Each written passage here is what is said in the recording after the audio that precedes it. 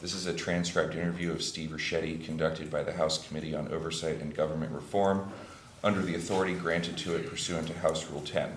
Accordingly, House Rule 10 grants the committee broad jurisdiction for the committee to conduct investigations of any matter at any time. This interview was requested by Chairman James Comer as part of the committee's investigation into President Biden's alleged mental and physical decline, the Biden White House's efforts to hide that from the American people, and any unauthorized executive actions. Can the witness please state his name and spell his last name for the record? Yes, Steve Ricchetti, Ricchetti. On behalf of the committee, I want to thank you for appearing here today. The committee appreciates your appearance for this interview voluntarily. My name is Mitch Benzine, and I'm the General Counsel for Chairman Comer. Under the Committee on Oversight and Government Reform's rules, you are allowed to have an attorney present to advise you during this interview. Do you have an attorney representing you in a personal capacity with you today? Yes. Will counsel please identify themselves? Yeah, my name is Richard Sauber, S-A-U-B-E-R, and I'm counsel to Mr. Ricchetti with my two colleagues. For the record, starting with the remainder of the majority staff, can the additional staff members please introduce themselves with their name, title, and affiliation? Jake Greenberg, counsel for Chairman Comer. Margaret Harker, Senior Advisor for the majority. Billy Grant, counsel for the majority. Peter Spector, professional staff member for the majority. Henry Soto, legal director for the majority. Thank you all. Mr. Ricchetti, before we begin, I would like to go over the ground rules for this interview. The questioning will proceed in rounds. The majority will ask questions for an hour, and then the minority will have an opportunity to ask questions for an hour if they choose. To the extent members have questions for the witness, they will be propounded during their side's respective rounds.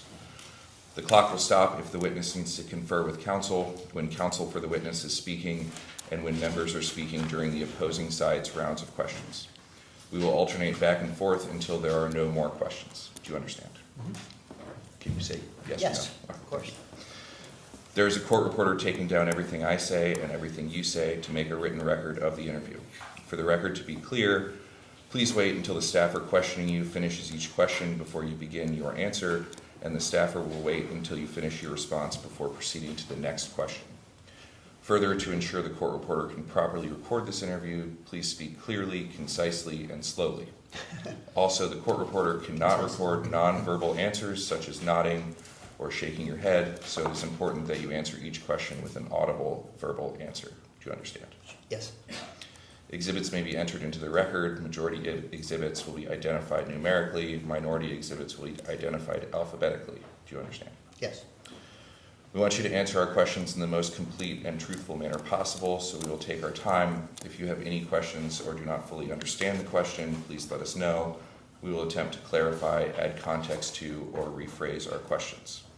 If we ask about specific conversations or events in the past and you are unable to recall the exact words or details, you should testify to the substance of those conversations or events to the best of your recollection. If you recall only a part of conversation or event, you should give us your best recollection of those events or parts of conversations that you do recall. Do you understand? Yes. You are required by law to answer questions from Congress truthfully. This also applies to questions posed by congressional staff in this interview. Do you understand? Yes. If at any time you knowingly make false statements, you could be subject to criminal prosecution. Do you understand? Yes. This includes both knowingly providing false testimony, but also stating that you do not recall or remember something when in fact you do. Do you understand? Yes. Furthermore, you cannot tell half-truths or exclude information necessary to make statements accurate. You are required to provide all information that would make your response truthful. A deliberate failure to disclose information can constitute a false statement. Do you understand? Yes. Is there any reason you are unable to provide truthful testimony in today's interview? No. Please note that if you wish to assert a privilege over any statement today, that assertion must comply with the rules of the Committee on Oversight and Government Reform. Pursuant to that, Committee Rule 16C1 states, for the chair to consider assertions of privilege over testimony or statements, witnesses or entities must clearly state the specific privilege being asserted and the reason for the assertion on or before the scheduled date of testimony or appearance. Do you understand? Yes. I would like to enter as Exhibit 1 a letter transmitted to your counsel dated June 24th, 2025, from Mr. Gary Lakowski, Deputy Counsel to the President.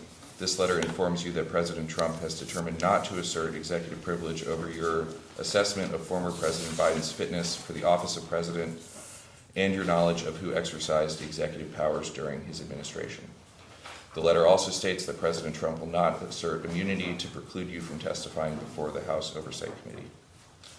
Ordinarily, we take a 5-minute break at the end of each hour of questioning, but if you need a longer break or a break before that, please let us know and we will be happy to accommodate. However, to the extent that there is a pending question, we would ask that you finish answering the question before we take the break. Do you understand? Yes. Do you have any other questions before we begin? I don't know. No, but I do.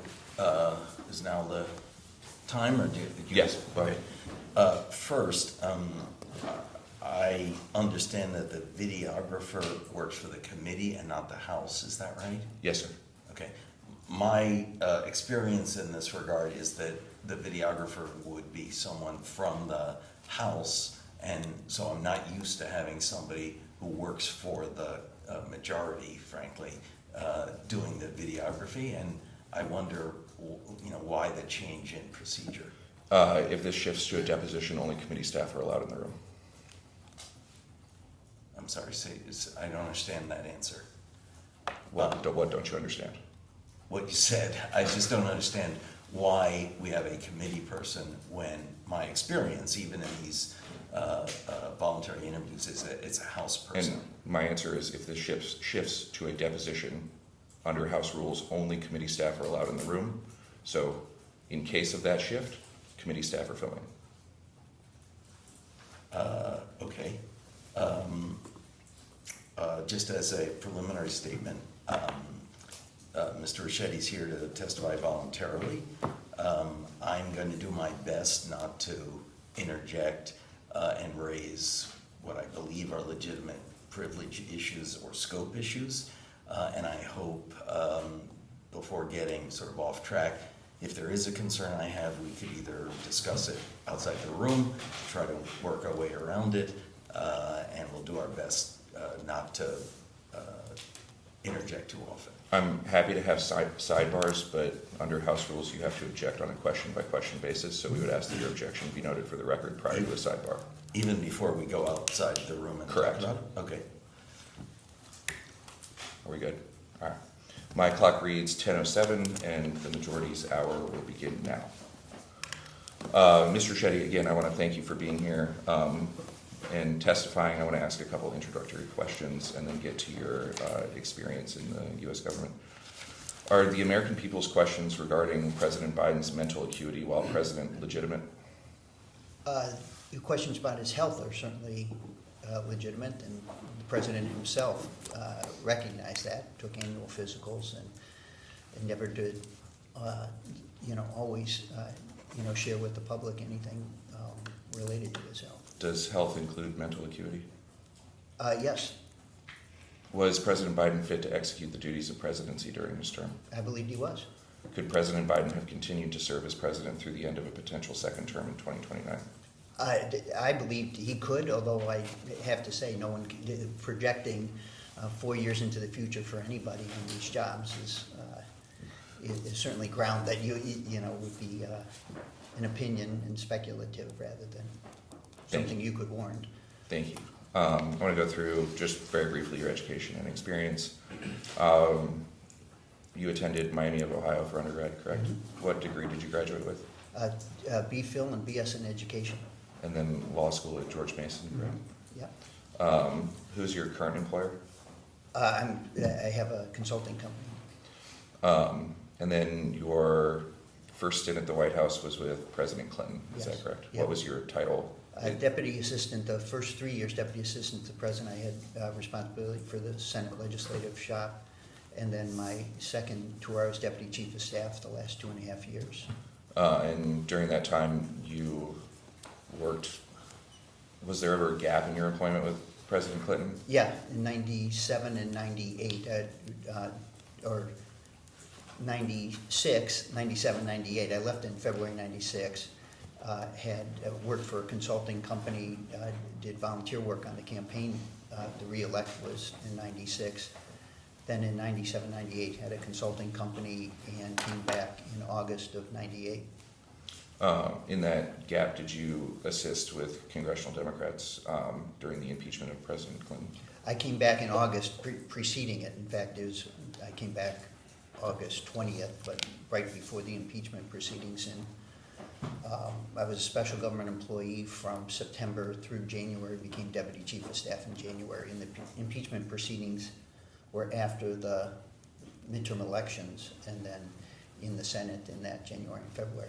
As a SGE, you were allowed to keep your lobbying practice, is that correct? I had my practice. I obviously had to suspend while I was doing an SGE from anything I could do in the practice.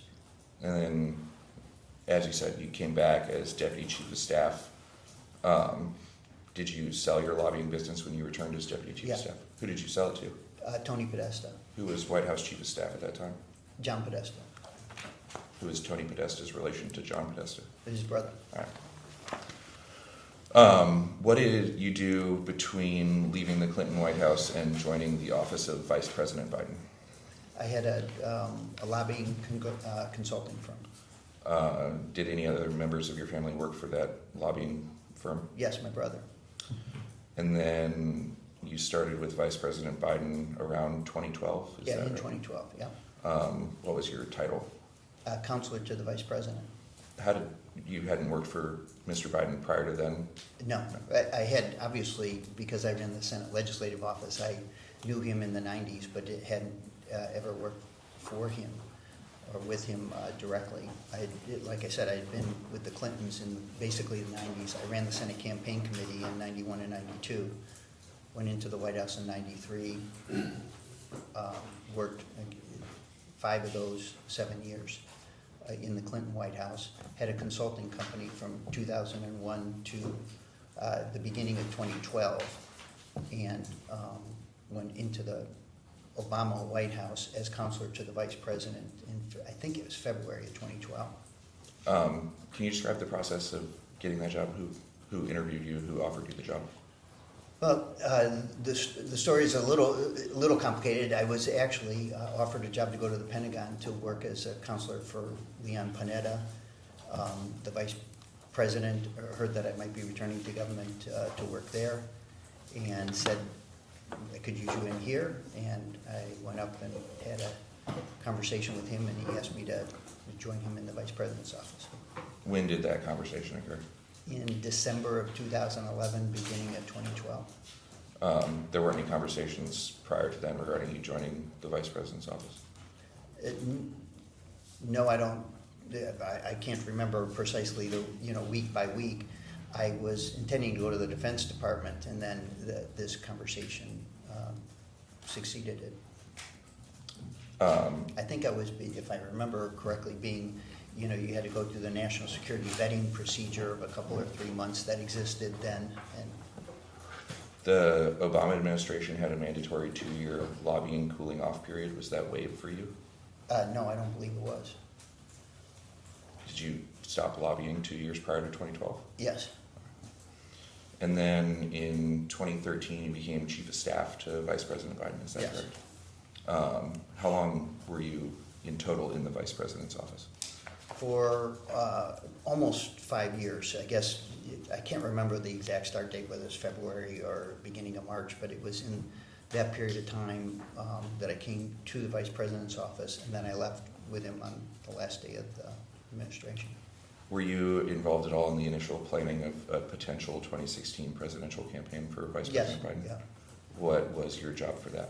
I was chief of staff during that period of time, but this was the period of time in 2019, kind of in an interval of time after Bo had passed away in Memorial Day, or that Memorial weekend, and this was in that summer where he at least had to contemplate. You just said 2019. Did you mean 2015?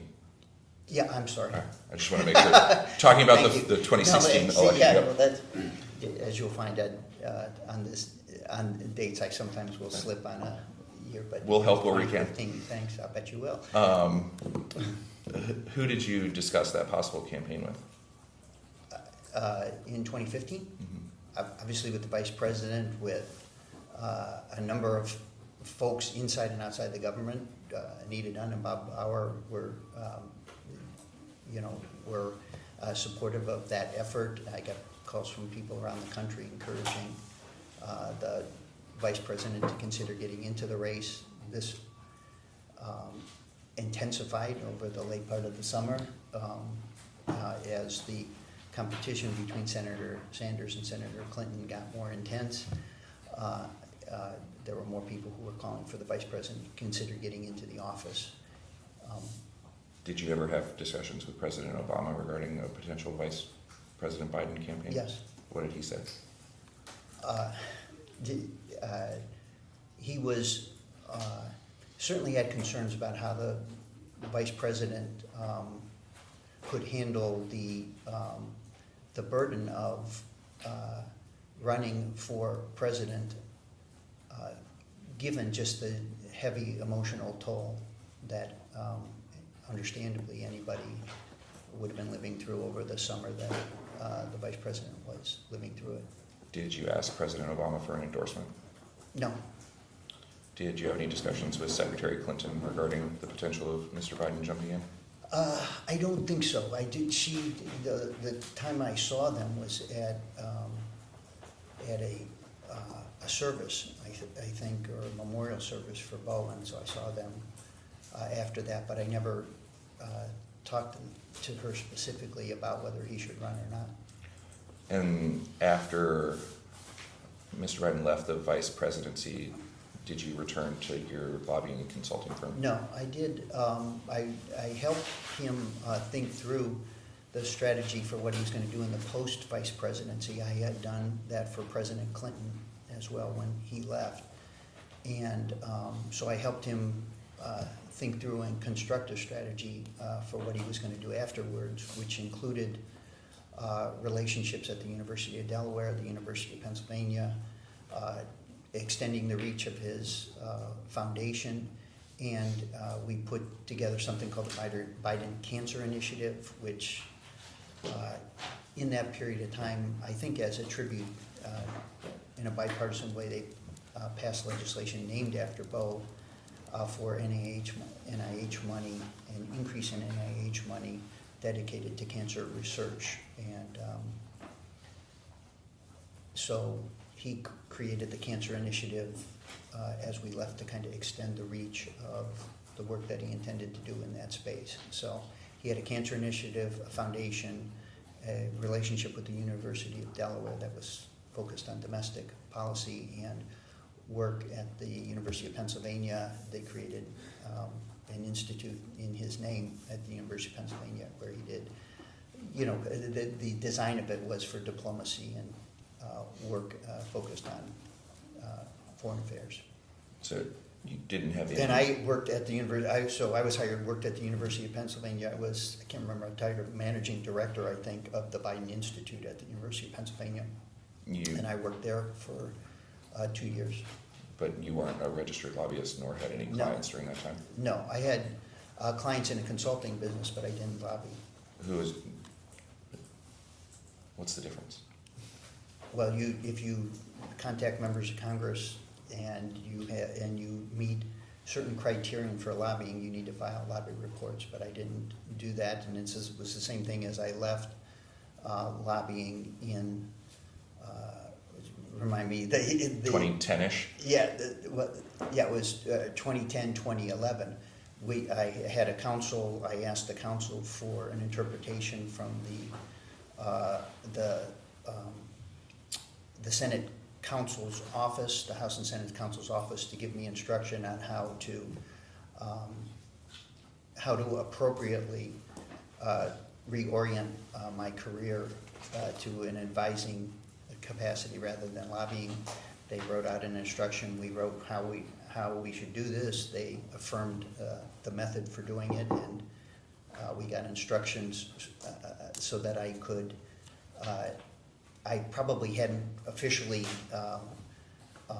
met the description of a lobbyist for a number of years because I wasn't doing work on the Hill or representing people on the Hill that met the criterion for lobbying. I had always filed lobby reports. I guess over-filed would have been the word. Anybody who was paying, we registered with the House and Senate to say that we were lobbying because the firm did. I was told if I wasn't doing that anymore, I actually wasn't meeting the criterion for a lobbyist. So in the last 2 years, I did not register and did not lobby. And then you said, I'm going to ask about each one individually, Sure. but that you helped Vice President Biden set up the Biden School at the University of Delaware. Yes. What did that look like? Well, at the time, the university had discussed building a building in his name over, I don't know, since he left the United States Senate.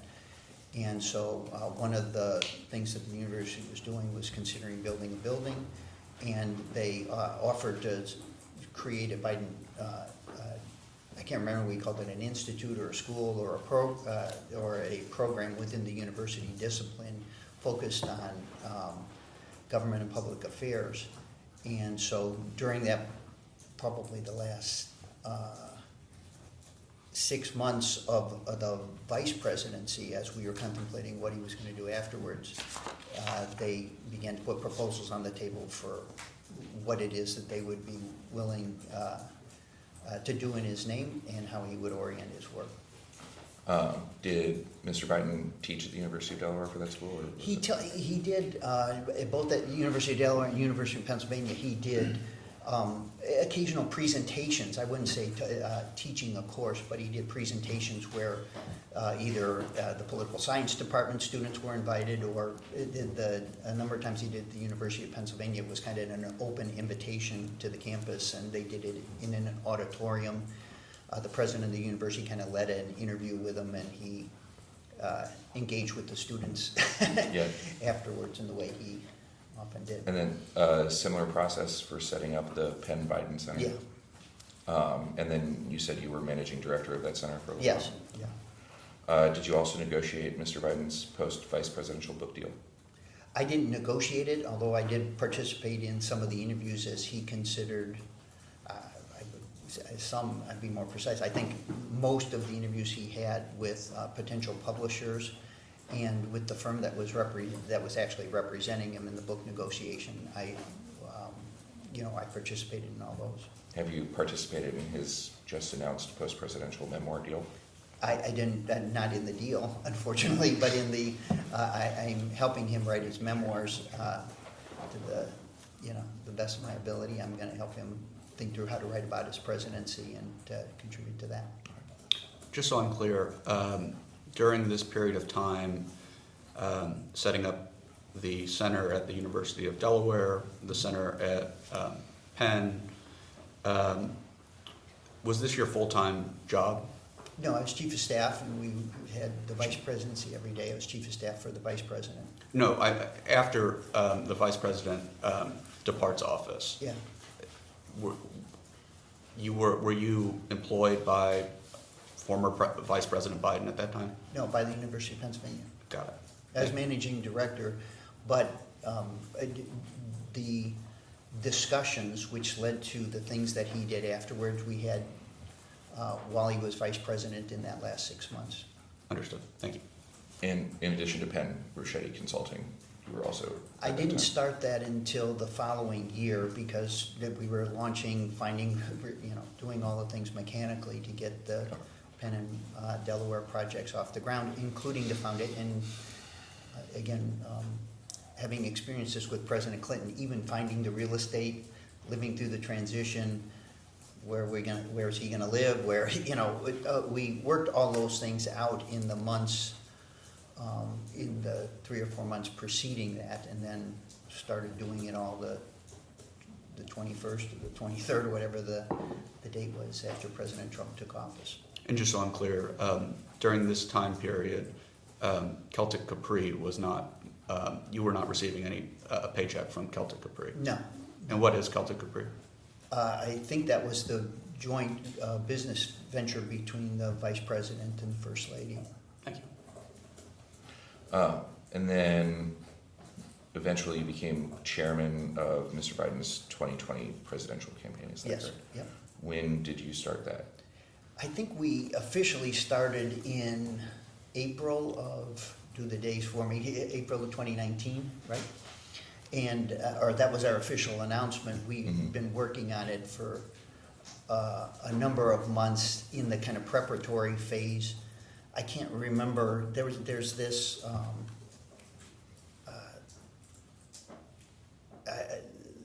the way that you start a campaign, there were several months of like, I can't remember what the precise word was, Dick, you might remember, but there's an interval of time where you can basically, you have a lawyer and you do the structural things. And so Yeah. we were doing all of the preparation in the months preceding the official announcement of the campaign. And I can't remember, I think we might have, the campaign itself might have been organized to start on the 1st of March or something like that. But I think we announced in April, although That's on right. dates, I noticed you guys all got big notebooks so that you can remember all of this. I'm trying to remember stuff, and I have a couple of things that I wrote to myself just so I could remember dates more precisely, so I'll try to get at it, but you might be able to help me remember. I believe the official announcement was April of 2019. Yeah, exactly. When did Mr. Biden approach you that he may want to run for president in 2020? Yeah, we talked about it in 2018. It was we talked about it in 2018, 2017. I guess it's important maybe for context and to help you to understand better how we approached everything. We certainly in 2016 were hopeful that Hillary was going to be elected president rather than President Trump, right? That was where he had made a decision not to run. We structured what he was going to do in the post-vice presidency. He basically said, I've never worked in the private sector, done anything. I just want to continue to do the kind of work that I did as senator and vice president in the post-vice presidency. So however we can design what I'm doing, I want to just keep doing public service in the way I've always done it. Obviously, we didn't win the 2016 election, and so in 2017, all of these things which we had already, begun to try to put in place and to orient our work toward,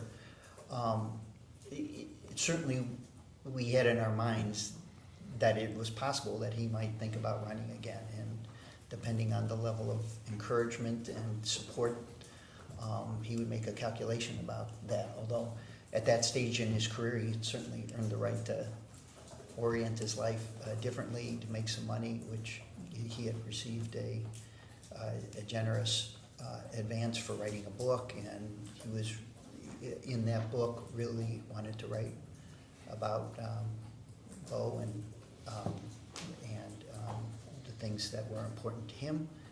So we made that decision, and in 2017, a lot of his work was standing up these entities, and then he spent a decent chunk of the summer 2017 writing the book.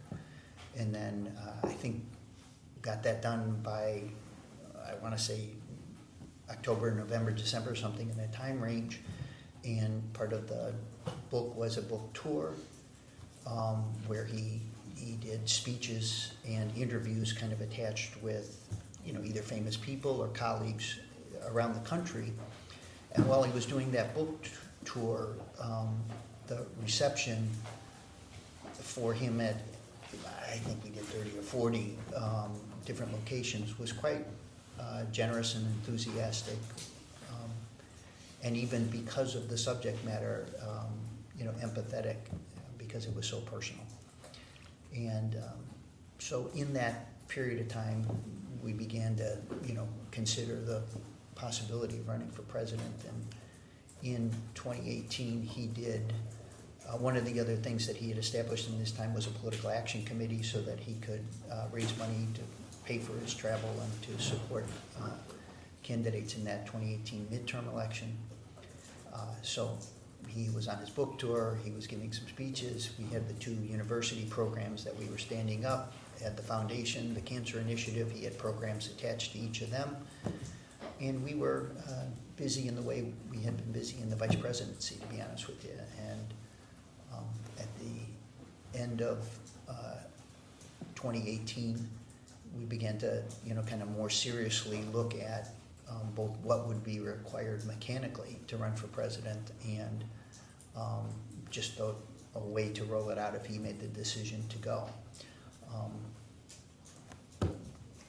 When he Am I approached, oversharing here? I mean, do you really want to know all this, or I'm asking? I mean, the I context don't is mean to- helpful. Okay. When he approached you in 2018, did you agree that he should run for president? Yes. This is just. It wasn't like an approach me thing. I worked for him every day. It's an interesting part of this, and I think it will help you to understand the relationship that I had with him during the presidency, and many others did. We were in kind of an ongoing dialogue. It was a daily conversation. There wasn't like moments in time where we sat down and said, here's the, there's not that kind of bifurcation in I'm sure you have the same relationship with the chairman. There wasn't this kind of bifurcated, on this day we decided to do this. There was just a momentum and an effort and an understanding amongst us that we would begin to kind of develop and think through what running for president again would entail. The President Biden had said before there were some things that had occurred publicly, like Charlottesville, that were animating or motivating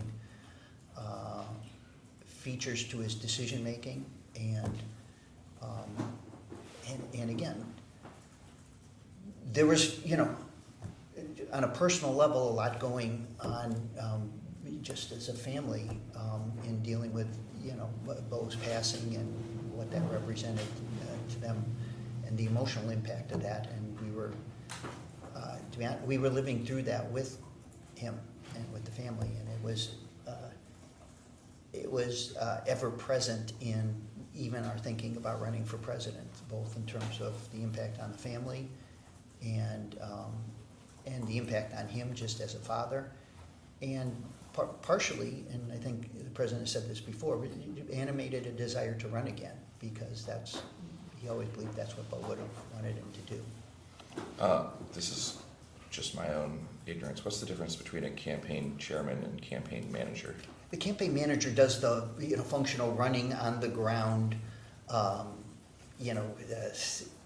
state campaign operations, the work that's done, the field operation, the knocking on the doors, the things that involved kind of the, again, not the mechanical, but the meat of the campaign itself. And the chairman's role has typically been as a person who's more public-facing, external relationships, fundraising, and in our case, in the chairman's role, I hired most of the people, or with the president, met and hired the campaign people, and organized and put it together.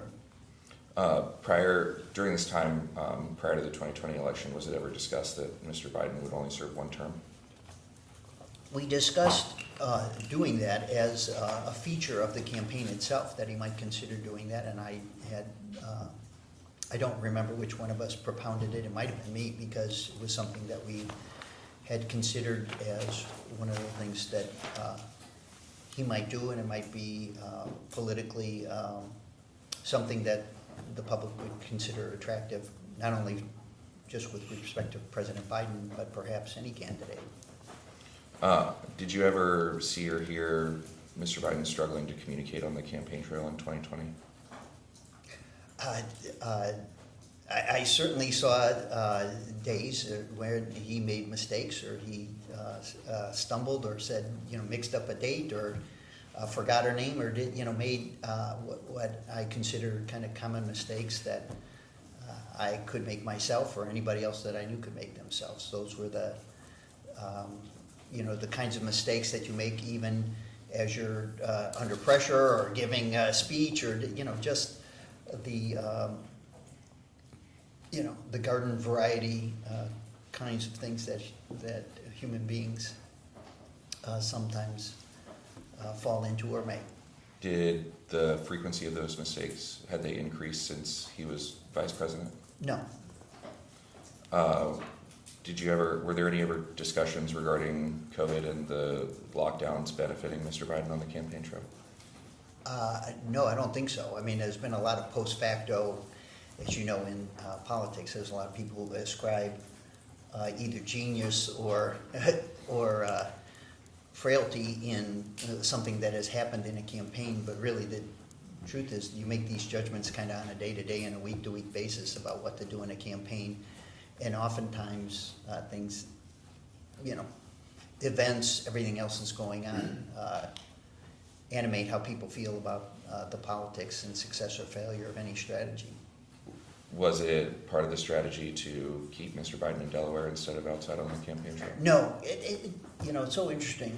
I'm glad you're kind of asking. I mean, I hope this is helpful.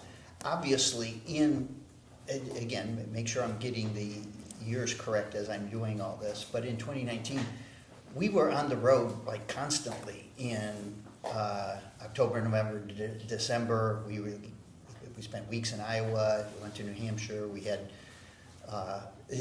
even in 2019, we had a couple of rough debates, as you know. We were kind of ahead in June in the Democratic primary. We had a couple of rough debates. The race became more competitive, and as we went into Iowa, we were hopeful, but we didn't end up doing very well in Iowa or in New Hampshire. I was saying to Dick, just because part of just in preparing to do this interview, I started to just recall sequences and events and time frames, and it is very interesting. In 2019, by the time we got to August and September, as we were running, there were a lot of people who thought, we were toast. That the vice president, it was a mistake for him to have run. That he didn't do well in a couple of the debates, and that he might be too old, and he was making some mistakes, and by the way, and that we, by encouraging and supporting what he was doing, were hurting his legacy. That we were kind of contributing to the potential for failure in running was going to subtract from this. I would say even bipartisan legacy of both accomplishment and friendship that he enjoyed when he left the vice presidency. And again, if you just even the tributes to him from Republican senators as he left the vice presidency, and how generous in the House and in the Senate members were to him as we were leaving the vice presidency. It was an important feature of his career, and actually in the summer of 2019, when in the campaign sense we were struggling, a lot of people suggested that it's just a terrible mistake that we had let him or encouraged him to run, as if somehow this was our decision. And as you're working for a member, and again, I think this is important for me to say up front. The president, as president and as vice president, he made these calls. Like, we teed up decision-making for him and alternatives and different ideas. We tried to think through everything pro and con about this. You try to put yourself in the shoes of the other person. That related to what that discussion with President Obama and the vice president was. Under the pain of that period of time, sometimes hard to imagine. It was excruciating to live through with him. It was extremely difficult in that period of time. But again, when he was vice president, as he was president, we tried to take into consideration in our advice to him all the things that were going on. And in that period of time, a lot of people thought, boy, big mistake. We believed that we had a clearer sense of where the public would be, where the Democratic Party would be, and that's how we made decisions. And then after he was successful in the election, he became assistant to the president and counselor. Yes. Correct. Mm-hmm. Were you hired during the transition? Yes, I mean, I think so, right? I think we all were, right, in that transition. I mean, I started on day one, and again, this is at that vaccine point, just to further underscore. Everybody went, everybody went into isolation during that period of time. That was the most intense public health experience I think any of us have seen in our lifetimes.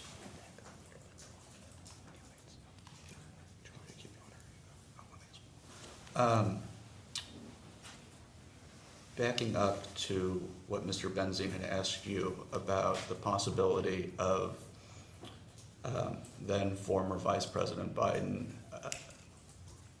considering announcing that he would only seek one term as president.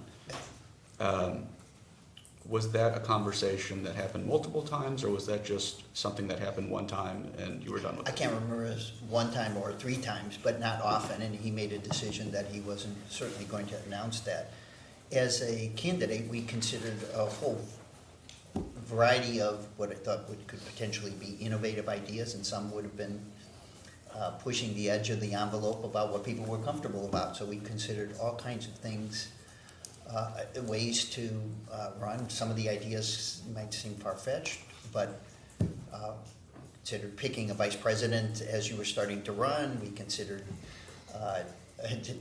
certainly had a conversation about avoiding the Iowa caucuses or the New Hampshire primary just because of the orientation of them.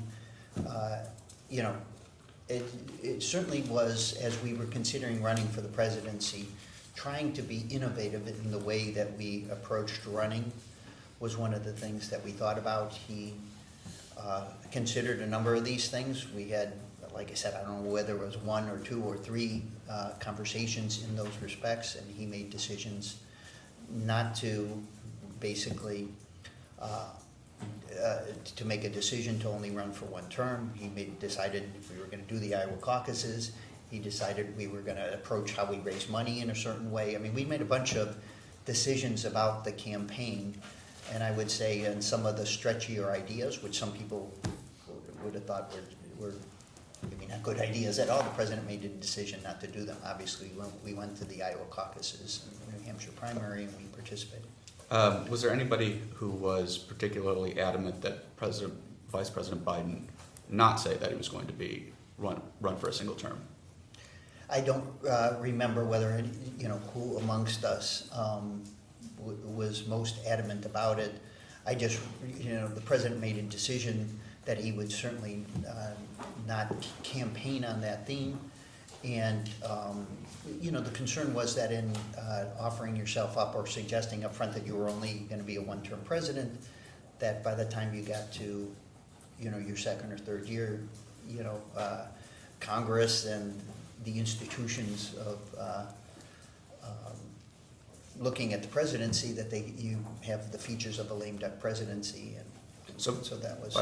By the time that you arrived in the White House, were you working under the assumption that President Biden would seek a 2nd term?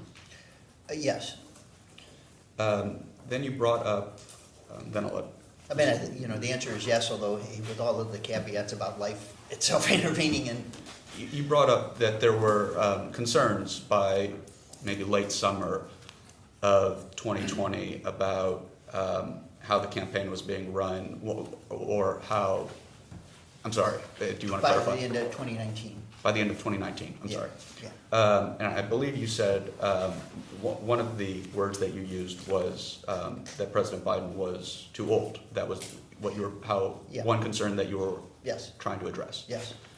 What did you understand too old to mean? Vice President Biden was 2.5 years older than President Trump. So specifically, what was your concern? Well, about it's just a general concern that you could see in polling data about both President Trump and about President Biden. The public thought that, a majority of the public thought that they were both too old to be seeking office.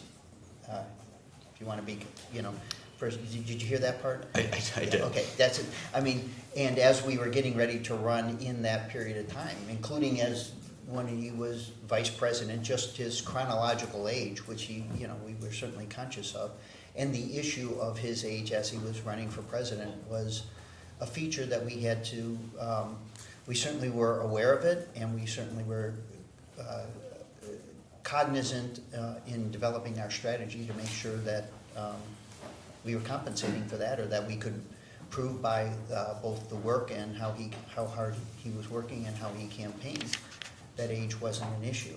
And again, we also knew at the same time that this was a feature that applied to President Trump for the reason you just said, that the public actually thought they were both too old to run, but they were both being nominated while the public thought they were too old to run. They were winning nomination contests and winning elections and running very competitively against each other, as you know. Going back to you getting named counselor to the president. Were you in the running for chief of staff? I think so, but I don't know for sure. I mean, again, not knowing precisely the president's mind about all this, but I think so.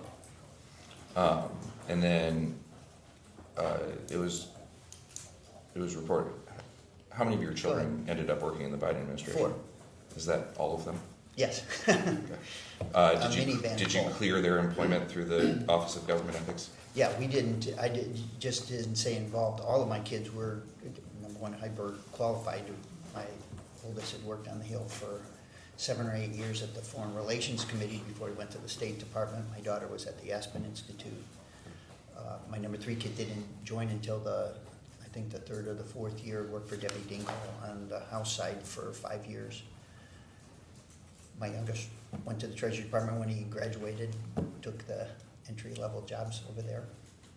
But you went through OGE for all of their employment? Yes, and I don't know whether I went through OGE, they were hired outside of my purview at different locations. I'm gonna I ask you to bear with me. It's a Sure. long list of names, but for now, just to kind of set the baseline of the conversation going forward, yes or no to if you have had any conversations, including in-person calls, texts, any conversations with the following people regarding President Biden's ability to be president of the United States. The First Lady. Can I ask Yeah, just let- a word clarification? Yeah. Just so I make sure I don't answer this incorrectly, about his ability to be president versus his capacity to be president, you know what I mean? I think the word, the answer to everyone, and maybe you need to do this one by one for some purpose, so Yeah. I'll be happy to be helpful. I don't think I ever had a conversation that I can recall where somebody questioned his ability to be president. We all believed he was doing a good job. I mean, I know there's different points of view about this, but we all believed that we were making progress as a country. He was delivering on the things he had promised to the country, made commitments to the country when we ran. We knew it was a turbulent and difficult time that we inherited, and we thought we were making progress in the country from our point of view every day in the presidency, and that he was performing. In fact, it was the foundation of our rationale for running for re-election, was that we were making progress as a country and that he was doing a good job in the presidency and leading the country. And so I think that answers the ability question.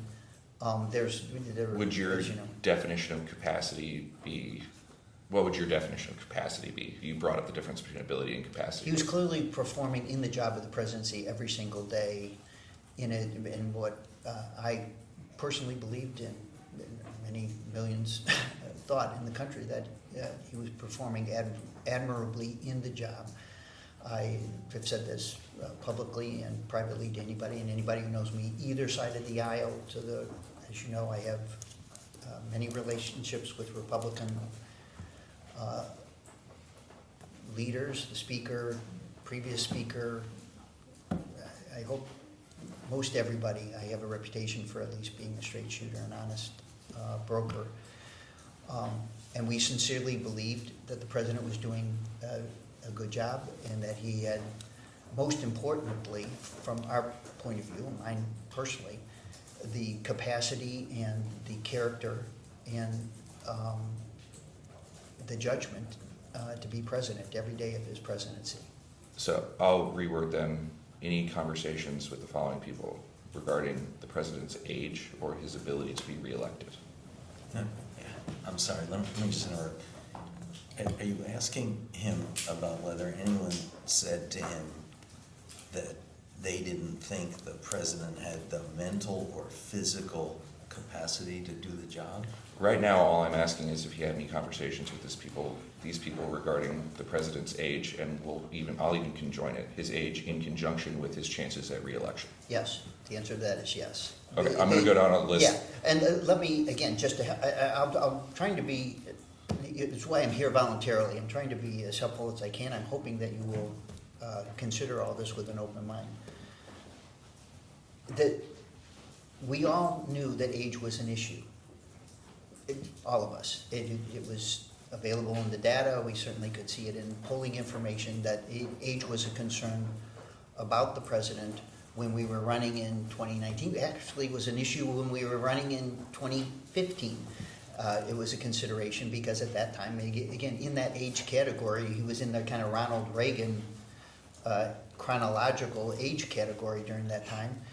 As you know, even in the 1980s, age was a consideration with respect to Reagan when he ran the first time, and especially when he ran the second time after he had that choppy debate. And so there are all kinds of issues. Again, I'm 68 and I've lived, and been around this long enough to have experienced those things in American politics. And so the consideration of age was something that we were aware of, and certainly the president was aware of, and vice president as he was running. What he has said all the time, but he said it as a joke. He never felt that he never felt like he was his chronological age. He always felt much younger. In fact, he would, and again, he did this publicly. Everybody saw it. He'd just say, when somebody tells me the number, I just, I never felt that way. I don't, he's physically healthy.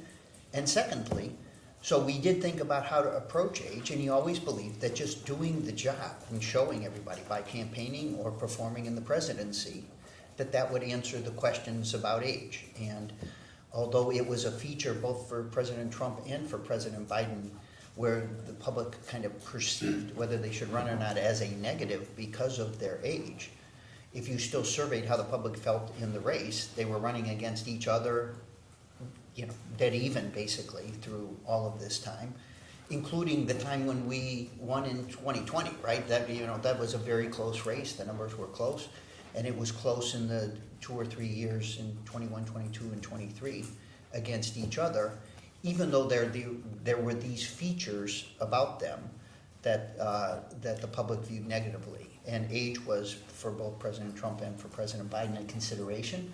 I'll just say, I hope Dick doesn't mind me revising and extending to this extent, but so was job performance at a period of time. President Trump was at 40%, and he still ended up getting whatever the number was, 49% or 48% of the vote. Same thing applied to us as we were considering running for re-election. Those things about data and polling were features, but then when they were running against other people, President used to always say, don't compare me to the almighty, compare me to the alternative. So let me just try to differentiate here.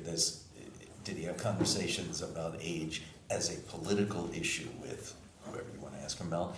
Did he have conversations about age as a capacity to do the job issue that will be easy for him to differentiate if that helps? If that helps you. I mean, you see what I'm saying? We talked about age. We knew it was an issue, and we tried to design a strategy. I'll start with a broader question then. Sure. Did you have concerns regarding President Biden's age and his capacity to be president? No. Okay. I'm going to go through the list.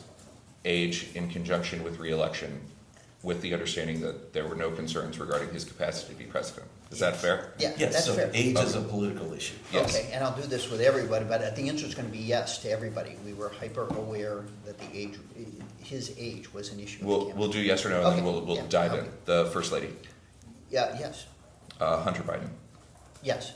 Ashley Biden, I don't think so. Naomi Biden, No. Valerie Biden Owens, Yes, the Vice President, yes, the second gentleman, yes. President Obama. Can I interrupt myself here for a minute? I can't actually remember. I just remember if they were in anyone who was in a campaign strategy meeting, the issue of how we were dealing with the president's age as a political matter was something somebody would have discussed. I don't remember whether I specifically spoke, if you're asking for me to be hyper precise here, I would say I don't remember. I can't be hyper precise about, did I speak to the vice president about this? Did I speak to Valerie Biden Owens? I can't remember whether I specifically spoke to them. But if they were on a conference call or they were on, in a strategy meeting that we were conducting associated with the campaign, running for reelection.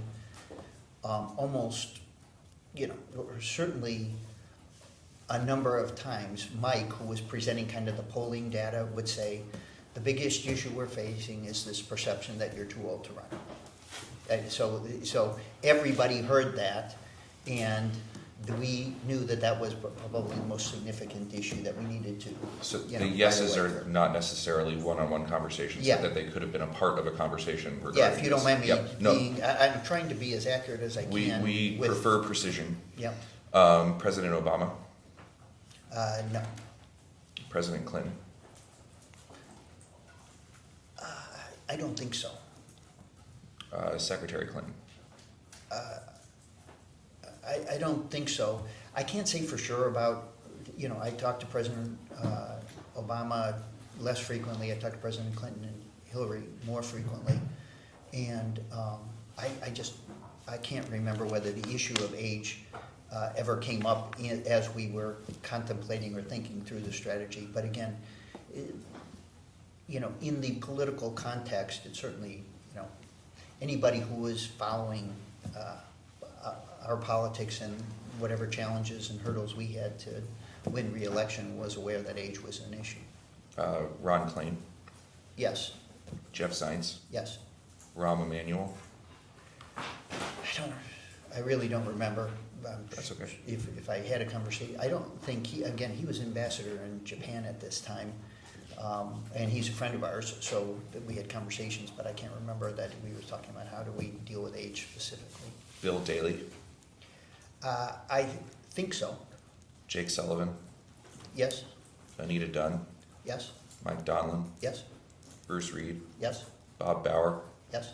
Jacob Sprayer, I don't think so. He was probably not, yeah, junior and not in the kind of strategy meetings. Stephanie Feldman, No, Jen O'Malley Dillon, yes, Anthony Bernal, yes, Annie Tomasini, yes.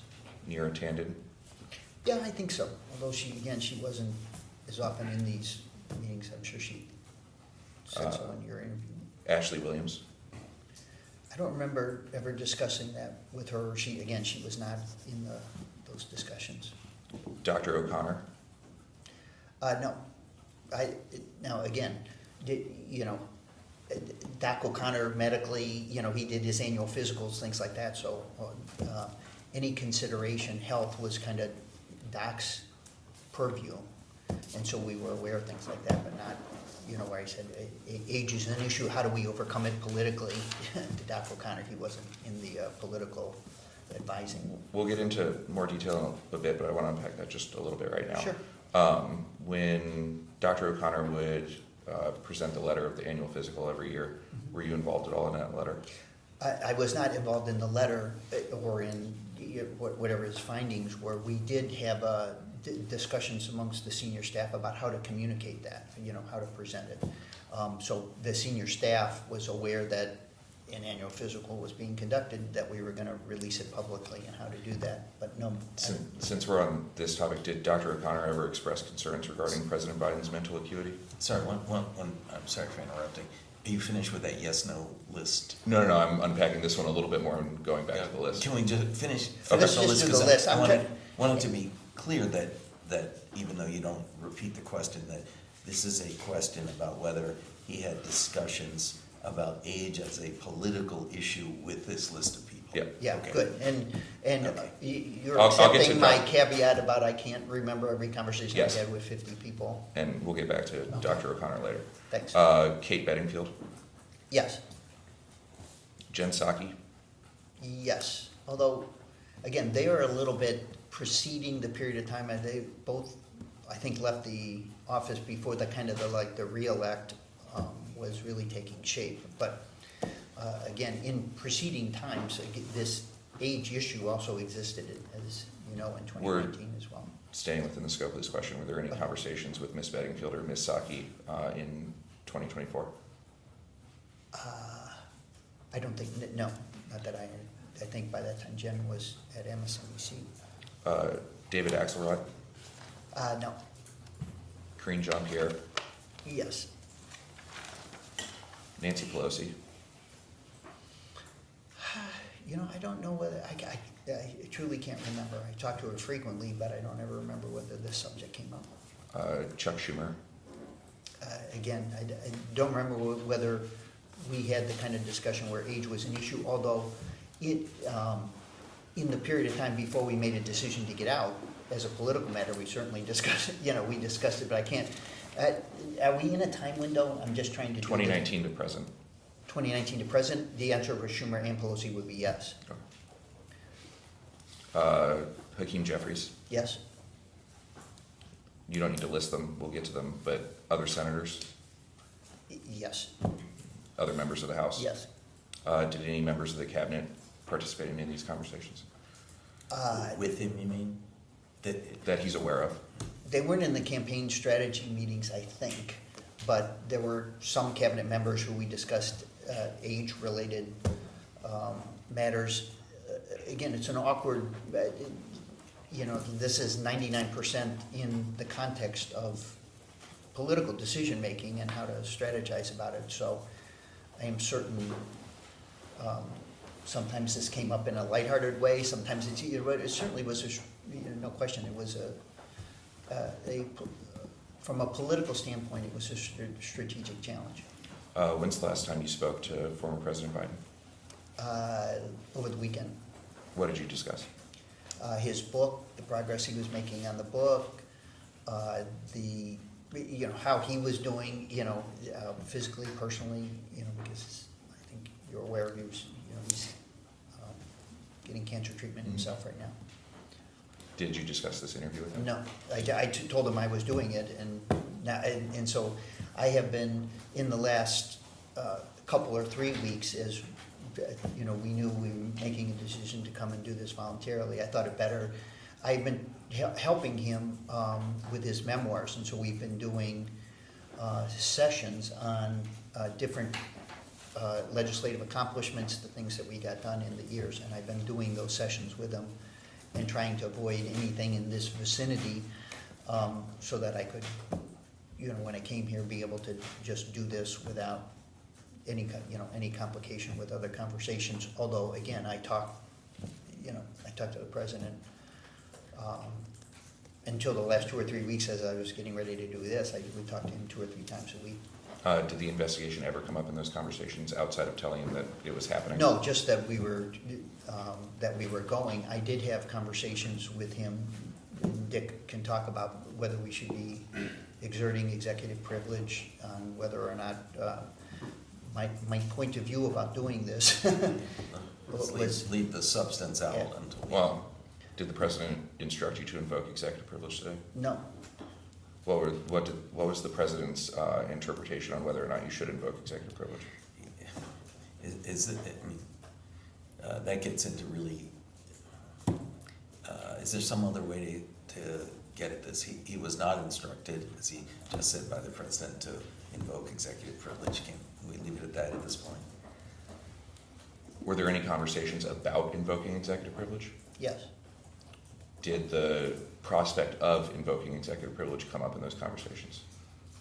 I don't know what that means.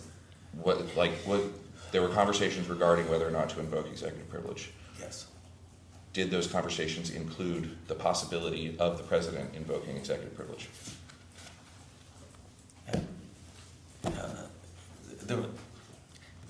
I'm not you know, there was a discussion of the issue. Did the president say he wanted to invoke executive privilege? What was his advice? I mean, I just don't understand what that means. If there's a discussion of the issue, you would imagine that there's a discussion of the various options, but the key point at this point is the president has not instructed him to invoke executive. Did the president want to invoke executive privilege? I couldn't read his mind about that. Okay. Did the president instruct you to restrict your testimony in any way today? No. You said over the last 2 or 3 weeks your conversations with the president kind of were less than before because you wanted to avoid any look of impropriety before Yeah. this interview. Is that fair? Yeah. Was the president aware of this investigation prior to you discussing it with him? whatever was available publicly, he's been aware of, and he has attorney's representation who's helping giving him advice, and he certainly is aware of this, although I don't know how information is being transmitted to him about the schedule, who's appearing when, things like that, because I think that's being handled by his lawyer now. What is awkward for us is, we were engaged in the post-presidency and trying to get things set up and doing work. This happened. The consideration about whether to do this voluntarily or not is one that everyone is dealing with. And we each have representation. We all have lawyers now to help guide us through. In your conversations with the president, was Mr. Stauber present regarding this interview? Yes or no? No, Okay. Did the president ask you about invoking your Fifth Amendment right against self-incrimination? he did not. He did not? No. Did he ask you about invoking any other rights outside of EP? Attorney-client or otherwise? No. What's the president's thoughts on this investigation? On what? On this investigation? I'm sorry, what relevance could that possibly be in an investigation of the president's? It's relevant into how the witnesses portray themselves during the interviews. I don't get that. Seriously, I don't understand how he If in portrays his himself. conversations with the president said this investigation is bullshit, that would certainly color how the witness testifies. I don't understand that. He's here testifying under oath, sorry, not under oath. He's here testifying voluntarily and truthfully. What the president thought or didn't think seems to me totally irrelevant. I'm going to take your instruction to not answer the question as the president I'm thinks asking- poorly on this investigation. So you can either say what the president thinks about it, or we'll make our own assumption. That's completely improper, but go ahead. I don't- Did the president express to you his view of this investigation? I certainly think that he thinks this is unfair, ill-advised, and it was not a good idea. And Does the president think that questions about his mental acuity are improper questions? Of what relevance could that possibly be? it goes to the state of the witnesses. State of his? It goes to the state of all the witnesses. But you're only asking him this question. What difference does it make about the other witnesses? I mean, repeat your question again? Sorry. Did the president ever convey to you whether he thinks questions about his mental acuity are legitimate questions? And hold on one second.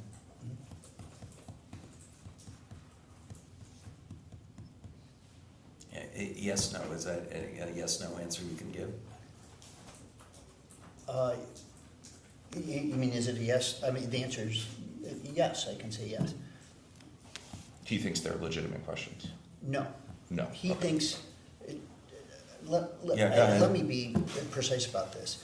I think the president always believed questions about his age and his health were perfectly appropriate questions through all of the time he was in office, and certainly fair game in the public for people to think about how he was performing in office and whether there was any age-related issue to what he was doing in his performance in office. I think the anecdotes or the examples that seem to be supporting this thesis, as I will answer your questions when you get to them, I think are really not examples and not good evidence to whether or not the president, as I've said 100 times, and I will unfortunately prefer you, from your point of view, to say 100 times. The president believed every day he was in office he was capable of performing all of the functions, all of the duties, all of his responsibilities in the presidency. I also believe that every single day, every hour. Did he make a mistake on occasion? Did he mix up a name on occasion? Did he, forget something we would have liked him to remember? Everything that every human being does in the presidency over the period of time that I knew the president and when he was vice president, all of those things existed, just like they exist for me in the same way. And I can mix up my kids' birthdays, so all of those things. I do not believe is evidence of or an example of cognitive decline in the way that it is being implied. He could do the job every day. I was around him as much as anybody. He was, and from our point of view, understanding this is not your point of view, but from the things that he was doing, from his priorities, from what we were trying to do in the presidency, I think it is an inarguable by historical standards that he was succeeding in his presidential leadership. And when you give me the opportunity, I think when you look at what he was doing around these incidents that people are extrapolating into the president was in cognitive decline, and he like mixes up a name in February 2024, and like you consider that in the same context of like delivering a State of the Union address in front of 50 million people for an hour, and then at, by the way, 8 o'clock or 9 o'clock at night or whatever the hell it was, and then support these accusations that somehow he was confined to work from 10 to 4, or he couldn't get names straight or something like that, to look at that in comparison to what he was doing every day in the job, I just don't think is fair. Let's try to, There was a script for the State of the Union. Switching back and I'll forth. always give you 2 minutes, I'll give you the extra time. But just to be clear, So we're changing the rules of the. excuse me, sir, this No. is my hour, I will give you the time. No, you're actually over here. Hold on. Let's Just go to off be- the record. just to- Go off the record 1 second.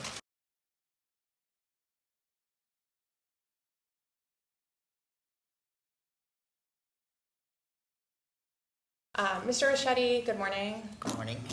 Do you have a statement that you would like to read for the record? I would if it's all right. It's all right. Please go ahead.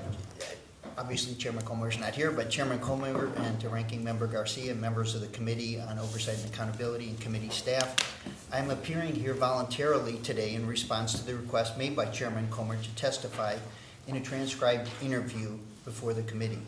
I'm prepared to answer questions about my service in the Biden administration. I've served in the White House for 14 years during 3 presidential administrations, starting in 1993 in the Clinton administration. I served with President Biden for 9 years in the government, starting in 2013 as his counselor, and later as his chief of staff while he was vice president, and then as counselor when he was president. During all my years in the White House, I worked closely with members of Congress from both parties, including on major pieces of legislation such as the 2023 debt limit bill and the 2021 bipartisan infrastructure law. I believe that I have earned the trust of numerous Republican leaders, including the current Speaker, Mike Johnson, as a straight shooter and an honest broker. When Joe Biden became president in 2021, he was one of the most experienced individuals to hold the office in American history, having previously served for 8 years as vice president and for 36 years as a United States Senator, including as chairman of both the Senate Judiciary Committee and the Senate Foreign Relations Committee. As a senator, he was well known for working across the aisle to achieve consensus on major pieces of legislation. As president, Joe Biden improved the lives of millions of Americans, importantly, including in red states, strengthened the American economy by fostering growth and lowering inflation, made COVID vaccines universally available, and invested in our country's future through the bipartisan infrastructure bill, the CHIPS Act, the Veterans Health Bills, and many more. And he restored the country's standing as a leader on the international stage. The Trump administration's efforts to taint President Biden's legacy with baseless assertions about President Biden's mental health are an obvious attempt to deflect from the chaos of this administration's first 6 months. The committee's investigation is part of a concerted effort by the administration and its congressional allies to diminish the record of the former president by advancing the false narrative that President Biden was mentally unable to perform his constitutional duties and that members of his staff usurped the president's Article II powers.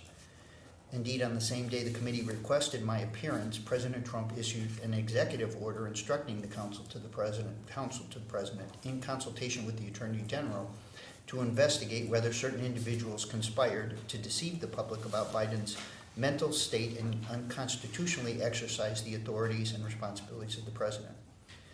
Despite this unprecedented effort to leverage unfairly the legislative and executive branches together to intimidate officials who served in the previous administration, I am still willing to appear voluntarily today because I believe it is important to forcefully rebut this false narrative about the Biden presidency and our role in it.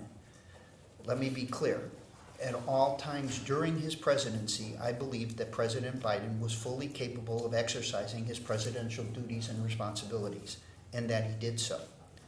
Neither I nor anyone else usurped President Biden's constitutional duties, which he faithfully and fully carried out each and every day. President Biden was a deeply experienced domestic and international government leader, and he used that experience to exercise strong leadership as president. There was no nefarious conspiracy of any kind among the president's senior staff, and there was certainly no conspiracy to hide the president's mental condition from the American people. I am not aware of any effort by any member of the White House staff to usurp the president's authority to make decisions or to sign important documents without his knowledge. I'm not aware of any effort to use the Autopen on important documents without the president's knowledge and consent.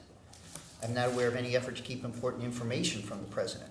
Senior White House staff kept the president fully informed so that he could provide direction and make all important decisions. I firmly believe at all times during my 4 years in the White House, President Biden was fulfilling his constitutional duties. Did he stumble occasionally? Yes. Make mistakes, get up on the wrong side of the bed? He did. Every one of us did who worked for him. But I always believed every day that he had the capacity, capability, character, and most importantly, the judgment to be president of the United States. Thank you for giving me the opportunity to read it. Thank you. I have just a few quick questions. This morning, we've had a detailed discussion of the 2020 campaign and many of the considerations that went into that campaign.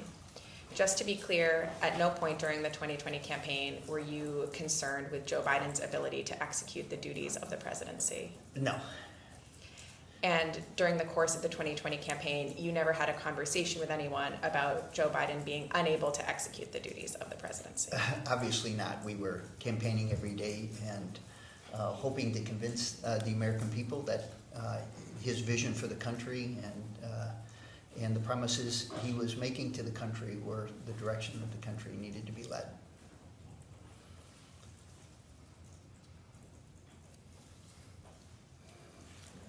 Just a couple questions, I think, is during the last hour, I believe the majority council may have said that they thought that you would refuse to answer a question.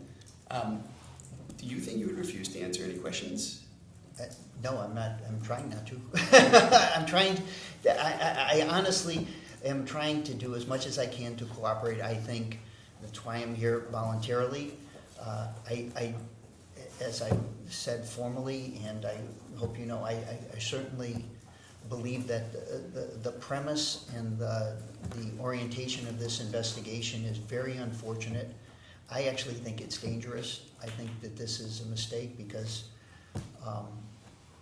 as I have experienced over 30 years of this, it's almost certain that certainly one could argue from our perspective that the sitting president, you know, has cognitive issues, that he couldn't remember that he had appointed the chairman of the Fed, to the Fed, that he makes mistakes every day in how he speaks or confuses Nancy Pelosi with Nikki Haley, or 100 other examples of things that from our point of view one would argue that the current president certainly is experiencing cognitive issues, to say nothing of the character of some of the things that he said in their truth or honesty.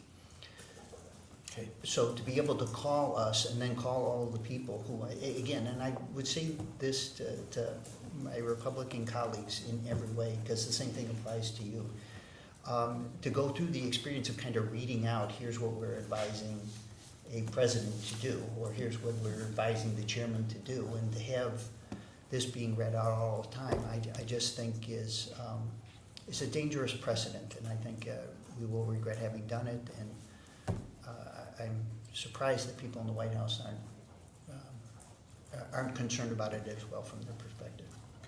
I'm saying that respectfully, but I just think, again, having experienced the legislative process and prided myself in participating in the most responsible and respectful way on both sides, I think this ground that we're plowing is a big mistake for everyone involved on both sides of the aisle. So as someone who values, who's been in both branches, and someone who values the prerogatives and privileges of the executive branch, you're saying that this investigation could, from that perspective, be a dangerous precedent going forward? Yeah, I think, again, am I okay to talk about this? Look, from my personal perspective, a president is entitled to confidential advice, and he entitled to privacy and confidentiality in much of the space that he operates in a White House, particularly with his most senior staff. And again, in the way that things work and cascade in Congress and in politics, I'm worried there certainly is, from our point of view, plenty of evidence to support concerns about what's going on with the current occupant of the White House. And I suspect if we had a chance to drive a hearing based on the precedent that this is setting about this kind of proctology with every member of the president's staff, that the current president's staff should expect reciprocal treatment, and that there would be cause to do it. And I think that that is a dangerous precedent for the presidency. I think it could be applied to members of Congress and their staffs and how they provide advice and counsel to them about any matter. And so I'm saying this in the most sincere way. I think this is a mistake for the committee. There are all kinds of really, really serious issues that could be investigated, from healthcare costs, and what we're doing on a variety of things that this committee has had jurisdiction over historically and could be spending its time on. And as you can imagine, I strongly feel that President Biden, every day on the job, was fully capable and had the judgment to exercise all of his presidential responsibilities, and he did with distinction. And I'm sorry for the long-winded version of this, and I mean, I truly am saying this respectfully for all of us. Thank you. Well, the time is 11:35. Okay? The minority doesn't have any more questions. We will turn it over to the majority and go off the record.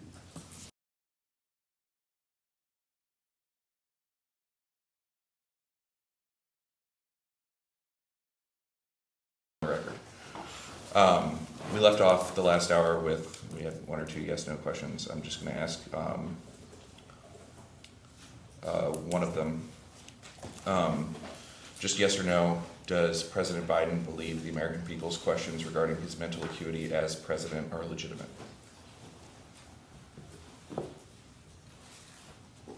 I think any question that the American people ask or raise about the health of a president is a legitimate question. I didn't ask you your opinion.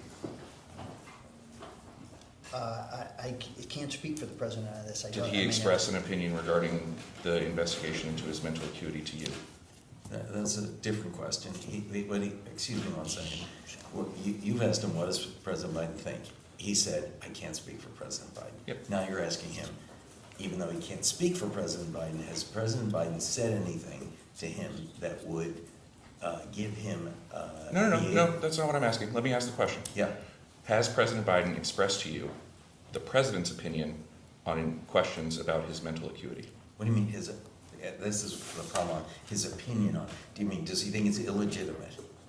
Is that your question? What has President Biden told you about this and whether or not it's legitimate or not? This gets, again, directly into conversations which between him and the former president.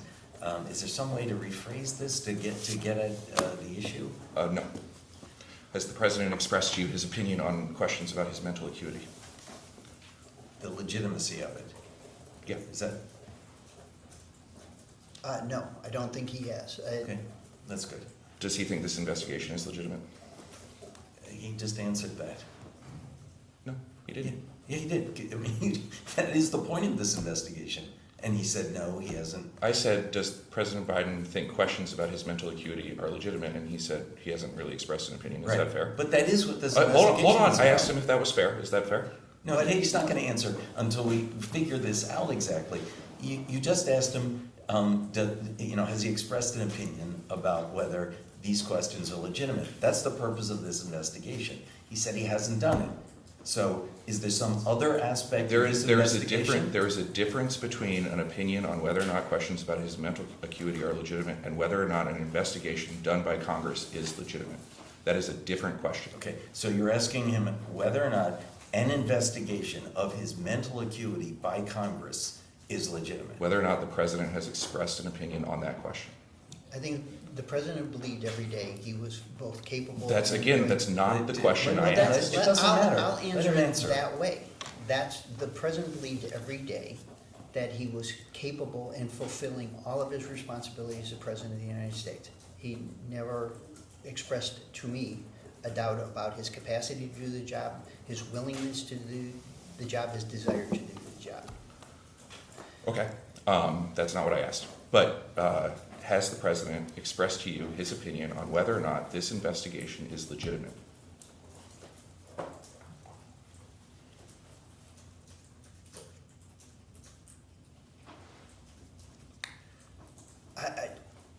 I don't remember precisely whether he did. He always believed, as I have said to you, that he was fully capable and competent in performing in the job every single day. So questions All right. that challenge that are questions that he would certainly dispute. Okay, so you've had conversations with the president about EP. You've had questions with the president about whether or not you're going to show up voluntarily. You've had questions with the president about the investigation as a whole. You've had questions with the president about whether or not mental acuity are valid questions. But you don't remember, and you remember the answer to all of those. But you don't remember the answer to whether or not he expressed an opinion on this committee's No, that's not what he investigation. said. What he said was, sitting here today, he does not remember the president expressing the opinion that you asked him about. That's So what I why just- don't we move on? Can you read back the long-winded question I just asked, please?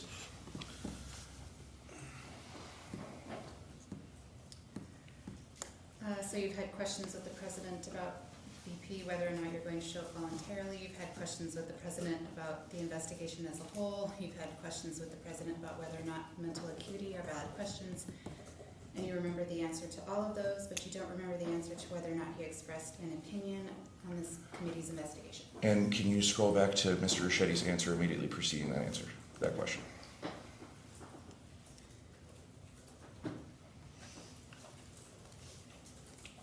I don't remember precisely whether he did.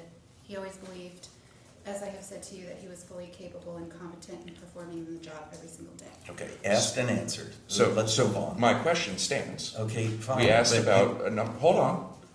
We asked about a number of different types of conversations you had with the president regarding whether or not he told you to invoke EP, which you remembered. He didn't tell you to do that. Whether or not you discussed with him showing up voluntarily, which you remembered. Whether or not overall questions about his health or mental acuity are legitimate, you remembered. But you don't remember whether or not he has an opinion on this investigation. That's correct. Asked and answered, that's what he said. Yeah. Okay. Okay. Fair enough. Just checking the witness's memory. You were asked a number of questions in the last hour, and I just want to get some clarity on it. Earlier in the first hour, you said the president mixing up names and proper nouns and certain dates were honest mistakes. Yeah. To the minority, you said that President Trump making similar statements was a sign of cognitive decline. Why the difference? No, I didn't say that. I said from another perspective, if this standard is the standard to which you apply the suggestion someone's in cognitive decline, then it's going to apply to a hell of a lot of, in fact, yours and mine, right? Let's be serious. I just- We mix, I'm just saying, I think it is enormously important to make this point. These things which are cited as evidence of the president's drumroll drama attached cognitive decline are things that people do and experience every single day. You and I do. I mix up names. I forget dates. I can't do. It has made melodrama over things that everyone experiences every day that I don't think represent cognitive decline. and mixing up a name or forgetting who you appointed to the Fed or things of that nature do not represent, in my opinion, cognitive decline. They represent mistakes that human beings make every day in the course of their lives. And so because of that, I think if we're going to set the standard now so that these things represent something about which a congressional investigation should occur, and the president's staff should be summoned to talk about everything they witnessed in the White House, about what the president did or didn't do and how he behaved, in the same way that I would say the same thing about the chairman or any member of Congress or anyone serving in public life. I think this is a mistake. It's wrong that presidents and members have the need to have the capacity to exist in their lives as normal human beings with all of the occasional mistakes and stumbles that occur in life without fearing an investigation over their cognitive abilities because of that. And in everything that has been alleged about the president, in the anecdotes that support these books, and in the questioning that has arisen as a part of it, including the fact that we're doing this over these matters, I think is grossly unfair. And I think if you look at the president's record, at his schedule, at the work that he did, contemporaneous with these mistakes or missteps or stumbles, that if you considered that in context, those to one another, there just would be no question about the president's competency and his ability to do the job, which from our perspective, he was doing in service of the things that we believe in. That's our view. Can I just That's ask, my view. And I'm applying this in both directions, believe me. can I just ask, I think in a nutshell, what you're saying is that President Biden made mistakes, he made stumbles, he got up on the wrong side of the bed, like all of us. Is that fair? Yeah, I said it. Then why do you think so many people have questions about President Biden specifically and his mental acuity?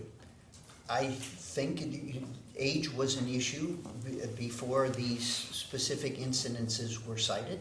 I think a lot of people, as they dive into this and say, oh, he mixed up Steve Ricchetti and Jake Sullivan's name on the way to the meeting, that's not an evidence of cognitive decline. It was described in a book as evidence of cognitive decline, and it is not. And the things that the allegations or the assertions that these were, in my opinion, are not. And in fact, living next to the president every day, or most days, traveling with him, experiencing the burden and the challenge of working 12 hours and 14 hours a day, and the challenge of the presidencies as I've witnessed it with 3 consecutive presidents.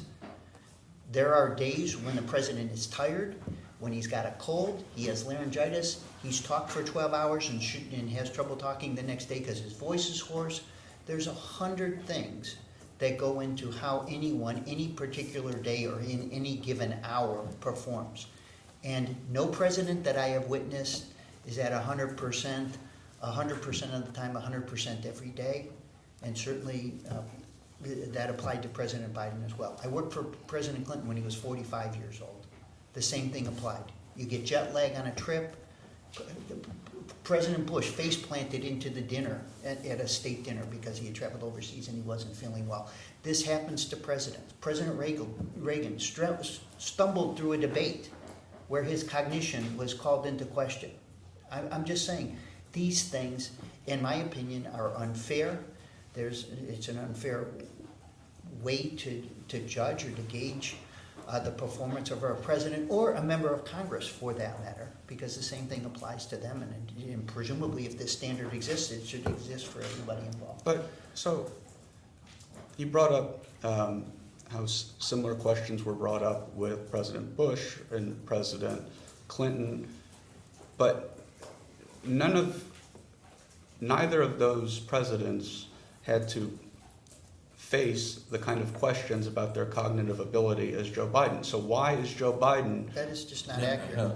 hold on. Let me I'll finish let you the- finish. Yeah, finish I'm the sorry, question. and I apologize for interrupting. Go ahead. I'm gonna, you're pointing to a book that was written. I actually think that questions about President Biden's mental acuity long precede the publication of that book. Don't you agree with me? No.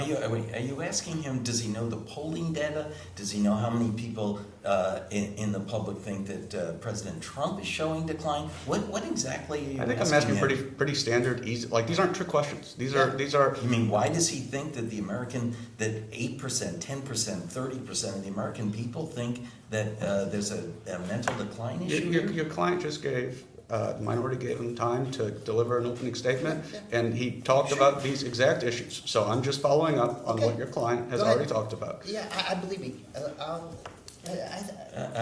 I find this to be totally irrelevant whether he understands why other people think a certain way. Can I say this, just again, it's 30 years of participation, both politically, in the executive branch, around presidents, observing them on both sides of the aisle.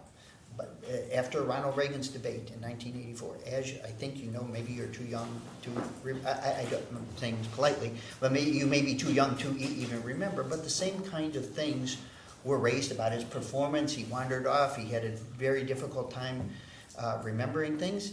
You pay a price for that politically, whether you do or not. Sometimes you can overcome it, sometimes you can't. He remained in the presidency, won re-election overwhelmingly, was in the presidency for the next 5 years. It is underscoring my point.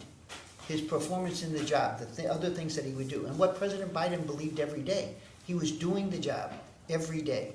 We believed, on the basis of the things that we were trying to accomplish, that we were succeeding. Sometimes we might not have communicated everything as effectively as we wanted to, so that people understood what a good job we were doing. That was a challenge writ large. It is for every president. As you know today, the same thing could be said of President Trump in reverse. And the same thing could be said about his polling numbers or how he's performing right now and how the public feels about it. But that doesn't indicate that he is not competent to do the job. So, simple question, Yeah. and then Yeah, I'll get go off ahead. this point. Sure. So is it your testimony today that President Clinton and President Bush received the same level of scrutiny about their mental acuity as President Biden did? No, I think that is, let me be precise Then about why? that. Because the president was 80 years old. And so the question chronologically is unavoidable. We knew the challenge of the president's age was a challenge that was specific to him. Well, let me Sure. finish this part. I mean, he was 78, 79, 80 years old when he was in the presidency. By any, certainly in the public perception of it, that is, that is an age in which thinking about whether someone is still capable of doing the job or whether any health issues might interfere with his capacity to do it, that's going to be on the public's mind. I think President Biden always felt fairly, right? That is a legitimate question to ask. Is the president at 80 years old healthy enough to do the job, physically, mentally?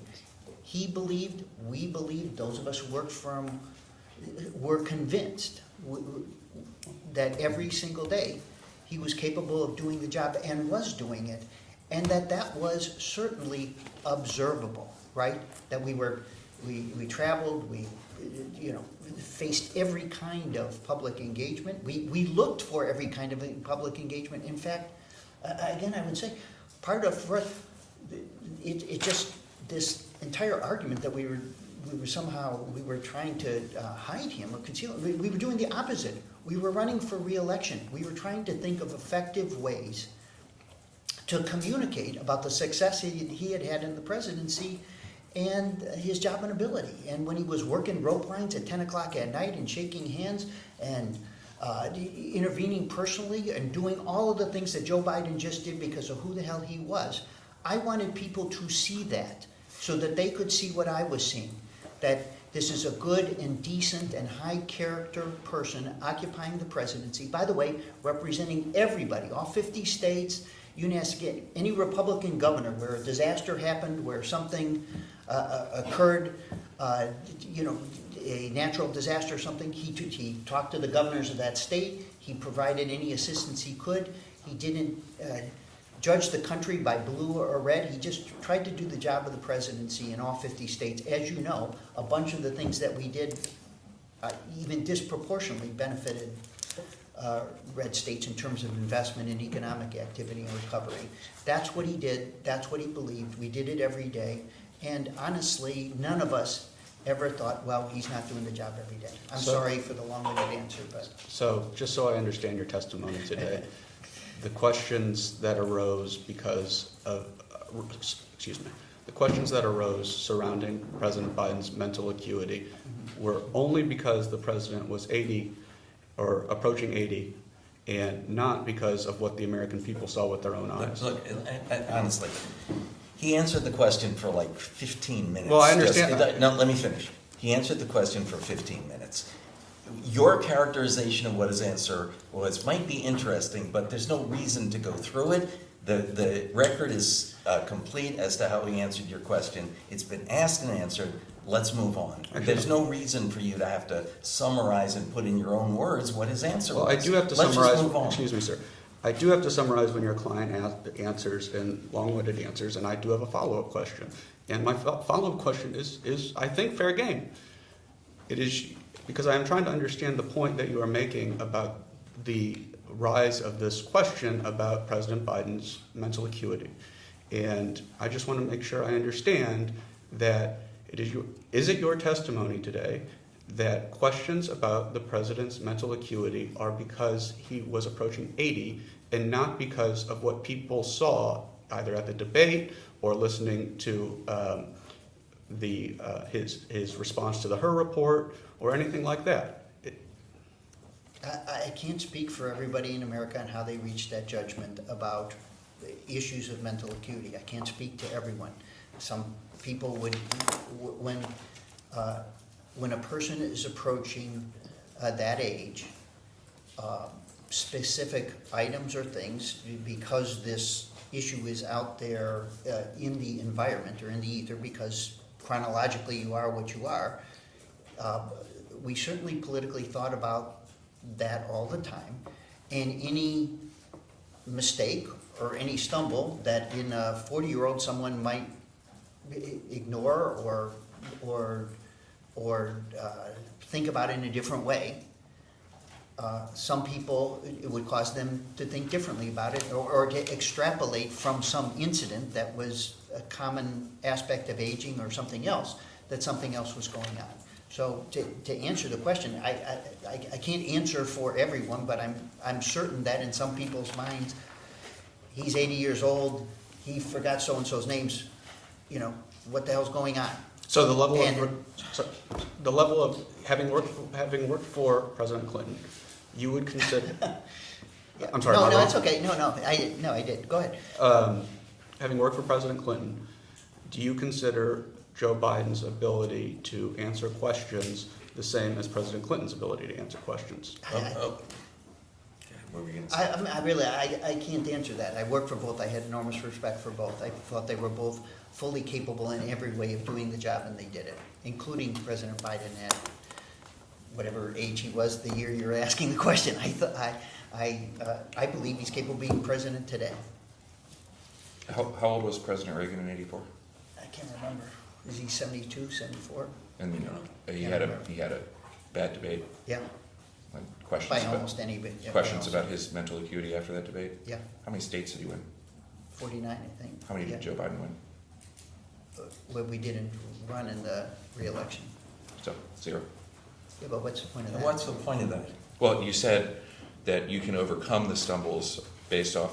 That is an historical fact. Yes. You can. You can overcome the stumbles. Yeah. How can you overcome the stumbles? Based off your record of success? No, by your performance in office, which is, again, one of the things that Reagan certainly adjusted and came up with a clever line in the second debate and helped to restore confidence in his capability, as you know, I think you know, you might be old enough to remember. I'm not.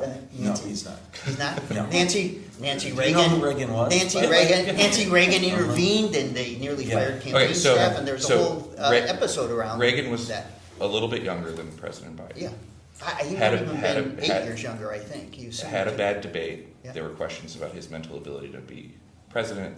He ended up winning 49 states because the voters deemed him successful in Yeah. office. Yeah. So why did President Biden drop out? Well, as he has said publicly, because at the time of the decision-making in those 3 weeks, support for him, in particular among the Democratic leadership and donors, had eroded because of his performance in the debate. And so he decided, I think in an extremely magnanimous and an extremely high character call for a person who was in the presidency and had already basically won enough delegates to have secured the nomination, he decided to step aside to unify the party and But give it a better chance. And by the way, again, we're here, I'm doing this voluntarily, I'm trying to be helpful, but honestly, an investigation committee going through the kind of the campaign decision-making, or even in support of the point that you just made about how he overcame, I mean, is that really what we're doing here? We want to talk about I'm campaign strategy, trying- how Reagan won the election in '84? No, Is no, it no, a fun I'm point trying make? to- I'm The trying to public understand. does get the vote. There were a lot of people who thought Joe Biden in 2019 was too old to serve as president and could not overcome a debate performance in June. And so in response to your question about what Ronald Reagan did, Joe Biden in 2019, when the same kinds of questions were asked, frankly, by the same kind of people who, the punditry who look at this, or the editorial board at the New York Times, thought that he was done and cooked and over. And when people got to vote, they picked him to be the nominee of the party, and then they picked him to be president of the United States, in spite of what President Trump will say about it. He got the most votes in the history of the United States in 2020, while issues of this kind You guys are old were enough to remember outstanding. that. yeah, I'm just saying, if you No, no, want to I'll- do politics, I mean, this part I'm good at. I'll Like move that, on. so I'll move on. Yes. go. In the last hour, you said that investigations like this are dangerous. Yeah, That's about right. I'm trying to. I'm sorry, what's the question? Does- Yes, I'm you did. sorry. Does that apply to future investigations as well? Meaning of Of what? President Trump? Of the mental acuity, I think that this committee's orientation of this investigation is a dangerous precedent for the presidency and for Congress, because we are examining issues in the performance and even the orientation of these questions about what was going on in the White House is going to make it very difficult for future White Houses and future staffs, for presidents to be able to have confidence in their ability to have private and confidential conversations with the people who work. No, I just And wanted, that's why. I just wanted to get. That's why I'm raising, well, do you really want to know the answer, or you're going somewhere else? Well- I think this is, for you, for all of us, this is a very, very complicated matter. And going down this road, for every presidency that now follows, by the way, we are in the post-presidency. So now we are going to talk about, when Donald Trump leaves the presidency, let's say, that a Democratic Congress, because these issues exist today, and you know they do, with respect to at least some people on our side's point of view about how the Trump presidency is going. So do you think it will be appropriate for the Democratic chairman of the committee to call up 20 members or 10 members of the White House staff and to probe everything that is going on in the White House today while you are in these jobs, you know, investigating the White House or the performance of a president? And do you think it's okay? I don't need to answer, but I will. I will say the House rules have been consistent, and the chairman of this committee I- can investigate any matter at Anything any he wants, I time. read that. So I was asking that's it. your perspective on Well, that that's what future I- I investigation, just whether, want one person to talk at a time. I was asking your perspective on that potential future investigation, whether or not it would also be dangerous, and if your perspective is consistent amongst parties. Let me. He's answered this question like I 5 will times. say, I think it is important that presidents, Joe Biden, Democratic presidents, Republican presidents, have the capacity to have a dialogue with their staff that is considered confidential and Okay. private, Did President about Biden, every matter. did President Biden ever waive Okay. EP I in a need to see. congressional investigation? Say that? Did President Biden ever waive executive privilege in a congressional investigation? I don't know the answer to that. Did he ever waive it? Yeah, Oh, you mean waive in a, yes, in January 6th, right? yeah. So, this waiver isn't unique. This waiver what? It isn't unique. President Biden waived EP in a congressional investigation too. Honestly, do we want to go here? I was just making About- sure that we were consistent in Well- that presidents can waive EP. And that Certainly- President Biden has waived EP prior. Yes, Okay, although thank you. I would, well, Let him let me, answer. if you're Yeah, gonna do it, I keep would going. just say, Say if you whatever you wanted, want. if you, again, I guess, it underscores the point. What occurred on January 6th and the nature of that activity and the questions that were raised around what went on with January 6th by I don't know what exponential number I can use to say the gravity of that compared to the gravity of what we are probing here with respect to the president, in my view, are just two entirely different things. And I'm saying that respectfully. I just think that what occurred in the Capitol that day, the threat that it was to Republicans and to Democrats, and what that represented, and how that investigation and the matters that followed that investigation and what occurred on that day, compared to what the foundation upon which you are exploring or probing this with respect to President Biden, I think those things are extremely, entirely, totally different. And I think, again, based on this factual basis, the anecdotes that we're about to probe and the reasons that I think inspired this, I really think if those are the kinds of things which inspire work of an oversight investigation committee to determine whether a president is competent or not, I think we are in a very dangerous place for every president. Okay? I just I'm wanted sorry. to make the record Okay. clear that President Biden in fact waived EP Yeah, it's before. fair enough. Yes. Since we got a little off track, That's okay. have you spoken to Hunter Biden about this investigation? I don't think so. What about Ron Klain, No. Jeff Zients, Yes. Anita? I mean, and again, just if you're gonna go through the whole series again. Not the whole I think, series, but- okay, but just the mechanical, are we going, we have tried, although as you know, we're all close friends and we talk to each other frequently, but I think we have tried not to talk about the subject matter. Our lawyers have had conversations with us to try to make sure that we just confine our conversations with each other. But we do know, I know Mike's testifying, or giving an interview tomorrow, so I think I'm following the schedule. I will say, even by the way, like just posting on the board here, hey, by the way, you guys are gonna be called and stuff. I mean, I never got a letter, I never got anything. I mean, we've tracked this down through, letters that went weeks after this was all public, that we were being asked to testify and things like that. I mean, we can find where we sent the letter to. I mean, obviously. I never got a letter. I never received a letter.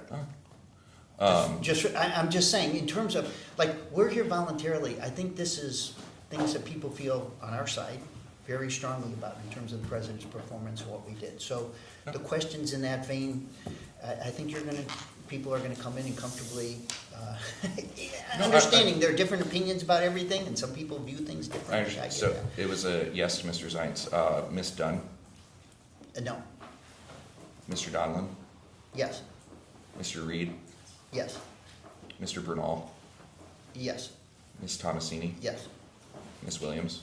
no. What did you talk Am about? I answering the question is? If you've talked about this investigation. Only in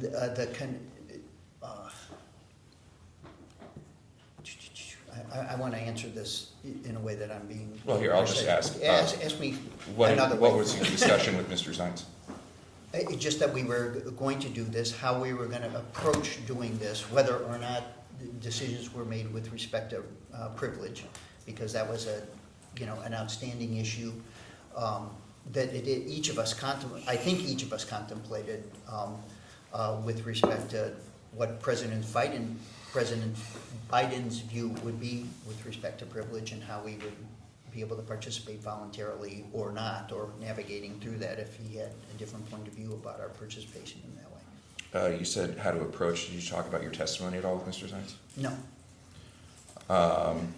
Can I say something about that, just only in that, and you stopped me, but I'll just You say, can't. these books came up, before any of this. So we all talked about the books. There's been 4 of them, I guess, or 5 of them.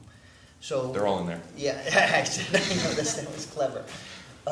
But we talked about the books and what we thought was offensive and unfair about those books in the period of time when those books were being published. In fact, in the time preceding it, because the books were leaking before they came out so that they could try to sell more. So the answer is, amongst that group of people, we definitely talked about what the hell is going on here and why are they, taking this attack. I want to just. But I want you to understand. So I'm not answering these questions if there's not a period of time attached to when I've just told you. We have tried to confine ourselves from talking about the investigation or what we're going to do or how we're going to answer questions from each other in this period of time since this has occurred. But preceding this, we did talk about some of the aspects of what occurred in the book. What does how to approach the interview mean? You said you talked to Mr. Zines about your approach on the interview. What does that mean? Only in that I was going to participate voluntarily. Okay. What about the conversation with Mr. Donlin? Is it similar to Mr. Zines? Yeah, although I don't think I've talked to Mike in a couple of weeks, just Okay. because of the nature of, Same with Mr. Reed, similar to Mr. Zines? yeah. What about Mr. Bernal? I mean, I didn't talk to them about that. In fact, I don't think I've talked to any of them about whether I was going anything in the last 2 or 3 weeks, except we're aware of the dates that we were going. What about Mr. Bernal? What did you talk with him about? It's the same thing, just the mechanical part of what we went on, and I sent him something supportive knowing that he was going up, because for every one of us, this is, it's something that, I don't know if it's the right word is stressful, but it's not something we want to be doing in the middle of the summer, so we're here, and Were you aware Mr. Bernal was going to plead the 5th prior to him doing so? no. What about the conversation with Ms. Tomasini, similar? Mhm. Not aware of her pleading the 5th prior? No. And then, I think I have to say it. You've mentioned the books an awful lot. There have been a number. You really haven't yet, so I No. apologize, I kind of, maybe I'm. sorry. I Did don't know if I'm you doing this speak myself. with Jake Tapper or Alex Thompson for their book? Yes, not with Jake Tapper, not with Alex Thompson. How did that come to be? Our communication staff said he was writing a book about the last year of the Biden presidency and thought it would be a good idea that I talk to him because I had more knowledge about. You spoke to him while you were still in the White House? Yeah, I did an interview, probably an hour and 15 minutes, and he never mentioned all of these, these allegations or this thesis never came up. What about Chris Whipple for Uncharted? I don't remember whether I talked to him or not. I'm forgetting which book, and maybe you know this or maybe you don't, if you figured it out. I didn't do a lot of press. It was unusual for me to have this role as intermediary between Congress and the President, the White House. I did, substantially less press communications work than other people in the White House, just because in the getting back to this point I was making earlier, I don't think if I was talking to the press every day about what the hell was going on, I could keep the confidences of what members were saying. And I had many confidences and many conversations with the Speaker, with the Republican leadership, with all kinds of people, and I thought that they were entitled to have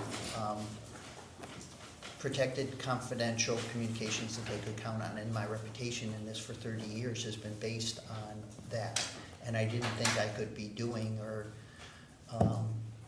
leaking to the press about what people were saying and survive in the way with the integrity I intended to apply to my work in this role. And so the answer is it is and was unusual for me to be in this communications realm. I didn't know Jake Tapper very well, but I did talk to him, like I said, for an hour. I was surprised to the point of shocked when the orientation of this book was revealed in February and March, given the nature of his interview with me and what we talked about. I thought it was journalistically grossly unfair. Do you know anyone else from the White House that spoke with? I think Mr. most Tucker? of us did. Jeff Zients did, Mike Donlin did, a number of the senior staff for the same reason. We were all, it came out of it, I think this was December, I can't remember exactly. And then, But we had this conversation and had an interview, and we talked about the work we did and decision-making. Obviously, by then, we had made the decision to step aside.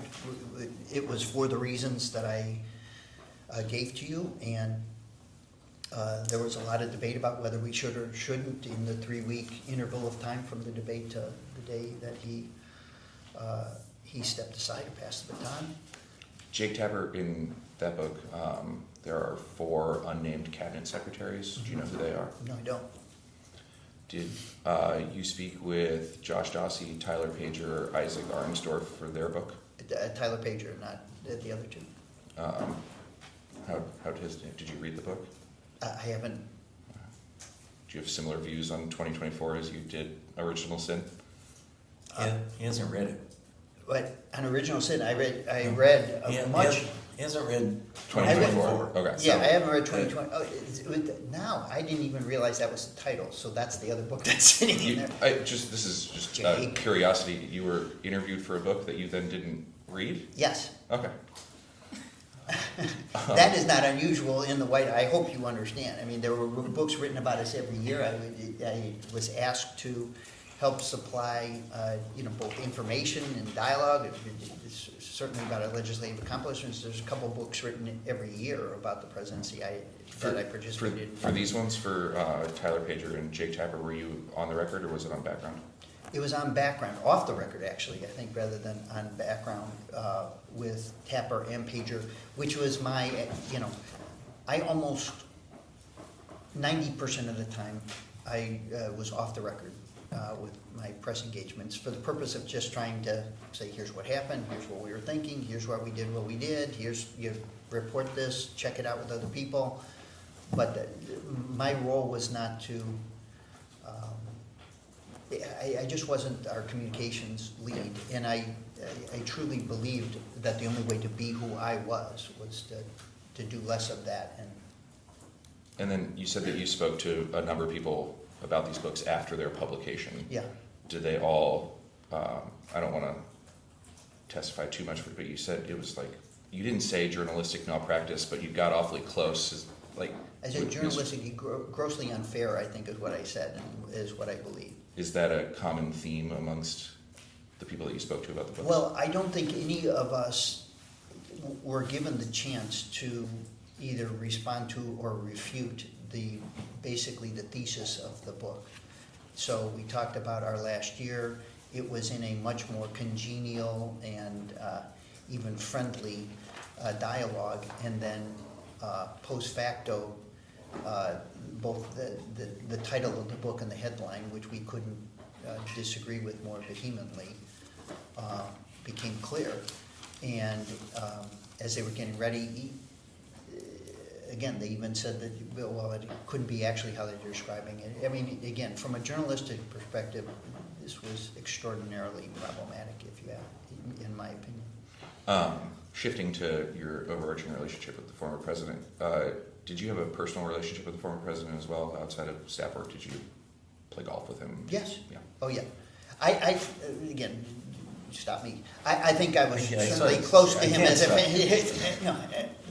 I mean, I think I was as close to him as anyone in the 13 years as I was working for him. And I'm not saying that, I was not family, family's family, and it's, a different layer of relationships, but I had a personal friendship with him that exists, and with his family, that existed beyond my working relationship with him. I certainly cared about him personally, and I think he cared about me and my family on a personal level in a way that was not unusual with him and the people who work for him. He developed close friendships, and some of the reasons why people would, worked.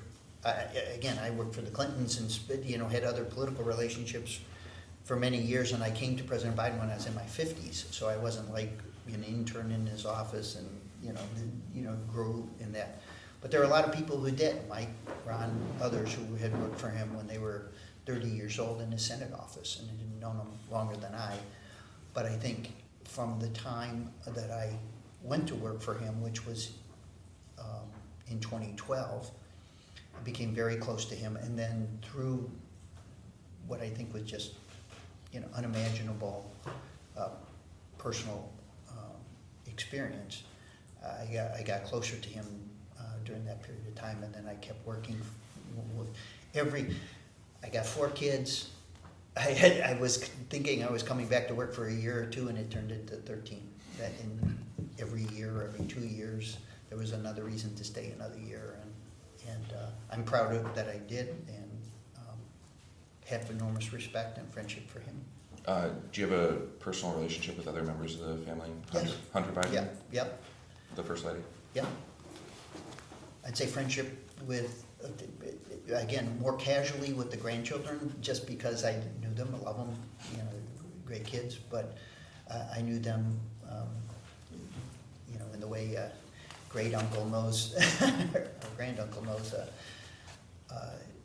kids and family members, but I know them all. And again, I think you all know this, friendships, when you're working for someone, your friendship and you have a professional relationship, and oftentimes when you're with someone for a long period of time, that professional relationship migrates into something that you can actually call friendship. And It's good to hear that there were friends in the White House, because some other witnesses have described it not so friendly. I don't know. Again, maybe by nature, and the president by nature, we certainly consider. I think we consider, and his whole family, I consider important friendships in our lives, and I care about them personally as well as professionally. Do you have any? And by the way, I cared about the other people who worked in the White House the same way. I was just saying on the way in. Yeah, me. Yeah, look, Yeah. Dick, and there's folks who I worked with for 30 years. We knew each other, we all worked in the 90s together, and we stayed in Democratic public service for a decent chunk of our careers. Shifting just very briefly to the Penn Biden Center, did you have a role? You were the first managing director and helped set it up. Did you have a Yeah. role in moving materials from the office of the vice president to the No, Penn Biden Center? No, and by the way, I wasn't the only, Tony Blinken and I, we were both managing directors, and we had half a dozen other folks who worked at the Penn Biden Center. When did you first hear about the possibility of classified documents at the Penn Biden Center? So help me with dates. I mean, I can't remember. I can't remember what the date was, but whatever it was, the day that the counsel's office was informed, that I learned at the same time. That would be November of 2022. Does that sound right to you? Yeah, it's probably in that vicinity. I mean, I think I learned maybe the day after, or 2 days after, whatever day the counsel's office was informed. I think I learned at the same time that there was an issue, something certainly within days. In moving the boxes Yeah. and setting up the office, you didn't see anything marked classified? No. Okay.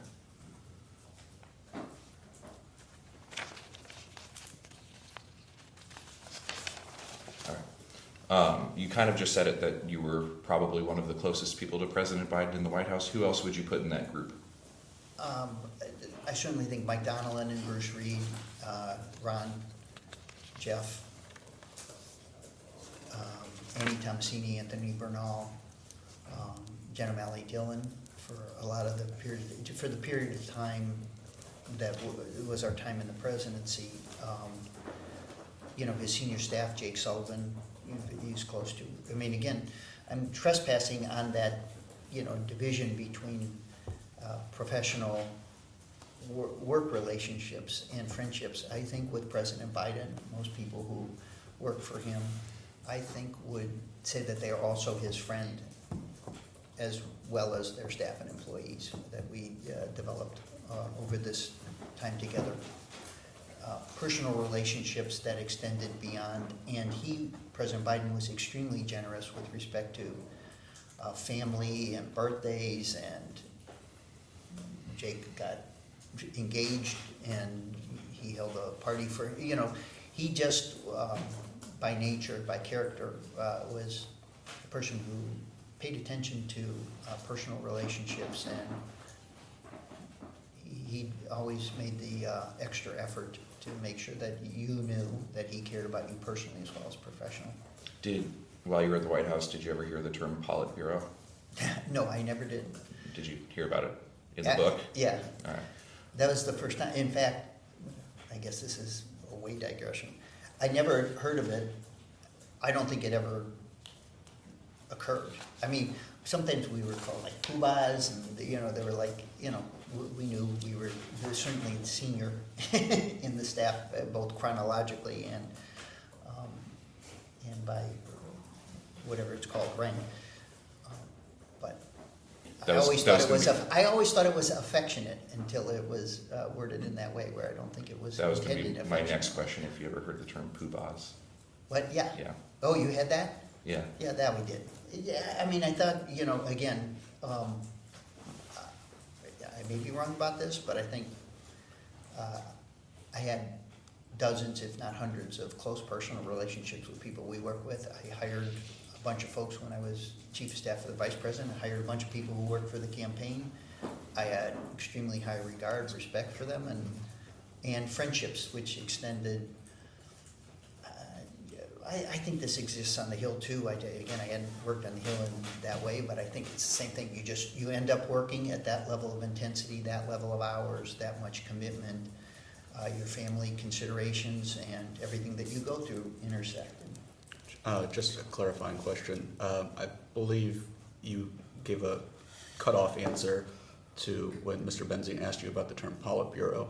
I believe you were saying, correct me if I'm wrong, that you don't think the term was ever used. I don't know. It never was. It was the first time I had ever heard us described using that term, and again, it shows you how convoluted the whole thing is, that Bruce, Mike, and I were the Politburo was ridiculous. The White House didn't operate that way. The chief of staff, the communication, we had a senior staff. We met every morning. Everything was shared with everybody. Some of us were closer historically to the president, but we weren't treated any differently. And I'll say this just with respect, both Ron and Jeff had the responsibilities of the chief of staff. They were more extensive with respect to a number of things than anything we had responsibility for. And including kind of the administration of how things worked in the White House. So there weren't three people who had superior whatever. We had, because of the nature of our relationships and even our personality, some of us might have been closer to the president than others, but we didn't have any kind of authority or kind of special veto power over anything. And the president had and got advice from a wide range of people in the senior staff on all kinds of matters, the counsel's office about matters that were appropriate to it. And anyhow, I might be overdoing this, although you can tell nothing annoyed me more than that kind of bullshit description of Well, you don't think Mr. Tapper or Mr. Thompson just made up that term, do you? No, it might have been said by someone. I had never heard it, and like I said, we were affectionately or sometimes maybe sarcastically called many things, but I never heard that.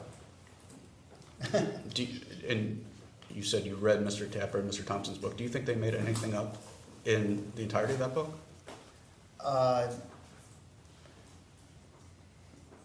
Boy, that's a harder question to answer. I think some of what they implied, for instance, the case itself, say on page 4 or 5 of the book, they basically write out, well, we're not really saying that the president didn't do the job of the presidency every day and that he performed these functions, whatever the hell the 2 sentences were. It's like initial disclaimer, he was doing the job every day, and we're not saying that, but, and then they go through this entire exercise with it that has presumably inspired this investigation about things that I don't think were issues of cognitive decline or, and in particular and importantly, or conspiracy. That was preposterous. So the idea that this was a conspiracy amongst the White House staff to conceal him. That's, you know that those words are loaded words and grossly mischaracterize the work of a White House staff or a congressional staff for that matter in preparing or trying to help a boss do his work. And I take particular offense at that. I think that was an intentional desire of theirs to amp this up and maybe sell books around what I believe is a defamatory premise. It just didn't occur.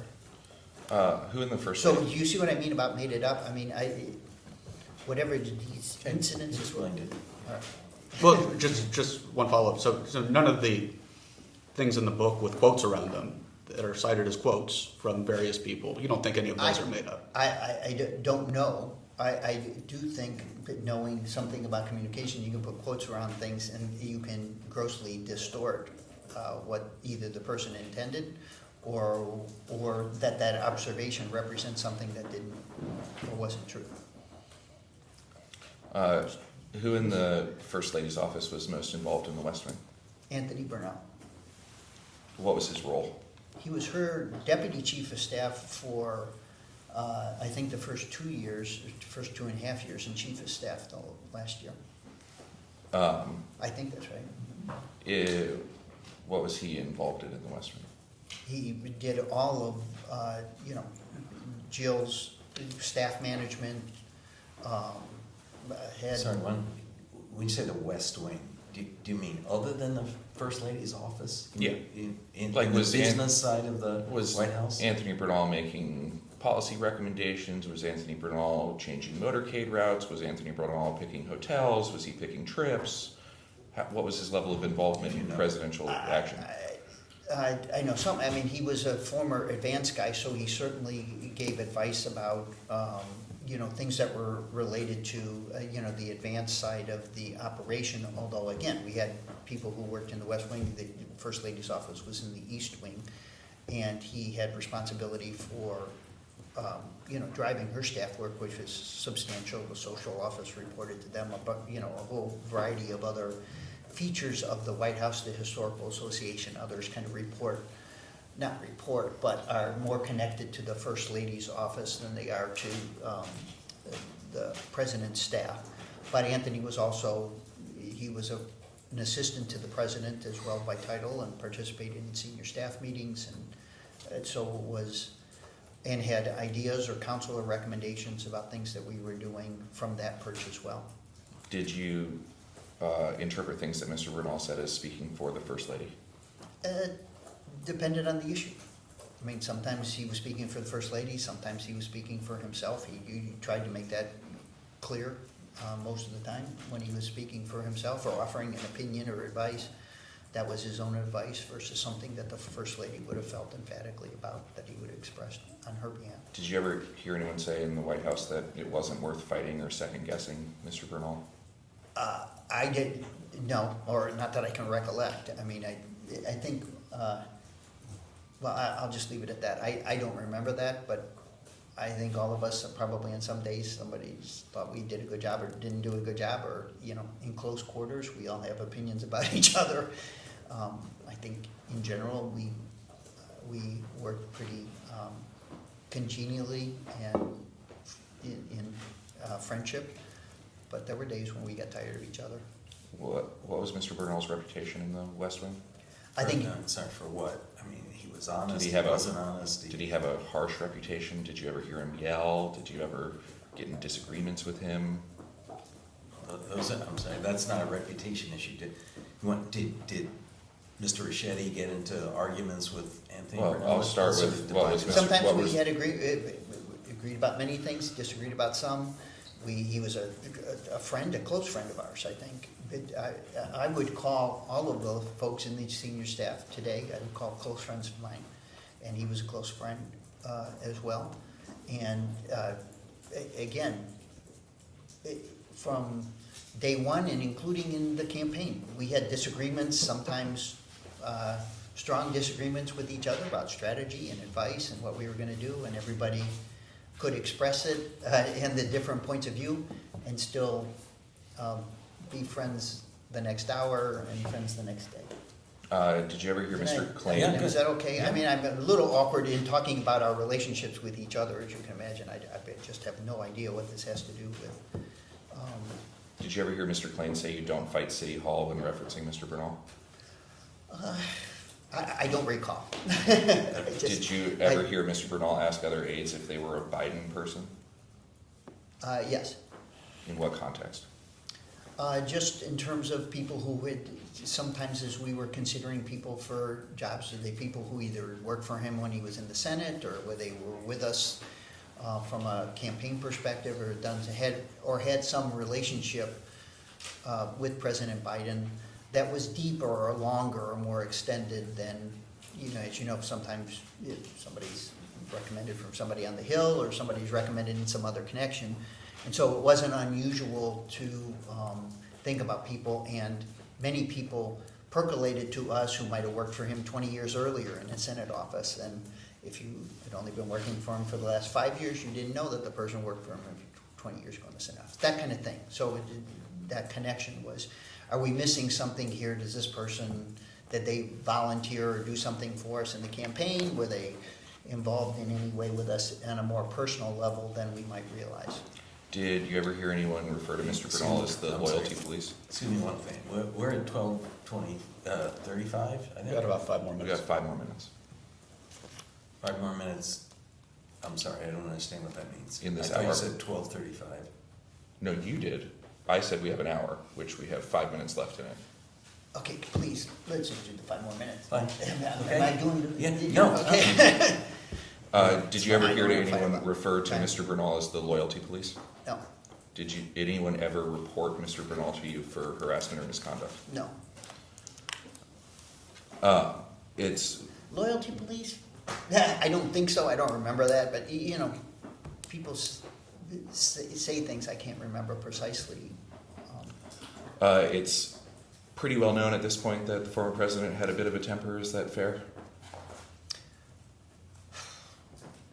Really? I mean, sometimes he did, sometimes he didn't. Okay. I mean, you know what I mean? I think it is unfair to characterize him and have that be a dominant feature of who he was. I'm not doing that. You don't know. I'm using it Yeah, to inform the next question. yeah. Were there any fears of bringing President Biden bad news? No, Bad polling? No fears? no. Did advisors ever spin news to be more positive than it was? Well, to be fair, the answer to that is probably. Like, sometimes in a relationship some way, did we ever look more heavily at the things that were affirmative or positive than things that you might read as negative? The answer is yes. I existed on the glass 3/4 full side of the equation, so I'm probably, in fact, maybe someone has testified that I usually am more optimistic or more affirmative or more positive about things. There are other people who work for him who are dispositionally, I would say, glass less than half full, whose, perception of reality and life is more pessimistic. In consideration to the You don't need off-the-record conversation that we had in between rounds, I have 5 more questions and 3 more minutes, depending on how long the answers are, depends on how long we go. I'll make him quick. He's asking for Yeah. 5 more questions. They have and to he's be yes, telling no me- questions. Yeah. They really don't. And Make I'm him gonna quick. tell him to answer on the yes, no. I'll try to So answer we can them get out of here. more quickly. Did you ever hear any complaints from staff regarding access to the president? I would say yes. What were the complaints? That more people wanted access to the president. It wasn't unusual in a White House. Not unusual complaints? No, but everybody desired access to the president. Did you ever hear any complaints from members of Congress regarding access to the president? You sure? Did you ever tell a member of Congress they could not meet with or speak to the president? In a particular request, I'm sure the answer is yes. Why?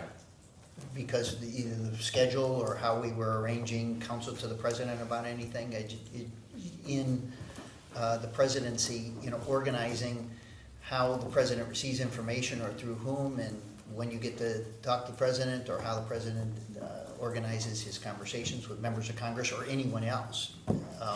You just have to structure that because it's a scheduling consideration.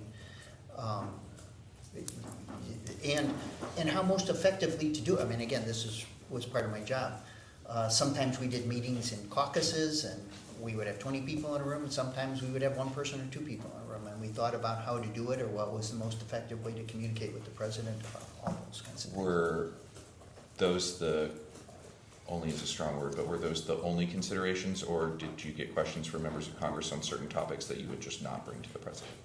Sometimes I tried to keep faith with, and if someone wanted me to, asked me to communicate something to the president, I communicated it to the president. If someone said, I'm telling you this because you need to know this,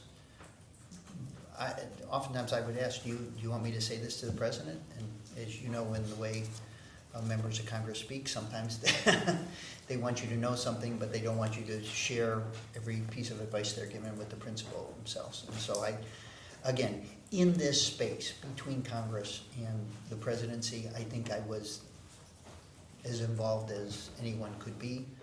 And I tried to be respectful of whatever the instruction was from the person that was delivering the message, to try to treat it, if they desired it to be confidentially, if they desired it to be expressed to the president directly, to say it to the president directly. And I tried to make the fairest judgments I could, that the president understand how people felt, what they were trying to express, in the most effective way to do it. In the interest of time, is it fair to extrapolate those answers to members of the Senate as well? Yeah. What about members of the cabinet? Is that a fair extrapolation? Yeah, I think the expectation on that is a little different. I did not have I have great relationships with the cabinet, but I didn't have the responsibility for, that's the chief of staff's role, is to kind of organize the communications with the cabinet and to structure those dialogues more. And then I'm 23 seconds over. It's I will try to wrap up at a minute or a minute and a half over. Okay. Did you ever travel with the president to Camp David? Yes. Did you ever many travel times. without the president to Camp David? I don't know it's an actual question. I don't know. Yeah, I don't know. Was I ever there for hours before he arrived? Yes, because sometimes I would drive to Camp David, but I was there many times with him. My understanding of the process is that you need to be invited by the president or the chief of staff. Is that correct? To do what? To go to Camp David? I don't know. I don't know the answer to that. I think you have to be invited by the president to go, but you could, or the first lady, through the president, that they invited people. But there were a number of occasions where people went to Camp David without the president, and we conducted staff. I didn't, but other departments in the White House conducted staff retreats, things like that. Again, I think I think the way it works with the military with Camp David is the president has to basically either make the request or the instruction. I don't even know whether it's. And then my last question, to your recollection, did Vice President Harris ever go to Camp David? I don't know the answer to that. No. Thank you. We can go off the record. Okay.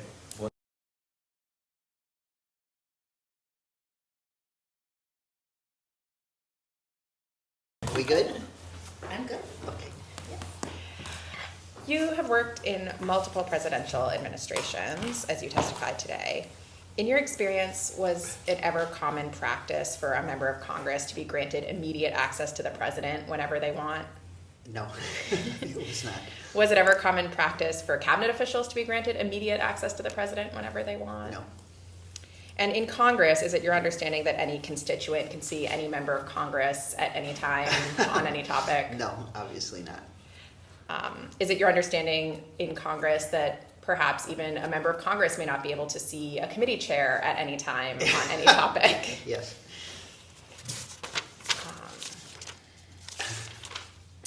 And am I correct that you never prevented anyone from seeing President Biden because you were concerned about the president's mental acuity? No. And that includes senators, Yes. members of the House of Representatives, Nobody. and the cabinet No. as well? No. Let's just clear up, because the yes/nos got mixed. Did I mix it? Yes, somebody did. I'll ask the full question. Good. Yeah. Am I correct that you never prevented any senators from seeing President Biden because you were concerned about the president's mental acuity? Yes. You I never. never prevented anyone. And am I correct that you never presented any House members from seeing President Biden because you were concerned about the president's mental acuity? No. And am I Or correct? should I say yes? Yes. I'm sorry. You never, I Did never you prevented. ever? yes, did you ever? Great. Yes. thank you. Did you ever prevent anyone from seeing the president because you were concerned about his mental acuity? No, I never prevented anyone. You also mentioned in our previous round that you would sometimes put a positive spin on the news that you had to provide to the president because that's part of your nature. Am I correct that was that positive spin part of a conspiracy to try to assume the powers of the presidency? Never. And did you ever assume the powers of the presidency or act in Joe Biden's stead? No. Thank you for asking, but no. You and the majority council during the last hour engaged in a fairly extended back and forth about the distinction between this matter broadly construed and January 6th and the 2020 election. So I think just going to want to get some things on the record there so it's clear. Who won the 2020 election? Joe Biden, Do you remember just about how many votes he got? 81+ million. Has anyone ever gotten any more votes than that? No. All right. And then what happened on January 6th? Well, there was an attack on the Capitol by a number of people who were demonstrating, and many other manifestations of that attack that were disturbing, to say the least, and dangerous and undemocratic, and without editorializing too much, but Did you know that, according to, say, an NPR article, which I'd be happy to share, but it just reflects what was widely reported, that many of those attackers on January 6th had prior convictions or pending charges for crimes including, quote, rape, sexual abuse of a minor, domestic violence, manslaughter, production of child sexual abuse material, and drug trafficking? I'm only aware through the press reports that I read about everything that occurred on January 6th and much of what followed, certainly in the near term thereafter. And I don't know if you can remember January 6th at the time right around then, but would it be fair to say that in the days and weeks following January 6th, there was bipartisan concern about what had happened that day? I think in the days that followed in particular, there was intense bipartisan concern, and as you can imagine, and as it was experienced by Vice President Pence and by Senator Romney, and there certainly was, there was not a partisan response to what people saw on October 6th and all of the concerns that it raised. Were you engaging at that time, talking with members from both parties on the Hill about their concerns? Well, there was many concerns. We were in the transition at that period of time, and so we were just getting prepared to move in, and again, extremely busy and full days in preparation for going into the White House. And as you know, we were all just then getting vaccines so that we could begin to do work in the White House. But I do know that on both sides of the aisle there was extreme concern about what had happened and what it meant to the democracy, what it meant to the country. You and Majority Counsel also talked a bit about the White House counsel's decision not to assert executive privilege during the January 6th investigation by a committee of this House of Congress. Yeah. And also you mentioned briefly the letter that I think is before your counsel from the White House, this White House counsel, notifying you that they were not asserting executive privilege over this investigation. I have a copy of one of the letters from the then White House counsel, Dana Remus, in the January 6th investigation. I won't enter it into the record. I'm happy to share it. But I should let you know that the letters are in many cases substantially identical. You had mentioned something about a precedent. If you have the White House counsel and two successive presidents asserting or deciding not to assert executive privilege in almost identical terms for two totally different matters, does that speak to some of your concerns about a precedent going forward? Well, it does, and in the way you described it, again, I just think the magnitude, the severity, the danger, the threat to the democracy that January 6th represented in all of the violence and turmoil and fright that was attached to that, just to even be in the same conversation, in the same universe of considerations to examining, mixing up names and what number of stairs we took to get up Air Force One, as if those are, they're just not in the vicinity of each other in terms of concerns or considerations in any way. And I think they're, again, I have said to Dick over the course of my career, this kind of moral relativity with respect to things that are truly vitally, substantially important things in our democracy, and to things that are trivial and unimportant, to try to equate the two, I think, is also part of the contextual problem with how some of our politics gets described. It would be fair to say that Joe Biden has never lost an election to Donald Trump, is that right? Yes. Would you be surprised Factually correct. if I told you that Donald Trump has made more than 4,500 social media posts about the 2020 election since the 2020 election? It would not surprise me. And you had mentioned sort of how unconnected these two matters are. I should let you know that in some of President Trump's more recent social media posts about this matter, broadly construed, often described as sort of an Autopen scandal, Donald Trump's social media posts connect that directly to the 2020 election, as if the two are somehow connected. I'm not going to ask you how those two are connected, but I think you should know that in the minds of at least one person in Washington, D.C., the two matters are somehow directly connected.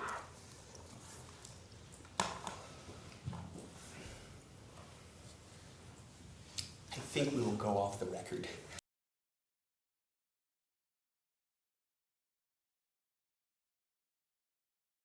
Let me go back on the record. Do you want to follow or do you want to No. You mentioned it earlier that there was a senior staff meeting every morning in the White House. Our understanding is that there was a very senior staff meeting around 8 a.m. and then Yeah. a less senior staff meeting whenever that one wrapped. Yeah. Is that fair? Yeah. Who would be in the very senior staff meeting? I'll try to remember everyone, but Jeff,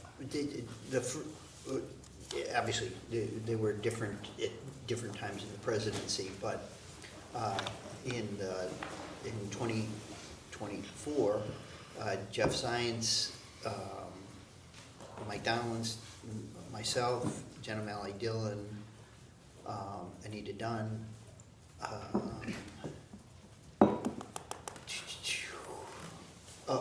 Annie Tomasini, and Ed Siskel was in the broader meeting, not in the senior staff meeting. I might be forgetting somebody. I don't think so. With the communications, Ben LeBolt, Corinne Jean-Pierre, Tom Perez, Steve Benjamin. That works. Where did that meeting take place? I might have forgotten somebody in Jeff Zients' office. His office was big enough for all those people? Yes. Did you, I'm getting my White House logistics confused maybe, did you have the office closest to the Oval or did you share the outer office with the Chief of Staff? Yeah, my office was on the left, Chief of Staff's on the right. There's an office, one closer, that was Mike's office when Mike was there, and then Bruce Reed moved into that office. What- I had that office in the Clinton administration. So What was usually discussed at the very senior staff meeting? what we were gonna do for the day, kind of what the plan was for, assignments. Here's what the president's doing, who's got what, who's traveling, who's doing, like, kind of organizationally for the day, the theme for the day, what we were communicating. Everything about what we were to encounter in a day. And oftentimes we would have, that was how we conducted strategy sessions for what we were doing in the presidency. Did the daily decisions that President Biden had to make come up in those meetings? Yes, yeah, and how to percolate them to the president. So how to prepare decision memos, how to give him option, we did decision memos, option memos, kind of, that resembled all the other, in my experience, President Obama, President Clinton's, but just oftentimes material was presented, or memos were presented and discussed so that he could make a decision with some optionality choices. Did the president ever show up to the very senior staff meetings? Very rarely, very rarely.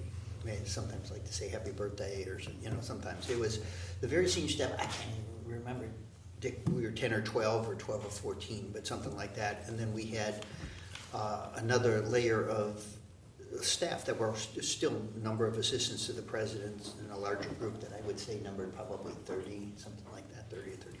That was the one that occurred after Yeah, the 8 we o'clock? usually kind of like 8 o'clock and then 8:20. Uh, Very similar to what President Obama did, very similar to what. What President was Clinton did. discussed in the latter meeting? Usually a more efficient description of what we were doing for the day. And it was also the opportunity for the other departments to report into both the senior staff and to the chief of staff about what was going on in theirs. But the smaller meeting also had a kind of communications orientation to it, just because, how's the president going to project for the day?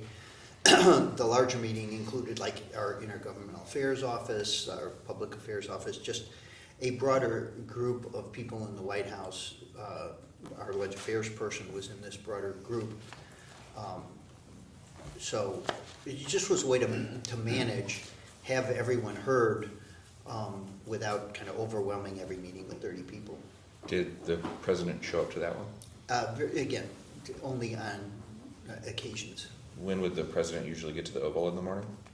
If you know. I don't know. I mean, I don't know precisely. Some mornings it'd be depending on what was going on in the world. At 8 o'clock in the morning, sometimes 9 o'clock in the morning, sometimes 10 o'clock in the morning.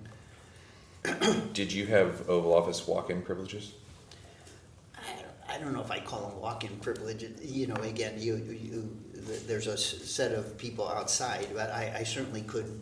I had as much access to the president as anyone in our White House did, but we certainly maintained some courtesies respectful courtesies with respect to the president, so you just didn't barge in the door and say, hey, what's up?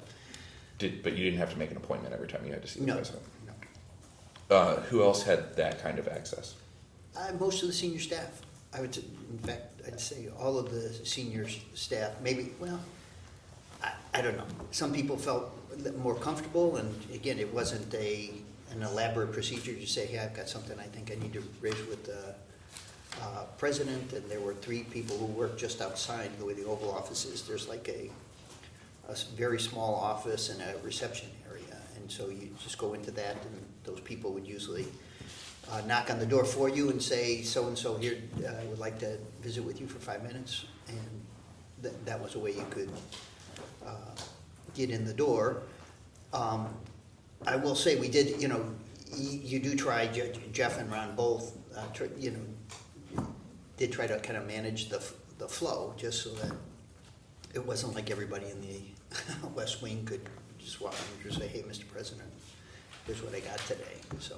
When you just said most senior staff had similar, do you mean the very senior staff delineation? Yeah. Or the 40? Yeah, I think the very senior staff felt probably that they had the same privileges and access. Did you have residence privileges? No. Can I ask a follow-up? When you said that Mr. Klain and Mr. Zines tried to manage the flow of people going into the Oval Office. Did they ever have a conversation with you about your level of going into the office? No, Okay, thank you. at least not that I remember. I mean, was I overdoing it at some point in time? Is that? Yes. Yeah, I don't think Okay. they ever suggested that. Do you know of any delineating between White House staff and the kind of normal resident staff? Do you know any White House staff that had residence privileges? I don't know what the word, I mean, we went up into the residence many times. He had his private office up there, and we had meetings on a relatively regular basis in that, you know, there's an office on the third floor where we did many meetings and walked up stairs. So I guess in that terminology, we had residence privileges in that we went up for those meetings. But I don't think anybody just walked upstairs that I'm aware of without some understanding. Maybe Jacob, you know, the president had I guess this is an unfortunate term, but like a body guy, but a person who helped him administratively every day. And I don't know whether Annie or Anthony had whatever that term, again, that you were using, residential privileges, but they probably, the two of them were closest to them in kind of managing their day-to-day, and so they, again, I don't know whether that was called, I don't think we called it anything, it just was. I think it was reported that Ms. Tomasini and Mr. Bernal had RES stamped on their White House badge I to don't know delineate that. residence. Did you have RES stamped on your badge? I don't know, I don't remember. There was some color coding to the badges about, you know, what you did and how you got in. And to be honest with you, I never really knew what it meant or not. Would you just want to make sure that Yeah. we get this right, would you describe Ms. Tomasini and Mr. Bernal as like the most involved day-to-day with the president? I'd say the most involved in terms of, yeah, their kind of day-to-day intimate schedules, what they're doing, that were public and their private scheduling, you know, those kinds of things. Yeah, the two of them probably have more to do with, because there were things that, you know, the president worked out in the morning. There were a number of things that were private activities of the president that were not, you know, part of a public schedule or something that we didn't discuss with the rest of the White House. But if he was working out, they had a slot in a schedule that said, I can't remember, it said private time or whatever the hell it said. But there were, you know, we certainly had blocks of time that were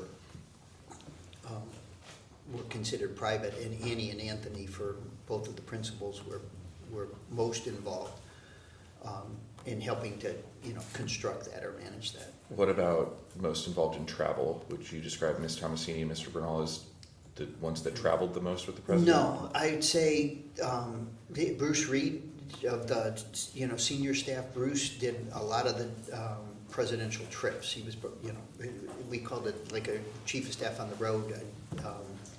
Performed that function. So I said, Bruce went on 80% of the trips. You know, sometimes I went, sometimes Ron went.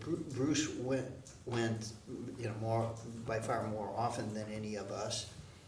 Any, depending on her role, because for the first 2 years she was, you know, an assistant, but ran the kind of what they call overall operations, which was stuff right outside of his office. Then Annie became deputy chief of staff, and she, when Jen O'Malley Dillon left, and she absorbed all of the roles, which was, I think was called, the deputy chief of staff was for operations, or I think that was the specific title. That became her role. Did Bruce Reed do only domestic travel with the president or international as well? No, he did both. Thank you. Although sometimes I went on international trips, Mike often, depending on the nature of the speech, if it was speech driven, often Mike would go, or Benai Reddy, who was the chief speechwriter. We just had a set of people who would perform those functions, but because Bruce did it more regularly than anybody, I would say he was the, you know, on the plane he had like a traveling chief of staff. In I think as you guys know, there's a variety of responsibilities. And again, if Bruce wasn't there, most often I was, that were continuity of government responsibilities and things. You had a kind of chief of staff on the road role, and you rode in a control car with all the continuity of government, with the service right behind the president. It was separate from how the rest of the White House staff even traveled in the motorcade, just because of the continuity of government responsibilities. So there was a national security person and a road chief of staff that were in the car, either one or two behind the president, and had the functions and the responsibilities to worry about if something bad happened, where you're supposed to go, and to work with the service on that. And if 10 other White House staff were traveling with the president, they were usually in a staff vehicle that was behind that.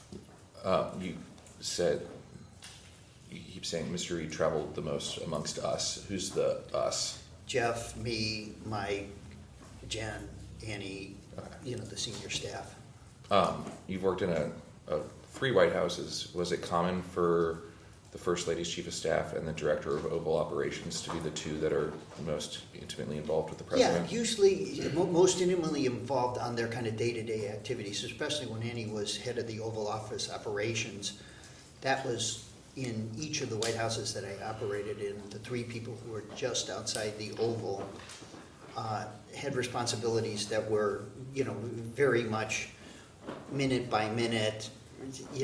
Here's what the president is doing at 7:30. If they're, again, this feature was something. But if he was working out in the morning, making sure that, what time did he want to have dinner, working with the resident staff, all of the things about his day that were more personal were orchestrated and run and managed really out of that office that's just outside. And that was the way both President Obama and President Clinton, I don't know about President Bush, but that's similar to the way they did it.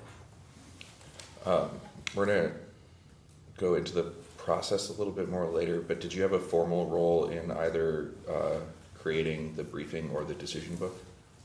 No, not a formal role, although, many of us would contribute a memo and, participate in what became parts of the memo, but I didn't have any, no formal role. And in fact, I don't even know how exactly it was done.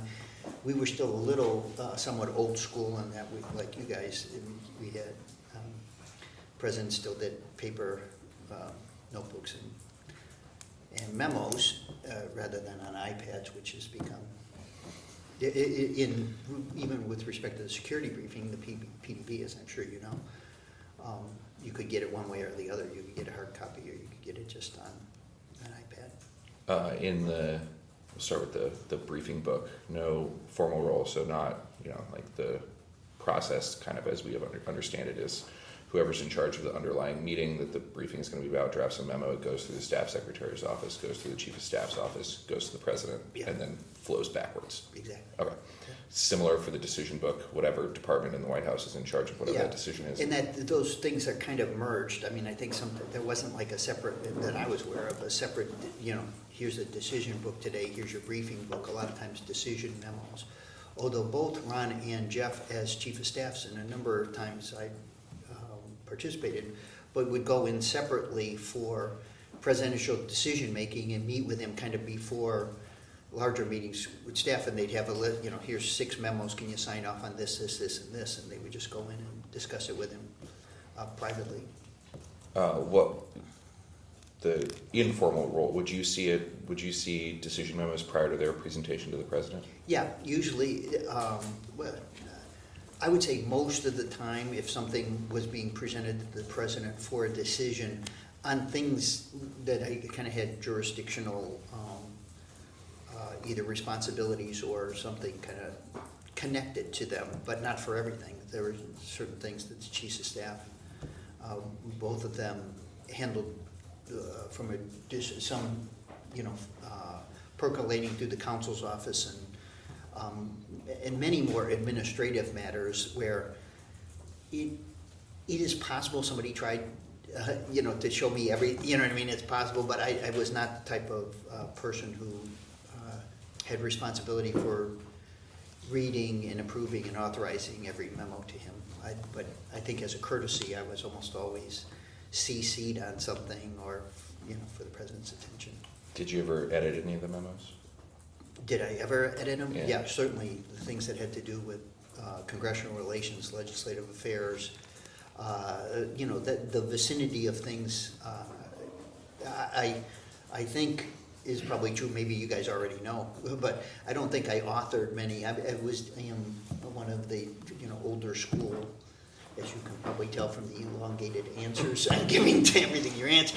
I'm just I didn't do a lot of, briefing memos and presentations. I'm sure I did maybe a dozen or more, but I didn't communicate by emails that frequently. I had a poor reputation, I think, for email responsiveness. Our understanding of the decision memos is that they would have kind of, like you said, optionality on them, like approve, disapprove, need more research, and then there is a possibility of like tweak by 100 million, that kind of optionality underneath. Is that fair? I think that's fair. I don't know precisely what that last part meant, but I think the decision memos were presented to the president with an accept, reject, or he could write in the margin, say, or let's come back to this, let's think about this. And that process was driven by the staff secretary, and often to drive things to a conclusion, the chief of staff would meet to make sure the president signed off.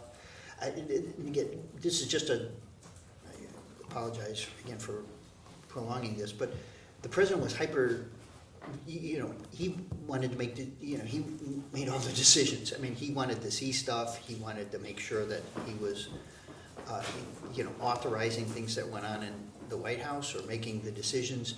And so sometimes decision memos of a president are about what we're gonna say publicly about some policy. They're policy recommendations and how you articulate them, so they're not like, I'm gonna do something formally within the prerogative of the president, but I'm going to make a decision about what we're going to say about some policy. And so those things go to the president without any kind of, need a signature thing to know, but it was the mechanism by which the president could give direction through written communications, which again was very similar to what President Obama and President Clinton did. And one of the things about the presidency, I mean, they would almost always, this president obviously included, take up a notebook at night for review, overnight, and come back so that you could try to dispense with some of the assignments and they would read them. And just distinguishing between decisions on communication strategy or policy strategy, he would sign off on the actual policy. Yeah.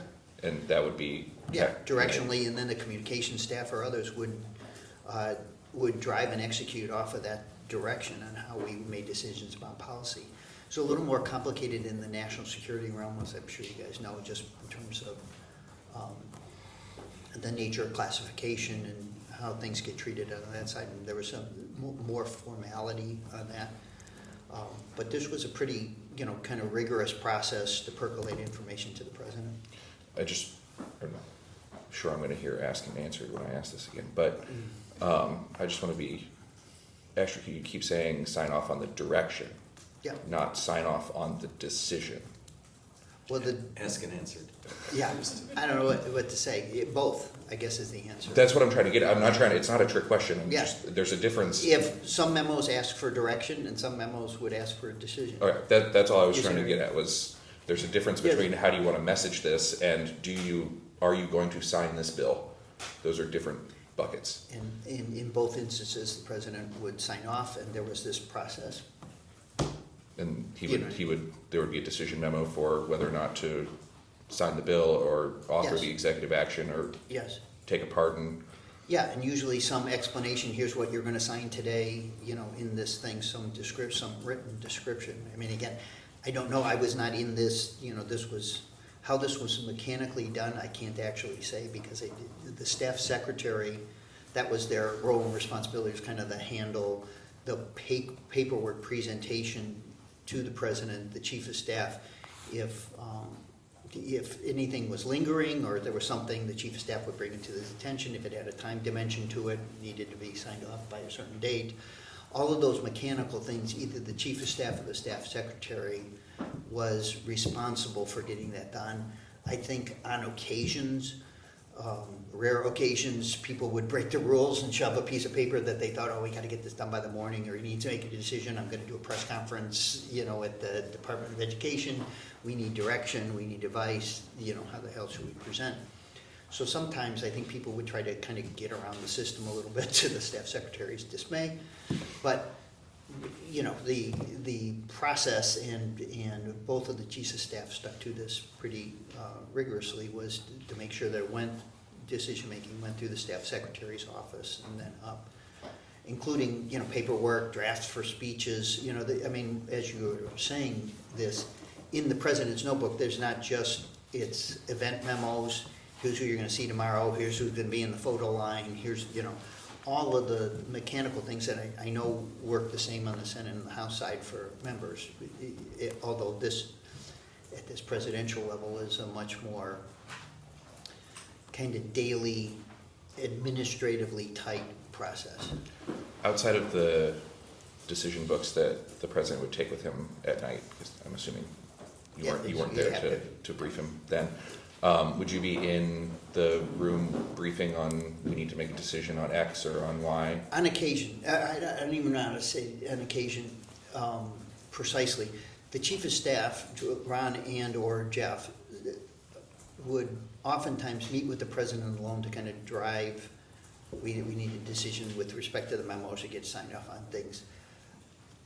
Particularly in the last 2 years with Jeff, more often than not, he might go in for 5 minutes, but Jeff and I would often go in with the president alone and kind of get the day started with the two of us together. When we started, Ron did some of that by himself, and then I would get, they'd call and say, Steve, why don't you come down? And so I didn't do the trains running on time part of the job. That was the chief of staff role, and the more administrative functions, both the staff secretary and the counsel's office, sometimes how things were handled mechanically by the counsel's office. It was important to make sure that something was done in conformance with whatever the requirements of the law were. For the decisions within your purview, would you witness the authorization? Excuse me, the authorization, what exactly? President Yeah, Biden he signed signing the something? decision memo? No, I certainly wasn't present. Many times he did it. Many times he did it up, and do decision memos overnight and review material overnight. And I would say, less often was I present where he said, okay, sign it off, I'm doing it. Although I was I would say some of the time, but I can't say that I was there the majority of the time. The chief of staff usually was in that role, or the staff secretary who would come up and run through, here's the things we've got to get signed off on today. Were, to the best of your awareness, were there any decisions made without a decision memo? I don't think so. Instruction, direction, by conversation, that went on, every day. That was part of the job. So we had a dialogue about advice and counsel, and he would say, I think this is what we ought to do sometimes, and people would go to work based on both his oral instruction and or written sign off. And not everything, again, as I said, there's things in the presidency that require presidential sign off to become law. He's got to sign the bills, the direction with respect to things that he has a particular presidential authority that require his signature. And then there's a whole other basket of things that are directional. Here's what I think here's what we're going to articulate as our policy. This is, even our communication strategy, he would sign off on, here's talking points, we're using things like that sometimes, and sometimes those would be done with him in written communications and sometimes orally. I want to separate the kind of like direction of how I want to talk about this Sure. with the actual decision making. Yep. were there ever instances where President Biden said, I'm going to sign that bill orally versus signing a decision memo? I don't think so, but I don't know. I don't know the answer. I'm not appreciating the distinction. I guess you're right. Could he say, I'm going to sign that bill orally and then sign that bill orally? Yes. He couldn't say, I've signed that bill orally, therefore it's done, if that's what you mean. No, I'm trying to understand if there's a record papered of a I don't know the answer decision to was that. made. I'm sure the staff's, I'm sure both, either through the chief of staff or the staff secretary, the paper trail behind all of this, I'm sure exists. It's at least, I'm saying I'm sure. I don't know for sure because it was not my lane. Your role as counselor, you primarily served, legislative affairs capacity, is that correct? Yeah, in external affairs of all kinds. I did a lot of the liaison with the public, some percentage of my time doing, what I guess are called political assignments in and out of the White House, but with constituencies of every variety. Did you oversee OLA? Yeah, I would, again, I'm sorry, he said oversee OLA. OLA meaning what? The Office of Legislative. Legislative Affairs? Okay, Yeah. it's just- Yeah, I oversaw it, although I always tried to make sure my role was counselor, and I had, that basket of responsibilities was primarily mine, but we haven't had an assistant to the president who ran that office, and I didn't go to the daily leg affairs staff meetings or anything like that. But What's the difference between that office and your role? What would be an issue that you would take up versus the I leg affairs think I office? ended up being, and I'm not saying this to subtract from anything else, because we did this all in partnership, but I think I was a lead negotiator on most of the big, if not all of the big congressional negotiations we had, things that we did legislatively. And I did that in partnership with both of the people who were the assistant to the president. They managed their staffs, the daily relationships with Congress. As you know, they had 8 or 10 special assistants to the president who handled the kind of liaison roles for the White House. But, and so many things that existed in the legislative affairs portfolio that either Schwanza or Louisa directed every day and managed. But in terms of the overall strategic approach to legislating, relationships with Congress, more formal talks, particularly with leadership, I would probably, even with respect to the chief of staff, that part of the White House operation was principally my responsibility. Would you speak to members or Hill staff daily? Yeah, Would you go to the Hill once a week, that kind of? yeah.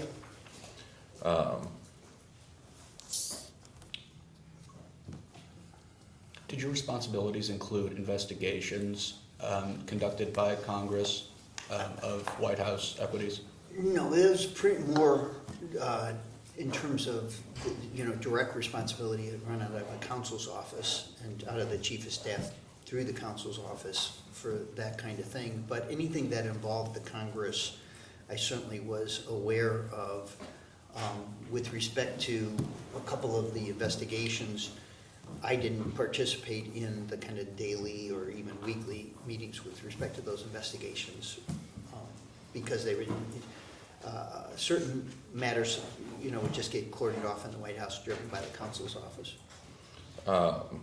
Did you have access to, you touched on it a little bit, but did you have access to President Biden's schedule, both public and non-public? Yes.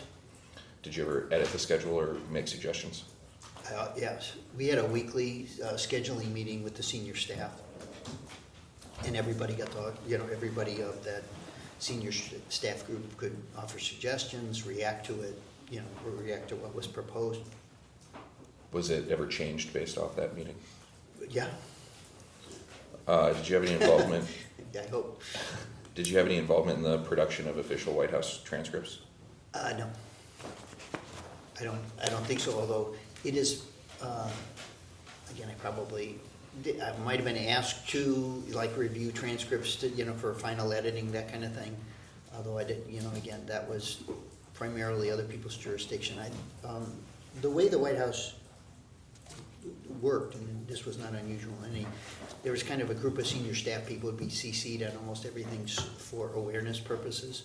And some things that were immediately in your jurisdiction, you paid very, very close attention to. Other things, it was more for your information type things. Were you involved at all in cabinet meetings? Yes, I mean, I attended them. Was your involvement more than attendance? I would say not dramatically. I mean, we have a cabinet secretary person who constructed the agenda for the meetings.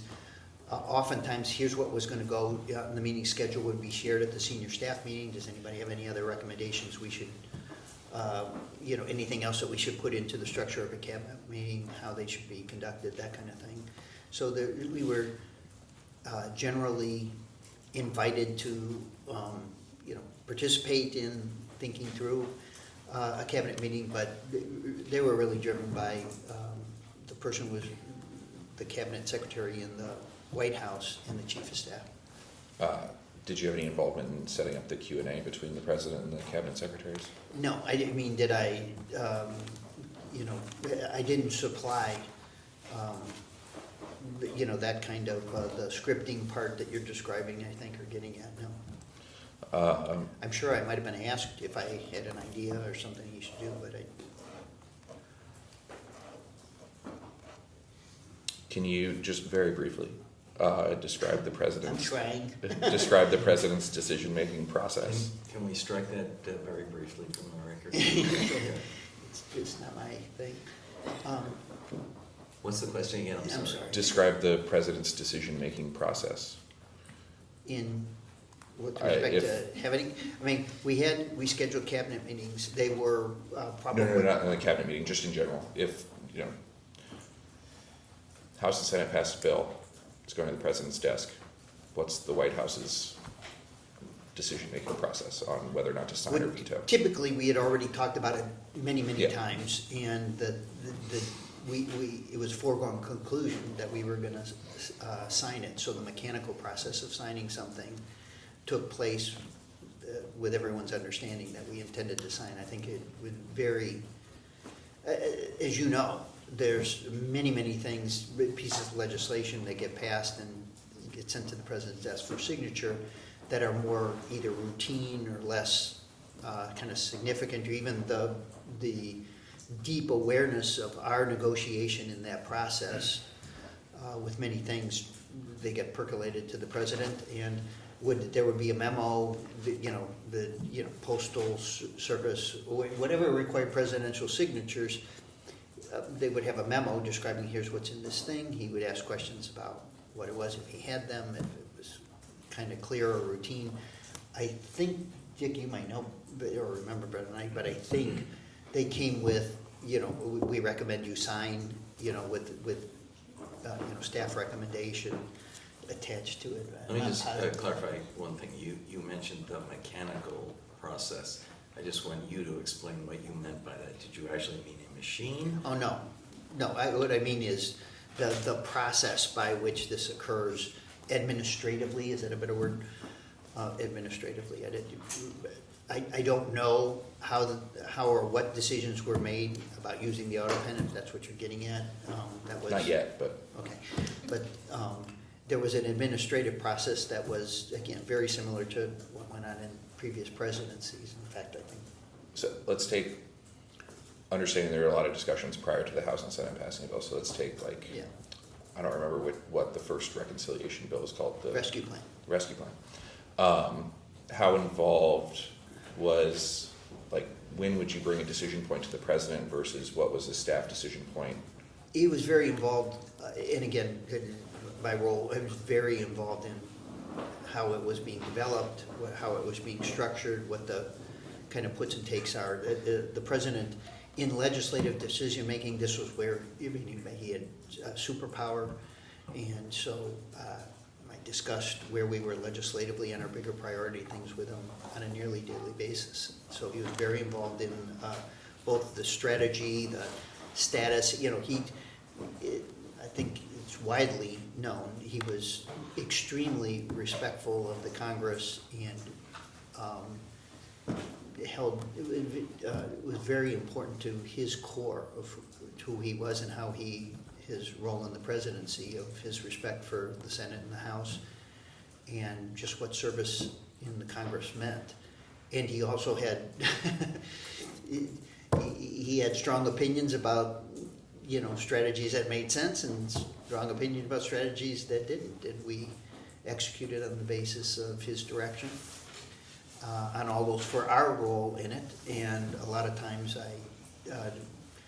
just because, like some people follow sports, the congressional decision-making process to the president was always of interest, and who was saying or thinking or what they were feeling, and I tried to share as much as I could about what was going on with the president, about just how things were developing and the ongoing strategic considerations for what we might do to get something passed. And our understanding is that he wet signed every piece of legislation. Is that your understanding as well? I didn't know what that word, what is the He word wet sign? personally signed it. Yeah, I don't know the answer to that. All right. Were you involved at all in the production of executive orders? No. And again, I'm saying no more emphatically than I probably should in that. I think I probably, again, they might have, I might have been seed on them, but it certainly was not my But you weren't jurisdiction. necessarily involved in briefing the president on issuing this No. executive order or that executive order? Did you ever have to wake up the president? During, just clarify, you mean during his presidency, in the middle of the night, that sort of thing? Yeah. Yeah. No, I don't think I was the one, and neither the chief of staff. I can't remember that I ever called him in the middle of the night, although I was with him at Camp David in this kind of chief of staff role, and particularly during COVID in the first year. One of us traveled with him even if he went to Wilmington, again, for continuity government reasons. So I can't remember whether I would have woken him up first. It would have had to be, something that was important or something internationally that either I could have gotten to him faster than the National Security Advisor. But I can't remember whether I ever did or not. I'm going to ask you to stick with Yeah. me while I read a rather long It's paragraph. okay. Surrounding the withdrawal from Afghanistan, the Wall Street Journal reported that Congressman Adam Smith, who I believe was chairman of Armed Services at the time, found President Biden unusually hard to reach when he wanted to share his concerns with the president ahead of the withdrawal, that Mr. Smith sought to talk to Biden directly to share his insights about the region, but couldn't get on the phone, and then Mr. Smith said that the administration lacked, quote, a clear-eyed view of the U.S.-backed government's durability. He then got a phone call from the Secretary of State, Mr. Blinken, which Mr. Smith took, and then got an apologetic call from Biden. Did Chairman Smith ever reach out to you regarding communications about the withdrawal of Afghanistan? Can you tell us what the quote is that you just read? Where's it from? I believe it's from Original Sin. Or it's the Wall Street Journal, excuse me. Yeah. Okay, Wall Street Journal article. Okay, I don't remember the precise incident or episode or event where he was trying to do that. And that might have, it could have percolated either through Louisa or back then it would have been Louisa, I think, or the request could have come through. As you know, sometimes a member will call multiple White House staff people to say, I'm trying to reach, I need to reach the president. If the president can't reach him,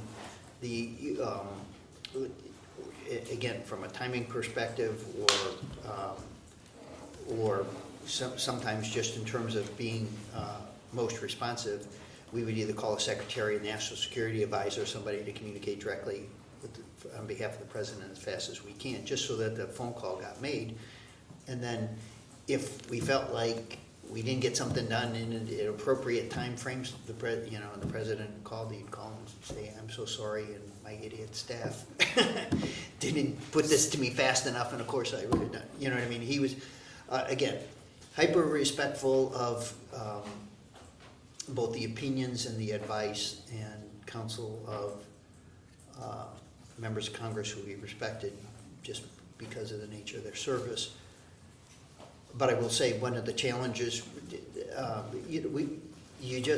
one of the challenges for a chief of staff in particular, as a person who was in this intermediary liaison function was, when you should make, everybody would like to talk to the president all the time, and you have to organize it and structure it in a way that is efficient and fair and doesn't create collateral problems because one person got to talk to him 3 times, and as you know, members go back and say, I just got off the phone with the president, and then 20 other members say, son of a bitch, why didn't I get to talk to the president today? So you do have to organize it and structure it, and with respect to But congressional I relations. think the answer was no, he does not recall what this is. Well, Yeah. I want Explain. him to actually say that, Yeah. so I'm going to ask it again. Did Chairman Smith call you to try to I get in can't touch? remember if he called me or he called Louisa or he called someone. I suspect the episode occurred, but I can't remember who he called. Okay. It was reported that it was the only phone call that the president ever made to Chairman Smith in 4 years in office. Do you know of anything? I don't know that. I talk to Chairman Smith regularly. Were you involved at all in the FISA reauthorization efforts?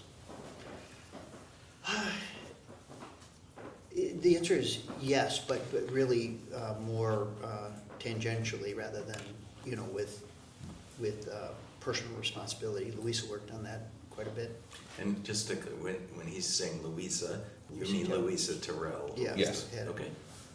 Did Congressman Himes ever reach out to you regarding FISA reauthorization? Not that I remember.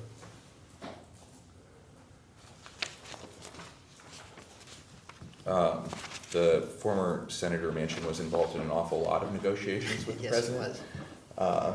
He was often, I guess, the 49th vote or 50th vote or whichever. Yep, Did you attend those negotiations between Yes. Senator and President Biden? yes, Who else would attend those meetings? no one, Who led the meetings? You or President Biden? the president. Senator Manchin had said at some point that staff seemed like eager beavers in those meetings. Do you disagree with his? Just give us the reference to where's that from? Did you ever hear Senator Manchin refer to Biden staff as eager beavers?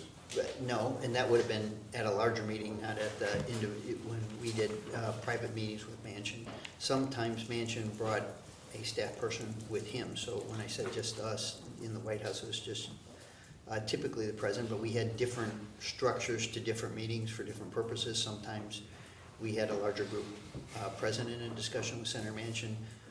I thought you were getting at kind of the meetings that were on the rescue plan, on the Inflation Reduction Act and others.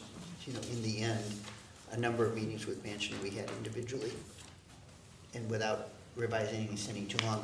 Part of the problem, again, in these meetings is you do a meeting and then everybody else wants a meeting too, and Was Okay. President Biden effective in those meetings? yeah, enormously effective. Senator Manchin said a similar thing, and I'll just ask you if you've ever heard of it. Senator Manchin said that he thought President Biden lacked stamina in those meetings. Did you ever? No, I'm sorry, did you ever what? In Mr. Richetti's opinion, did the president lack stamina in those meetings? no. No.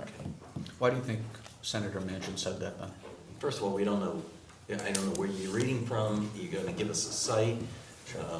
That would be great, but to throw these things out, this doesn't really bowl us over. And yes, Hold on. that first. Yeah. You guys want- Do you disbelieve that Senator Manchin said that? It does. Come on, if you have a quote from Senator Manchin, tell us. We can go off the record and I can print this document, and I'm happy to do that. I'm just asking you, does Senator Manchin, in your experience? As I said before, and I apologize for interrupting, I try not to read out what occurred in a meeting between the senator and the president, like universally in all cases all the time. So what the senator would have said about that meeting with the president is his business, and you'll have to ask him. My view of the president this is universally in these meetings, he was very effective. He was persuasive. I don't know about which issue you're talking, but President Manchin voted for the rescue plan. He was the 50th vote, and he voted for the Inflation Reduction Act after everybody told us it was dead and gone for a month and a half, including reported on the front page of the New York Times. So, in whatever ways the president could be effective in persuading Senator Manchin to get across the finish line, in those two instances he did. And he also voted for Ketanji Brown Jackson and a number of other, what were at the time, 50th vote propositions where Manchin agreed to vote with us. I worked with him all the time, I spoke to him all the time, and when the president met with him on the time, it was, they were decisive meetings for very important legislative objectives. And did Senator Manchin ever bring up that the president lacked stamina in the meetings to you? No, I- not that, again, I can't say, I don't want to say something on behalf of somebody Do you who said recall- it themselves. do you I recall don't ever recall. saying that? I don't recall.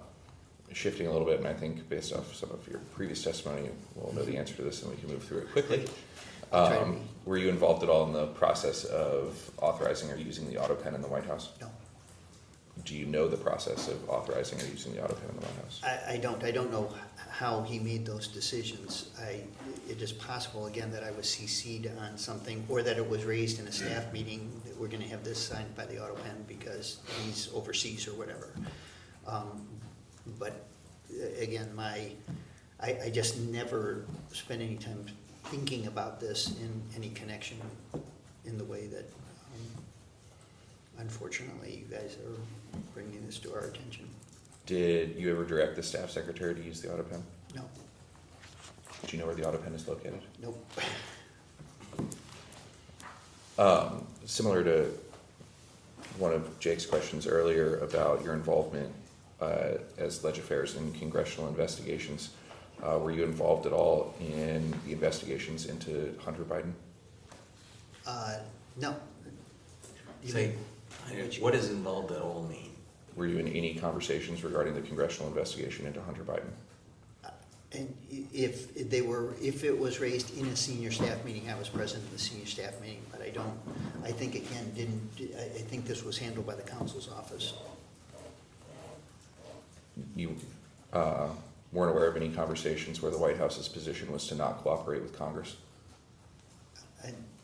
No, I mean, again, No. I don't.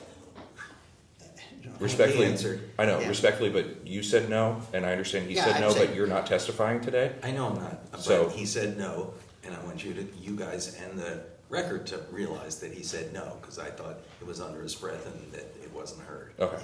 Okay? Hunter went on criminal trial, I don't remember, November 23-ish. Yes. Did President Biden want to testify at that trial? Let's be clear, the trial in Delaware about the gun license, is that In Delaware? in Delaware? Okay? I don't know. All right. Did the First Lady want to testify at that trial? I don't know. Were you involved at all in the scheduling of the First Lady flying back and forth all over the place in order to be in Delaware for that trial? No, I wasn't. Did you have any discussions with the President regarding his pardon of his son, Hunter? Yes, What were those? I was able to provide counsel to him with respect to what the political implications of what that pardon might be, and I offered him my advice. What was your advice? Is this really relevant to what his advice was to any issue that you're investigating? Yeah. I don't see how. What was your advice? No, I honestly, this seems to be so far off the track, and as you know, it goes right to the heart of executive privilege issues, and I just don't understand the purpose of it. And I can, Mr. no, hold on. Biden, Hunter Biden's pardon was the only one that the President physically signed. The President's mental state surrounding that pardon is at the heart of this investigation, so I'm asking what your advice was regarding that pardon. Why don't you ask him what his impression of the president's mental state was instead of what his advice was? Because the advice is off the point, and it goes right to the issue that we've discussed. I really don't think it's off the point. Whether or not the President was in the headspace to accept or deny your advice is imperative to this investigation. it What was it what was the did you- president's decision, and I believe that the president should make the decision, and he did. What was your advice regarding the pardon? I told you, I gave advice about the implications of the timing of the pardon not about the pardon itself, which was the president's decision to make, and Did you advise the president against pardoning his son? I don't know how else to answer the question. I asked, advised the president about the implications of the decision to do it with respect to timing, with respect to the political implications of that decision. When was the first time the president mentioned he was planning on pardoning his son? I don't remember precisely, but it was, it might have been in July or August after we had, after we'd made a decision to get out of the race. But I'm not, again, that, just like you're struggling with, was it November 23, or I can't remember precisely the first time we had the discussion. Do you recall the president saying publicly he was not going to pardon his son? Well, yeah, the public statement that he said, yeah. Did the president ever communicate to you why he changed his mind? I think the answer to that is, I think he communicated that to us as a senior staff on different points, his reasoning for why he was going to do it, but I can't, again, remember precisely or how. It wasn't to me privately. It was the two or three of us in his, emphatically saying why he intended to do it. Who were the other two or The three? council's, the council and Jeff Zients. I can't remember whether anyone else was present, but we certainly understood what he intended to do. And as we did it, as a White House staff, and again, I'm trying to answer this precisely, there was obviously a communications aspect to this when he was going to do it. We had a discussion about how this would be publicly announced and how it would be communicated and what the implications of that might be with respect to, when he was in front of the press or when he was walking out to a helicopter, and how to answer questions about it. So after he made the decision to pardon Hunter, there was, there certainly was a staff discussion about how to handle that pardon decision. Was it, to the best of your recollection, were there any advisors advising against the pardoning of his son? Again, not to the best of my recollections, the answer is no. I guess I should just leave it at that. I don't know the answer, and again, the counsel's office handled this more directly than did other people with the president. Just pardons were handled. You said the nature of your advice was about the timing of the pardon. What does that mean?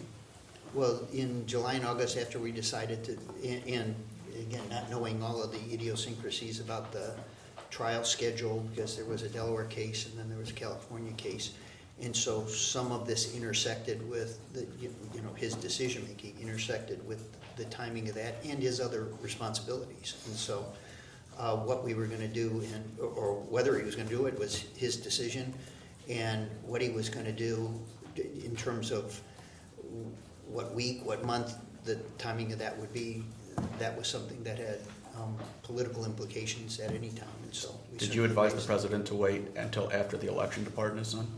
I certainly pointed out that there might be political implications to doing it before the election and after the election. Did you donate to Hunter's Defense Fund? No. Why in the world is that relevant to this inquiry? Can somebody explain that? Other witnesses answered it. I didn't, that's sort of what we call non-responsive in the law. What possible relevance could his constitutional right to donate to campaigns have to do with the president's mental acuity? I think it goes to the advice that he's giving the president. So it goes to his advice that he's giving the president, which is Is somebody somehow- questioning my cognitive ability? No, which is relevant to your inquiry here? I'm- Never mind. I want did to go you- on the record to say I find that question offensive and it's totally irrelevant. You're on record. Did you discuss the pardon with Hunter? Yes. What were those discussions? The question was, again, the political implications of the pardon. He certainly had antenna for that, and I think appreciated that might have consequences. Again, I did this whenever this was raised, I called the counsel's office and made sure that I was speaking to Hunter in an appropriate way, and I called Ed Siskel, who was the counsel at the time, who was handling this for the president, to make sure that I wasn't crossing any lines with respect to whatever conversation I had with Hunter about it itself. Did Hunter request the pardon? I don't know the answer to that. Was Hunter in any of the meetings with the president about the pardon? I don't know. Did you have any discussions with Abby Lowell regarding the pardon? Yes, What were those? the same construct of what I just described, you know, the And then- political implications, and I called Ed Siskel literally immediately, and just made sure that what I was doing was appropriate. Did Hunter Biden have thoughts on the timing of the pardon? You should ask Hunter Biden his thoughts. Why I'm asking your client. No, you can't ask him about Hunter Biden's thoughts. Did Hunter Biden communicate any thoughts to you about when the timing of the pardon should be? No, Thank you. Did you have any discussions regarding the pardon of Bob Bauer? I don't remember specifically with Bob, although, again, a discussion of parents, through the counsel's office might have occurred long before. I don't think he was in the After. counsel's office at this time. No, but Bob Bauer was an attorney for the president, so I'm trying, His personal attorney. yeah, his Yeah, personal not attorney. the attorney for the president. I know that. Okay. It was reported that Bob Bauer and the president had a falling out over this pardon. Are you aware of that? No, All right. We can go off the record.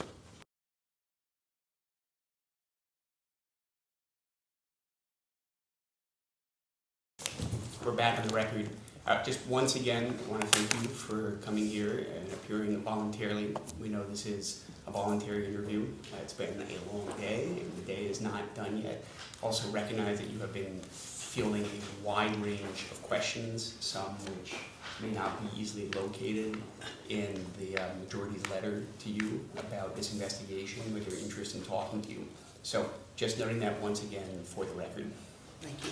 Thank you very much. You spoke last hour about the decision book that the president had with decision memos. Do you have any reason to believe anyone other than Joe Biden signed a decision memo in the president's place? No, Did anyone, to your knowledge, ever step in to carry out the duties of the presidency in Joe Biden's place because he wasn't able to do so? no, To your knowledge, did anyone in the White House at any point during Joe Biden's presidency ever make decisions to issue any form of clemency, pardons, or otherwise in Joe Biden's name without his knowledge or authorization? no, And to your knowledge, the pardon for Hunter Biden was also not made without knowledge or authorization. right. And again, at any point during the Biden presidency, did anyone in the White House issue any other type of executive order without Joe Biden's authorization or knowledge? Not that I'm aware. So to your knowledge, all decisions and Yeah, the only thing, I can't remember whether, when you do the physical, whether the vice president for any hour of the 4 years was, you know what I mean? Yeah. I don't remember whether the president in the 4 years ever had anesthesia for any procedure. And so I don't, that answer, just to make sure that we're precise, I don't know, but there may have been hours of the presidency where the vice president was, I believe there was a period of time when the president underwent anesthesia, Yeah, it might have been but to for- my knowledge, there were no Again, pardons or executive orders I issued don't, during I don't that time. remember, but I just say that with the caveat that it's possible that there were hours.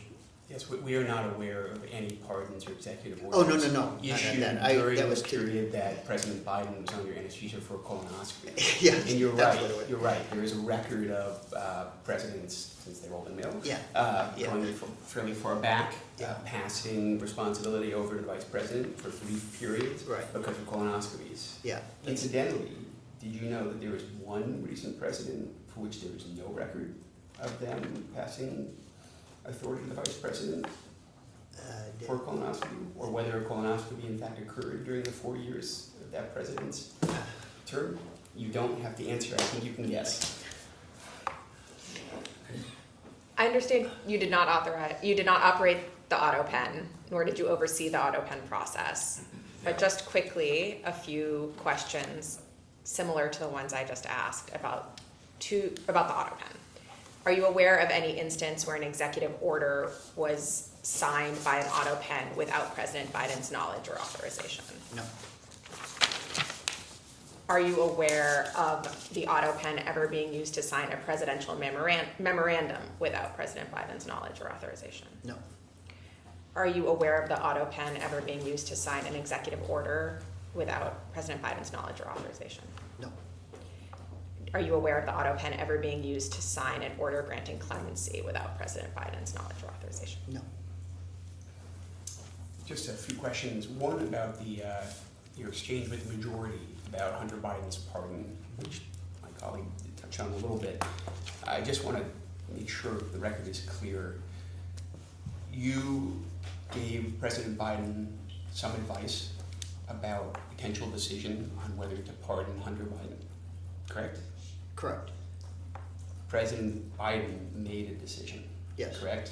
correct, You have no doubt that the decision was President Biden's. zero Is that doubt. correct? Correct, There is nothing else about any kind of advice that you gave, you know about, that would change that view. That the president may have solicited or received unsolicited advice about the decision to pardon Hunter Biden, but the decision to pardon Hunter Biden was his alone, and you have no doubt about that. yes, Okay, thank you.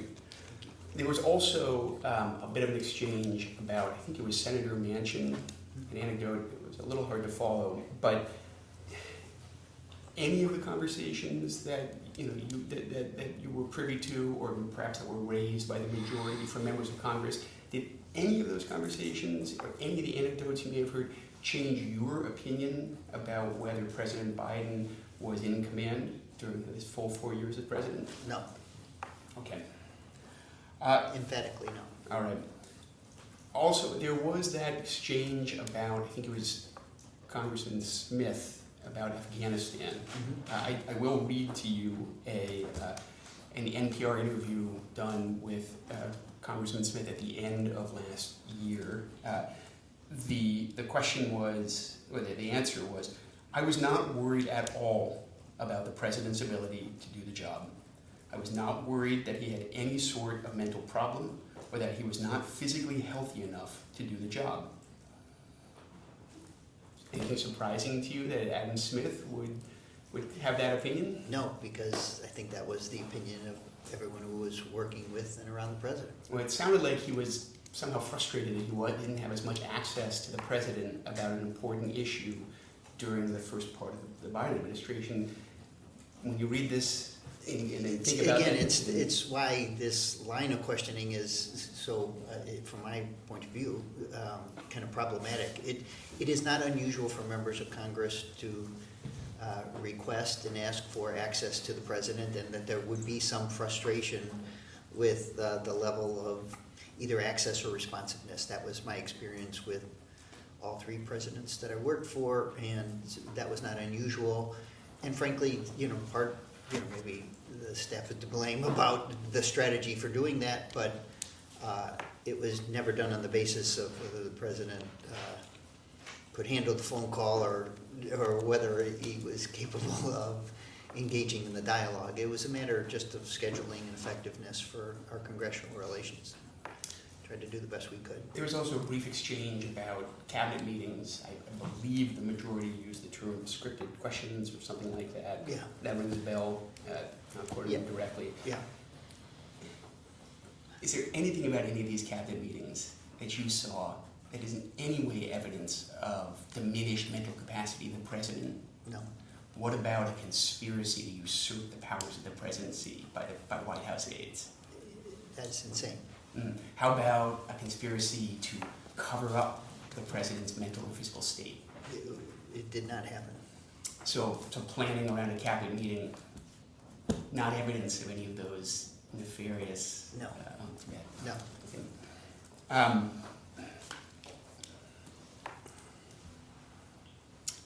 It's actually, you do have experience in other administrations too. Yeah.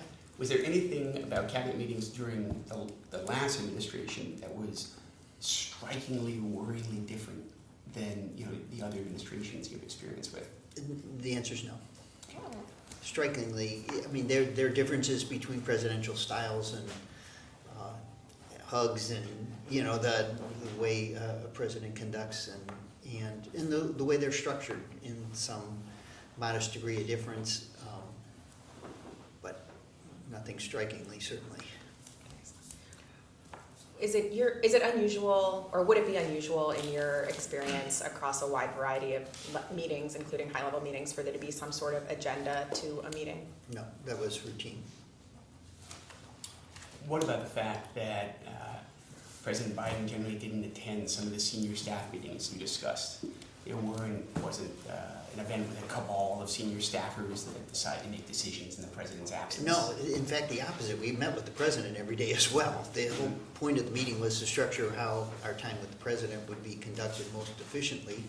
And the chief of staff and the chief of staff and I met with him nearly every day to discuss, here's what we're doing today, and to receive feedback overnight, and to have a dialogue. And we often finished late in the evening with a conversation with him as well. So,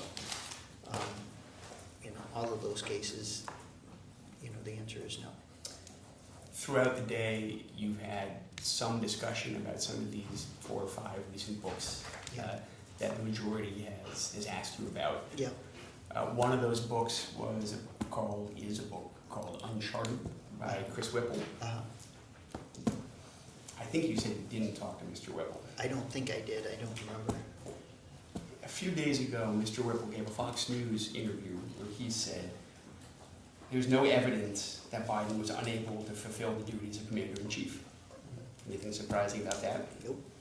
The notion that this was somehow, Biden's last year was weakened at Bernie's, and there was a cabal running the country with an Autopen is just silly. Right, absurd. Nothing surprising about that? No. The notion that they're going to be able to prove that there was this dastardly cover-up on the part of Biden's inner circle is just crazy to me. I think the answer is that this thing goes nowhere. Nothing surprising to you about No, that? in fact, all of that that he just commented on is true. I think if any day we were guilty of anything, we worked together as a congressional staff does in support of a member, and certainly at some level, I would argue, maybe more intensely at the presidential level and with more people. But every day you're trying to construct a strategy to govern the country effectively and to communicate effectively about what we were doing. And that's why, in these questions sometimes, and again, in the precision that you're asking for, saying, did we ever try to make the president look good as he was going out for a press conference, or choose the color tie that we thought would look best on TV? Yeah, there were people who were in charge of that and did all of the things that you would consider, I guess, choreography to try to, to do our best to present as effectively as we possibly could. We did that with respect to literally everything he did publicly. So it just, that is the disturbing insinuation of this, is that somehow it is in any way is different from what goes on here every day in support of members and what is required to help support a president. And I assume in your experience that was common across administration? Yes. There was in some of the letters to other witnesses, the majority's letters would reference a late cabinet meeting, late in the presidency, where First Lady Jill Biden spoke for about 4 minutes at the beginning. I don't know, were you at that cabinet meeting? Yes. Was that evidence that Jill Biden was actually in control of the presidency? No, and again, she was reporting, I can't remember the issue, but it was a specific issue that she wanted reported. She had spent a lot of time in collaboration with cabinet members working on, so she was reporting. And one of the things of the structures of the cabinet meeting that had more formality is, again, there was an agenda, and it was how a cabinet member who was working on a specific set of issues could report to the rest of the cabinet as well as to the president about the work that they were doing.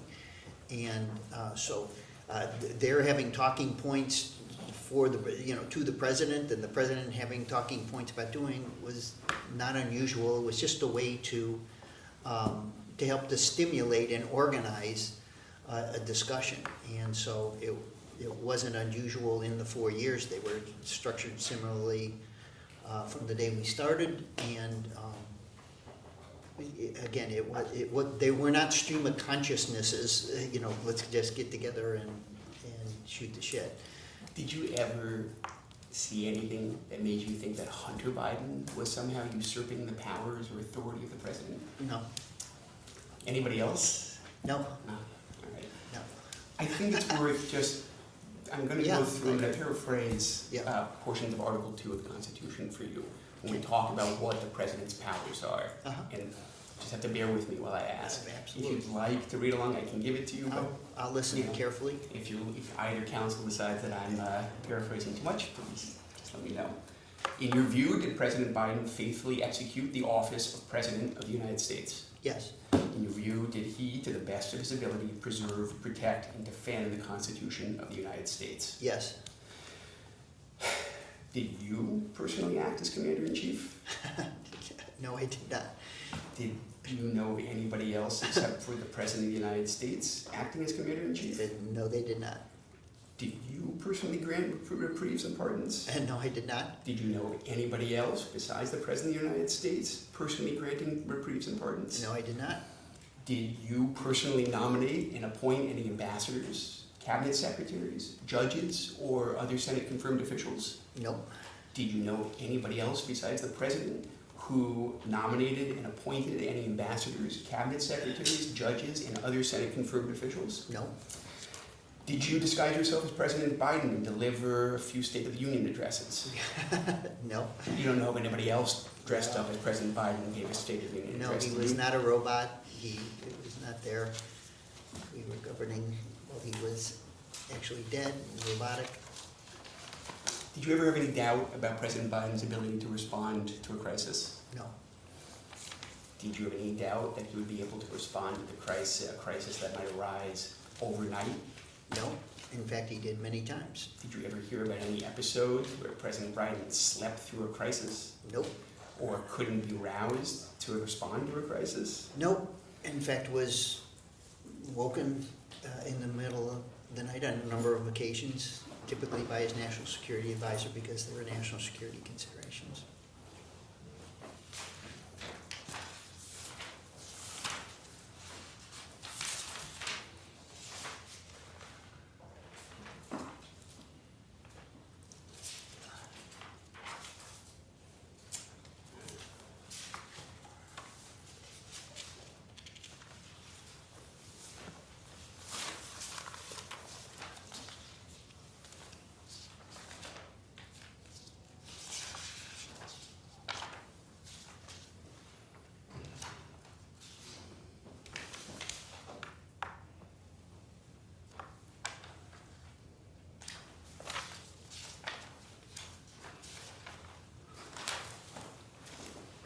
Did you know that President Trump is the oldest president at his inauguration in the history of the United States? I am aware of that. You and the majority talked about the optical risks of a president or a presidential candidate who was, I think, you or our majority council talked about pushing 80. Is that right? Yeah.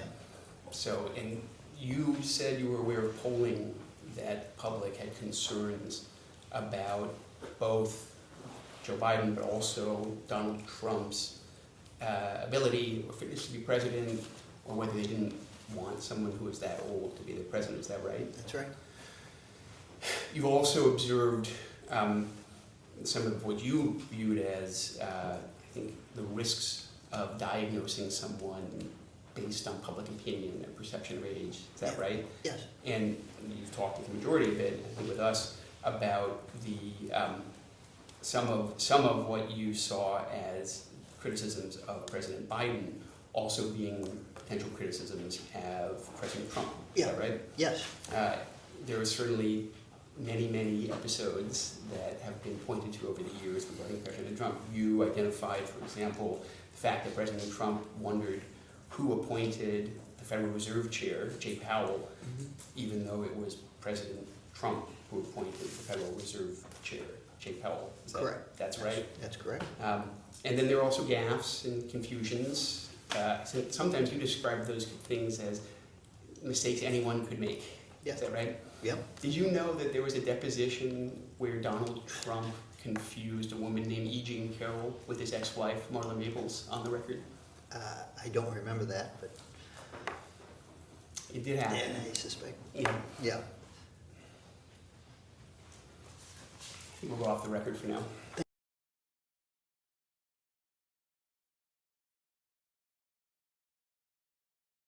We can go back on the record. I just want to ask just a couple questions. You were asked about the president's age a little bit in the last hour. Who won the 2024 election? Donald Trump? All right, and was Vice President Harris younger than President Trump? Yes. So was age that big of an issue? When you say, It's such you mean an in the interesting polling, thing. to him personally, what are you asking him? I mean, he's saying the voters had issues with President Biden and President Trump's age. Yes, that's from. President Biden ended up withdrawing because of those concerns, and he lost support. I mean, that's Yeah, pretty much what he we said. dispute your recollection about but what's the question though? The age must not have been that big of an issue if he was the older That's your candidate and won. conclusion, that's not a question. Does the polling data show what you wanted to say? I just don't understand. I don't know, he was asked who won the 2020 election, he was asked about Trump's age a whole bunch, he answered all those questions. When I ask about it, it's apparently out of scope. No, So was- it's cool, I'll move on, don't worry about Good, it. that would be helpful. Were you interviewed by Special Counsel Herb? Yes. Did you end up reading the final report from Special Counsel Herb? No, not the complete report. Did you read the conclusion that he wasn't going to recommend charges, but that President Biden was, and I'm quoting from the special counsel report, was an elderly man with a poor memory? I certainly remember that quote. Were there any discussions within the White House regarding that conclusion? Yes. What were those? Well, just that it, again, amongst ourselves, I think we thought it was an unfair and inappropriate at some level characterization of how the president had performed, and that, again, one of the things that was kind of left out of the context of that was what had occurred on October 7th in Israel, and that he was testifying for 8 hours, and that this was a snippet of 8 hours of an interview. And that it, in some ways, especially in using that quote, that it was unfair to characterize his testimony in that way. I'm sorry, you said it was a snippet of the interview. What was a snippet of the That's those two sentences.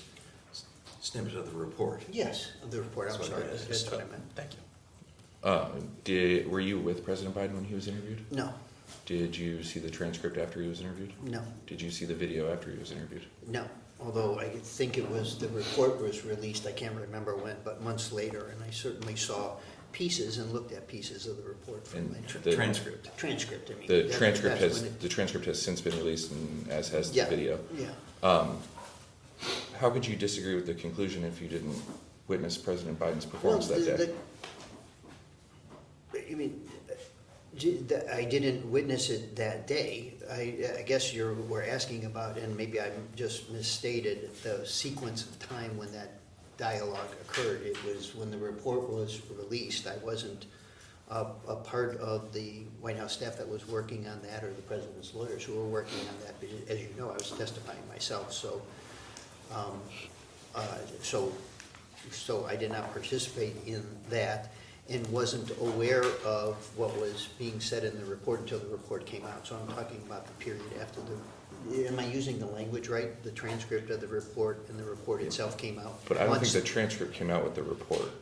Correct. It was eventually Just to sequence the subpoenaed. time correctly, when the transcript came out or the report was released was when that, here's why I'm doing what I'm doing, came out. And so my perception of that was after the report came out, not in the period of time from when he. No, and I'm saying you disagree with Special Counsel Herr's conclusion that President Biden was an elderly man with a poor Yes, I memory. definitely disagree with that. But you weren't in Because I the, work with him every day, but more than Mr. Hur does.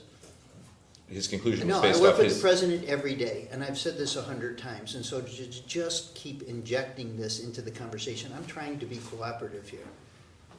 I believed, and I know you have heard 15 different ways I can say it, I believe the president was capable, responsible, was governing the country effectively every single day. And you can ask the question 100 other ways that you want to ask it, but you're just doing it to try to provoke something from us different than what I've said to you 100 times. I can't say it any other way. And by the way, I think I know better than her does, I know better than you do, what the president did and how he performed every day. I was living next to him for most of this time, as close as anyone. And I've already said the president made human mistakes. I've already said that there were, incidences where the president mixed up a topic or forgot someone's name or did something. All of the things that I have said are true. But I have said repeatedly, over and over again, that I believed every single day of the president that the president was capable and effective in performing the duties of the presidency. I don't know what purpose asking me this 100 different ways serves in any way at what you're, even from your point of view at what you're doing, why you would ask me this many different ways aside from, I don't know, some political value that you think is getting out of some sentence, again, in 5 hours of interview that you want to pluck out of this because I said something awkward. You said that you worked closer to President Biden than Special Counsel Herb. You just said that, correct? Yeah, Did you work closer to President Biden than Ron Klain? I would say equally close to him. Okay. Ron Klain told this committee that the president's memory diminished over time. Do you agree with that? I don't agree with it. In general, Ron's relationship with the president's predates mine by 20 years, or at least his close relationship with the president. So that's Ron's point of view. It was not mine. Were you involved in the speech the president gave after the special counsel report came out? Say again? Or press conference? The president rebuked the special counsel report publicly. Yeah, I was not involved at that, at that level of communications. I think again, the counsel's office and the communications people who were working on that issue, we were kind of, I don't know what the right word, segregated. I mean, they worked on it in particular. Were there any discussions about firing Attorney General Garland after her report? Not that I participated in.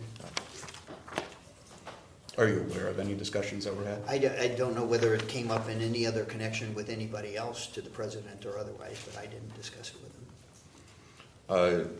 Shifting into the 2024 election a little bit more, did you work on the campaign as a volunteer or otherwise?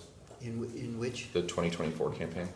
I was working in the White House the whole period of time and handled some set of his political oriented meetings or his public, his, what are they called, public liaison meetings. I certainly was present for all of those, but I wasn't on the campaign and didn't do campaign work. In fact, I was, I think as you know, I was during this period of time negotiating on behalf of the president with respect to in May of 2023 on the debt limit deal on keeping, we did 4 rounds on keeping the government open. We did a round on Ukraine supplemental, all in the first quarter of 2024. So my principal responsibilities were still on the official side of his work, but I did participate in, as I'm sure you know, we did a weekly political meeting, and I certainly offered advice about his political strategy. Mike, when did Mr. Donlin leave to go to the campaign full time? I can't remember. Do you remember? I can't remember exactly the month, but it was. I think it was into 2024, maybe after the State of the Union in 2024. But I don't remember precisely when he left. I think Jen O'Malley Dillon left a couple months, maybe 3 months earlier than Mike left, and Jen went to the campaign. But again, I can't remember. You guys might know. If you do, just say it and you can refresh my record. I don't know the exact I date. can't remember. Did you ever have any conversations with Mr. Donlin regarding his compensation on the campaign? No.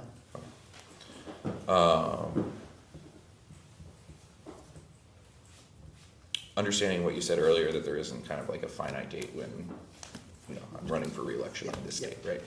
yeah. When did conversations regarding reelection begin in earnest? I think beginning, after the midterms in 2023, although I think, I can't say that we didn't contemplate it before then. I think we were operating on the assumption that the president was gonna run for reelection prior to the midterm elections. I think the midterm election results kind of affirmed in our mind that, you know, the country was perceiving the presidency in a positive way in spite of some of the other data points that people have said you could interpret as negative. It's again, what I just said, the thing I always looked at was how are we doing against another human being, not how we were doing against some, you know, some aspirational version of the presidency. We were almost certainly, even in 22, looked like we might be running against Donald Trump, and that he would be the likely nominee on the other side. And so we certainly thought about our prospects with respect to what it would mean if we were running against Trump. We did better in 2022, and if you just give me this 1 minute, and I'll go slow. In 2023, I think, as you know, we gave a State of the Union address. The president traveled on multiple occasions during the year. We were engaged in a negotiation over the debt limit deal that had massive international economic consequences. We negotiated with Speaker McCarthy, we got through that. And, you know, it passed with a large bipartisan vote, and we avoided what could have been an international economic catastrophe. The president, as I had mentioned, had traveled in February to Ukraine on a trip that everybody had, you know, at the time certainly acknowledged was one of the most dangerous and courageous trips a president had been on. And he had done international travel to Japan, to India. We had run international meetings all through the months of February, March, April, into this period of time. And then, just so you know, I think it's important, again, for context. You know, 2 months later, you know, we have a negotiation to keep the government open with Speaker McCarthy, and then on your side, you know, he gets taken out. And so October is like of 2023, we don't have a speaker. Part of the reason he's in the condition he's in is because some members of the Republican caucus thought, you know, that the president did too well in the negotiations over those things, or that the Republican priorities weren't reflected. That's how we enter October of 2023 into this period of time when we're running for re-election. It's more, I have to say, and I'm saying this respectfully, but the turbulence in the political, the political awkwardnesses and the challenges, and frankly even some chaos, I don't think it's unfair to say that was a tumultuous period of time on your side.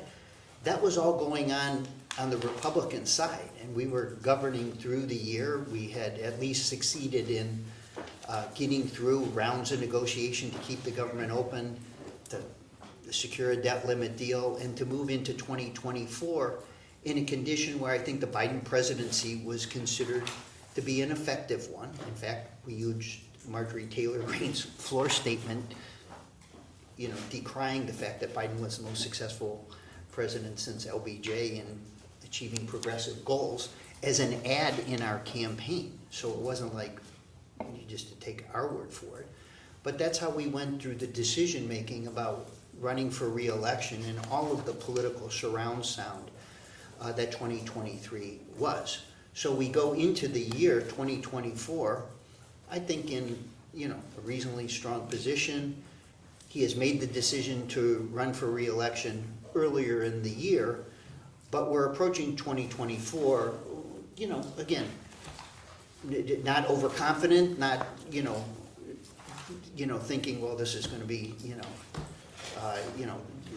this will be easy, but that this was, you know, that we certainly had as good a chance or not of succeeding in winning our reelection. And that was our mindset going in. And there wasn't any other conspiracy or otherwise in the White House about what we were doing. We thought we were doing a good job. He had led, 4 major international travel. He'd been to Ireland. He had been to Japan. We were negotiating with the Chinese. He had a meeting with Xi, I think, in the month of October in 2023. And so we conclude the year that way. And I just think any reasonable person looking back on that year would acknowledge, from your standpoint or from our standpoint, that at least, he had finished the year reasonably strong. And that's how we went into 2024 thinking about his reelection. And I'm sorry for the extended version of that, but I think it's important, again, what seems to be getting lost is the context of why we were doing what we were doing in real time, including in our negotiations with House Republicans. I don't think we were negotiating from a position of weakness.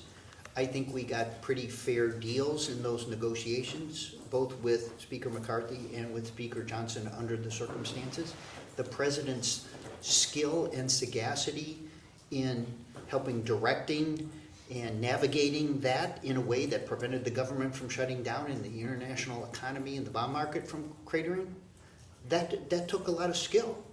And that's how we got through the year 2023 into 2024. And I think, to be fair, you have to say it was a little more tumultuous on your side, not only with respect to the nomination of President Trump, but also with respect to government. Okay.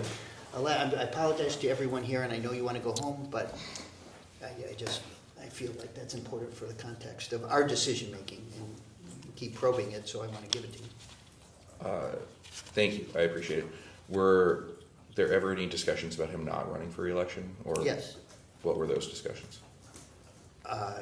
It did discuss with him that he had had a successful presidency, and that the prospect of a re-election campaign against President Trump, former President Trump at that time, was likely to potentially be a vicious and hard campaign with respect to what he would have to go through and his family would have to go through. And I said to him on multiple occasions that you certainly both have earned the right and will be judged to have had a successful presidency if you decide not to run. My advice to him was to run, and I thought, again, the foundation of our strategy for his reelection was, from our point of view, that we had made progress as a country, we had overcome the worst parts of the public health crisis in COVID, and the economy was healing and recovering.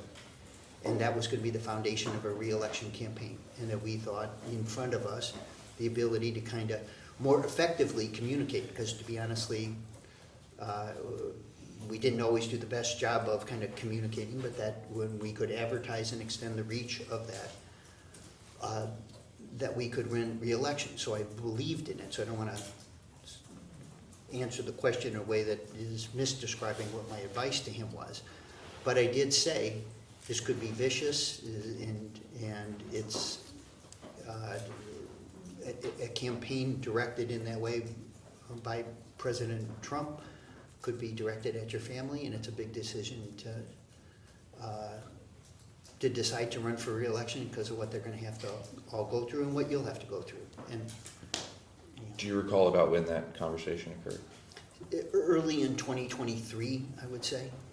You said that we at times had problems communicating the accomplishments. Yeah. Who is we there?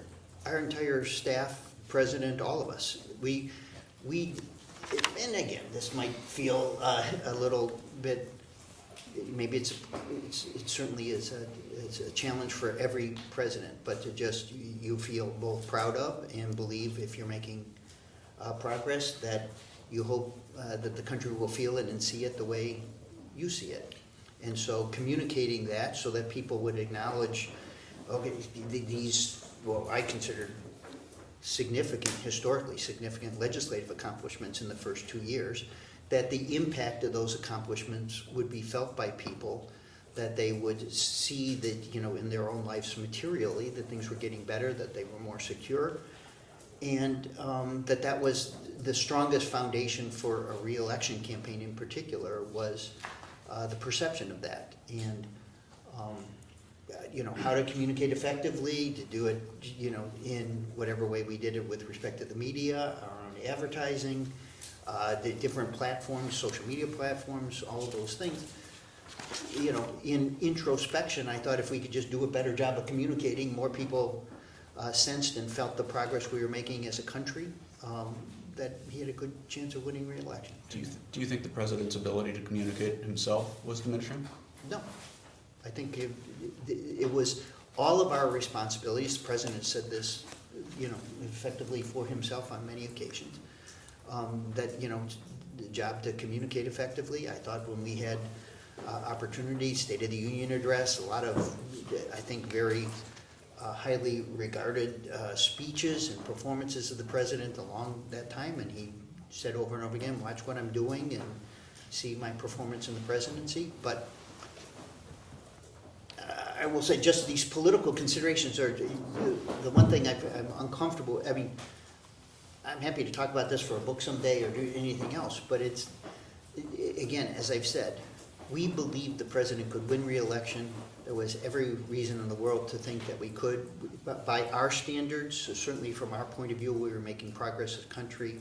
We got through a midterm election historically well, and that's how we thought about the time going into and through 2024. Who on the campaign was in charge of polling? Mike, on the campaign, there were a handful of pollsters. Jeff Guerin was one, Molly, I'm drawing a blank. Anyhow, we had 4 or 5 pollsters who were doing work either for the DNC or for the campaign, but Mike Donilon was in charge of coordinating and presenting polling information to the president. And we used not only the polling information that was available to present to the president that existed inside the campaign, but there were a lot of outside and independent, and frankly, as the presidential race developed, as I'm sure you guys know, there's 20 public polls every month, and so we tracked all of that very closely. What did the internal polls say at the beginning of 2024? Was President Biden leading President Trump? He was behind by a couple of points. He was, and again, it depended on, as you know, these things moved I can't remember whether we polled every week or every couple of weeks. But we had information, it was pretty static. Again, we looked at a variety of different things in the pollings, where people, what they perceived were the most important issues, that were facing the country, whether we were succeeding or not with respect to, how they felt about the economy, just the temperature range things. And then, oftentimes, not always, but we would do head-to-head. And again, we would look at internal polling, but as often as not, there was more frequent public polling available to us to track the race in those months. Was the fact that the president was trailing President Trump communicated to him? Yes. Would the underlying poll itself be communicated to the president, or would Mr. Donilon summarize the results? Yeah, Mr. Donilon would typically summarize the results, although, again, as you're describing, it wasn't like we ran some hybrid polls. CBS would have a poll, we were up 2 points. Marist would have a poll, we were down 2 points. For most of the 6 months of 2024, the available public polling information had us, either slightly ahead or slightly behind through all of those races. And I think the terminology about being in the margin of error. Certainly the race was in the margin of error for all of that time. We also looked at how we were doing in these targeted states where the election was likely to be won, and in some of those states during different periods of time we were ahead, and sometimes we were a little behind, but it was always, and we always imagined that it was going to be a very close race. You said that the public polling had you within the margin of error. What did the internals have you? we were behind 2 or 3, certainly in the margin of error during this period of time. We did polling after the debate, and, you know, our numbers, we lost a point or two, depending on the state, in our polling after the debate, but it was still very competitive from my point of view. And again, I had run a Senate campaign committee, so I certainly had some experience with both the accuracy of polling and sometimes how you could be, as you guys know, I'm sure, misdirected by some sense of any moment in time, especially in a campaign. And certainly the reliability or the projectability of a poll that was coming out in February, March, or April of 2024 wasn't, in my opinion, really worth very much, because it wasn't, you know, an entire campaign was, and events themselves were more likely to affect a result than how you felt about or where the race was in February, March of an election year. Shifting to the debate, prior to the debate, were you involved in the decision to agree to a debate with President Trump? Bless you. Bless you. I'm sorry, say that again. Were you involved in the decision to agree to a debate? Yes. Who else was involved in that? Ron, Mike, Anita, Bruce, Jeff, kind of the senior staff was, the senior staff was involved in the kind of advice giving or decisions. And the campaign staff too. I mean, obviously at that point, we're at the debate. Some campaign staff, depending on a meeting, I mean, we did kind of regular campaign meetings, but they were more of the once every 2 weeks, once every 4 weeks variety. Earlier, probably once every 4 weeks and once every 2 as we went into the spring and summer. In the time preceding that, obviously less frequently. But I was in the, you know, advice giving, decision making about the debate. Were you in favor of the debate? No. Why not? Really for the same reason that I had articulated about the campaign and running for re-election, at least as a consideration, even though I thought he should run, believed he could win. I just thought that what he would have to go through in a debate and what was gotten out of the debate in 2020, that I just thought it had the potential to be, you know, vicious and personal and not too edifying for anyone in the country. And I really didn't think, again, you know, some of this I'm saying from my perspective, so I'm trying to say it as respectfully as I can. I thought he had beaten President Trump in both of the debates in 2020 pretty handily, and we didn't get that much marginal benefit out of winning the debate. And so I thought if we were good, you know, it was not necessarily worth engaging in a debate of that kind with Donald Trump. So just to clarify, I think what Mr. Benzing was referencing was the decision to have the debate early. I was referencing having a debate at all. So you were okay, against debate having a I debate thought I at heard all. you correctly. I was against doing the debate at all for the better part of 9 months or a year as we were contemplating doing this, whatever this was, the time frame when we started to talk about the debates. To be precise in the answer, then when we decided to do the debate earlier rather than later, we were certainly imagining, and I think in the end agreed to 2 debates.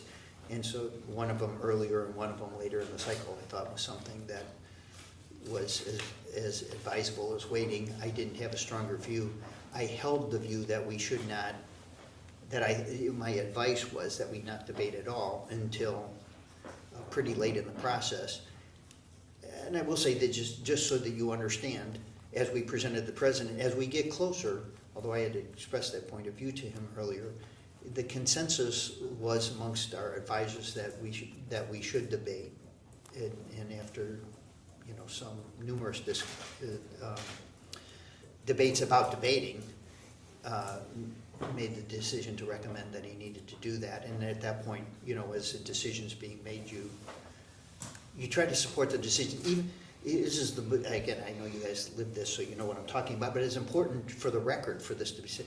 There's sometimes when you give a president advice and then he makes a call, or you also 8 people think, hey, we got to do this, and you're like, okay, I've given my advice, I've said my piece, but he's made the other decision. Then you do everything you can in support of the decision he made, even when you disagree with it. and about this. I certainly, when he made the decision, the recommendation from the folks who were more involved, I'm sure you got this from Ron, because Ron, helped to lead debate prep. But once the decision was made to go forward and to debate, this notion of going earlier was put on the table, and folks thought that might be a good idea. Again, it's counter to the narrative that we were hiding the president all this time, but. Was anyone else against a debate?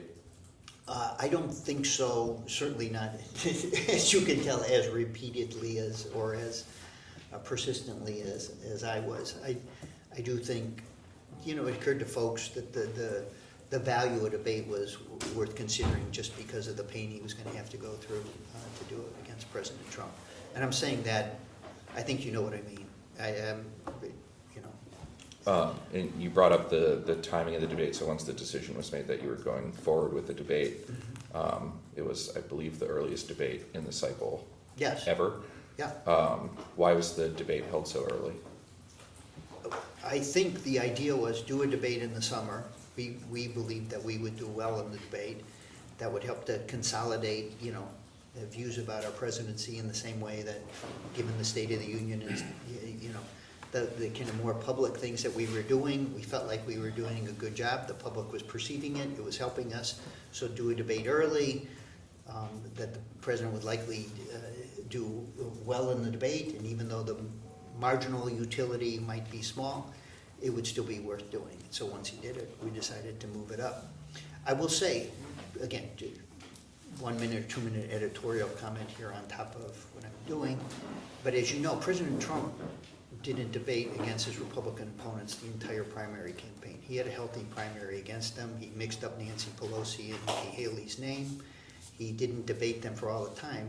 And there was no investigation, there was no hearing about his cognitive ability, and nobody convened or called all of the people on his campaign staff to determine whether or not he was being hidden from public view or being prevented from speaking to the public. I always wonder, as we're engaged in this, while you're pursuing this, I think in support of some point about our abilities or not, you must appreciate the irony of the fact that you're asking this about President Biden and you never raised it with respect to President Trump and why he never conducted a debate on the Republican side. Was a rationale for the early debate to attempt to dispel voters' concerns regarding President Biden's age? It was the consideration of the challenges around his age existed throughout the period of time when we were looking at the race. It was one of the biggest considerations. I think that and the perception of the economy and making progress on inflation were the two biggest issues. Inflation and the president's age were the two biggest concerns as we approach race. So the answer with respect to age was, and one of the arguments for doing it was that this, the president doing an effective job in the debate would help, set aside or to help people see that age wasn't a consideration with respect to the president's benefit. Just like doing well at the state, as you know, the commentary in the post-State of the Union and for his speech at D-Day and a variety of things that he did along the way, his, kind of the bigger, more public-facing things, the media filter, oftentimes was quite positive about the president and with respect to dispelling concerns about age. And so some of the commentary, understanding where some of the data was on this, his successfully doing those things or his effectively doing them was a way to counter that narrative.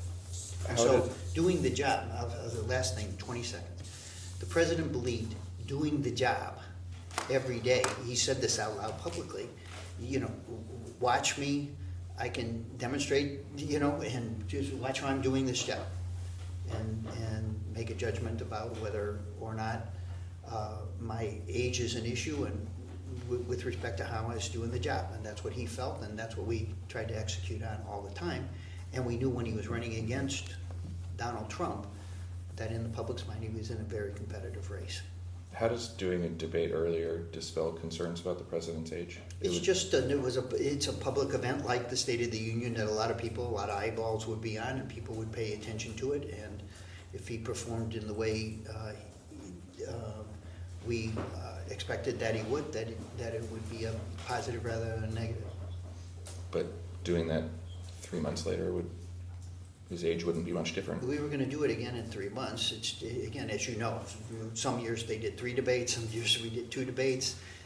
Some primaries we did no debates. That was a little unusual this time. But we certainly debated doing it earlier. As I said, some features of every campaign are slightly different. The dialogue and the negotiation around the debate in 2020 was quite contentious, as you may or may not know. And so the entire approach to the debate itself and how President Trump would conform to the rules and the negotiation and what was being put on the table would, there was a real debate about internally about whether or not, or what could occur when we were doing a debate with him.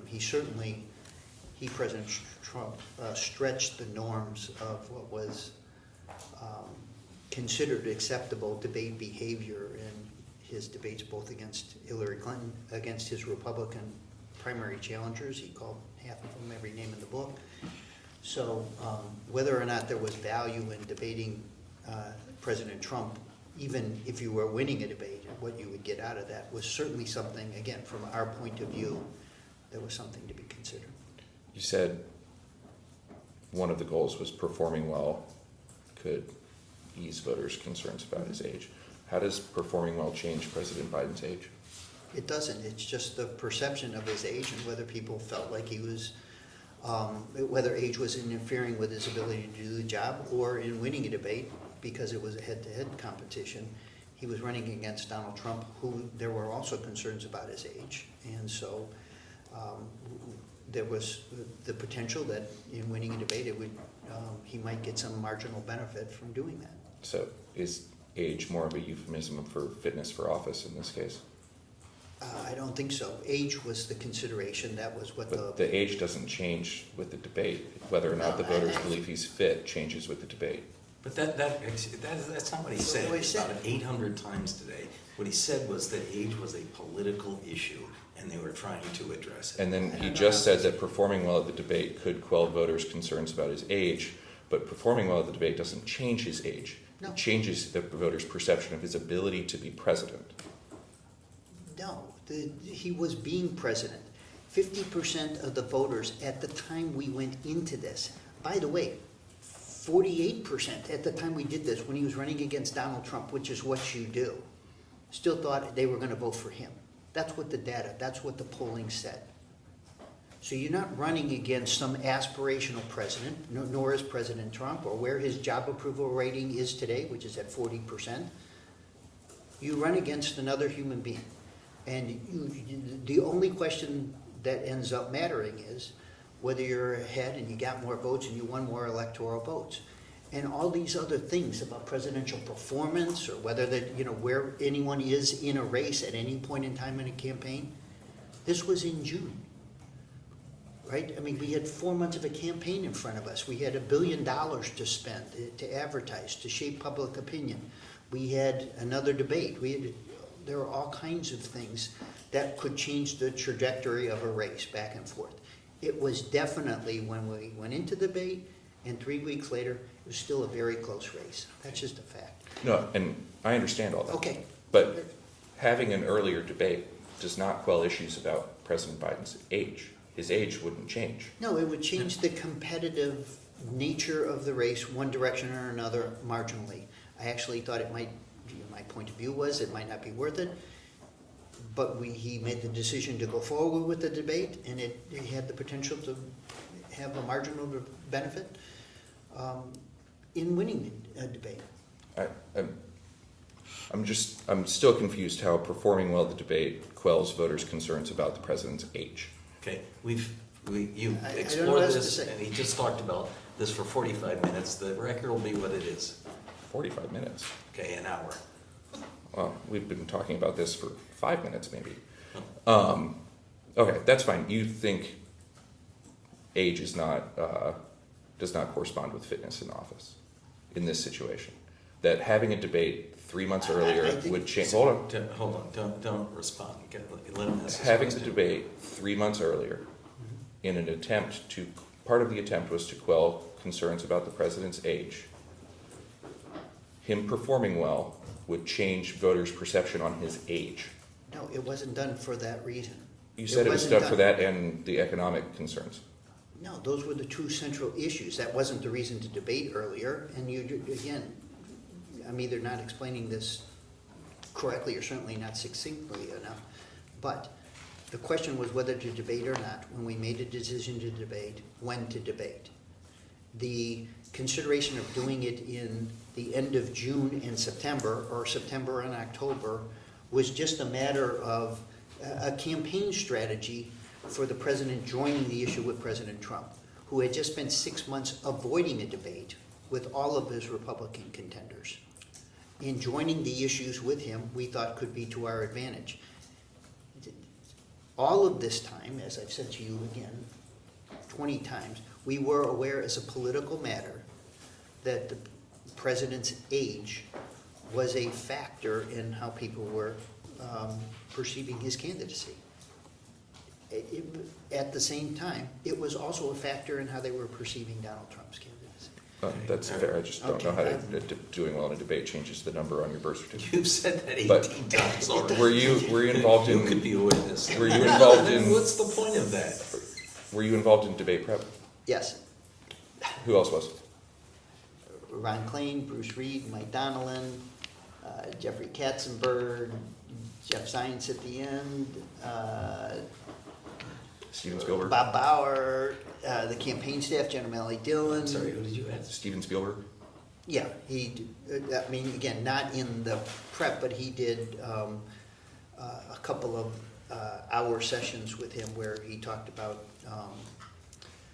Like so- controlling facial expressions and that kind of Yeah, thing? well, presentation stuff. I mean, he's, as you know, world-class director. And debate prep, the final stretch of debate prep took place at Camp David, is that correct? Yes, Was President Biden engaged in prep? yes, Do you feel like he was prepared for the debate? yes. I think he had prep, as has been widely reported, and again, I don't know why this is relevant. The president certainly was under the weather that week. We had, I think as you know, and it's been said 100 times, the president traveled for 2 weeks back and forth to Europe from January 5th, I think, to the 15th.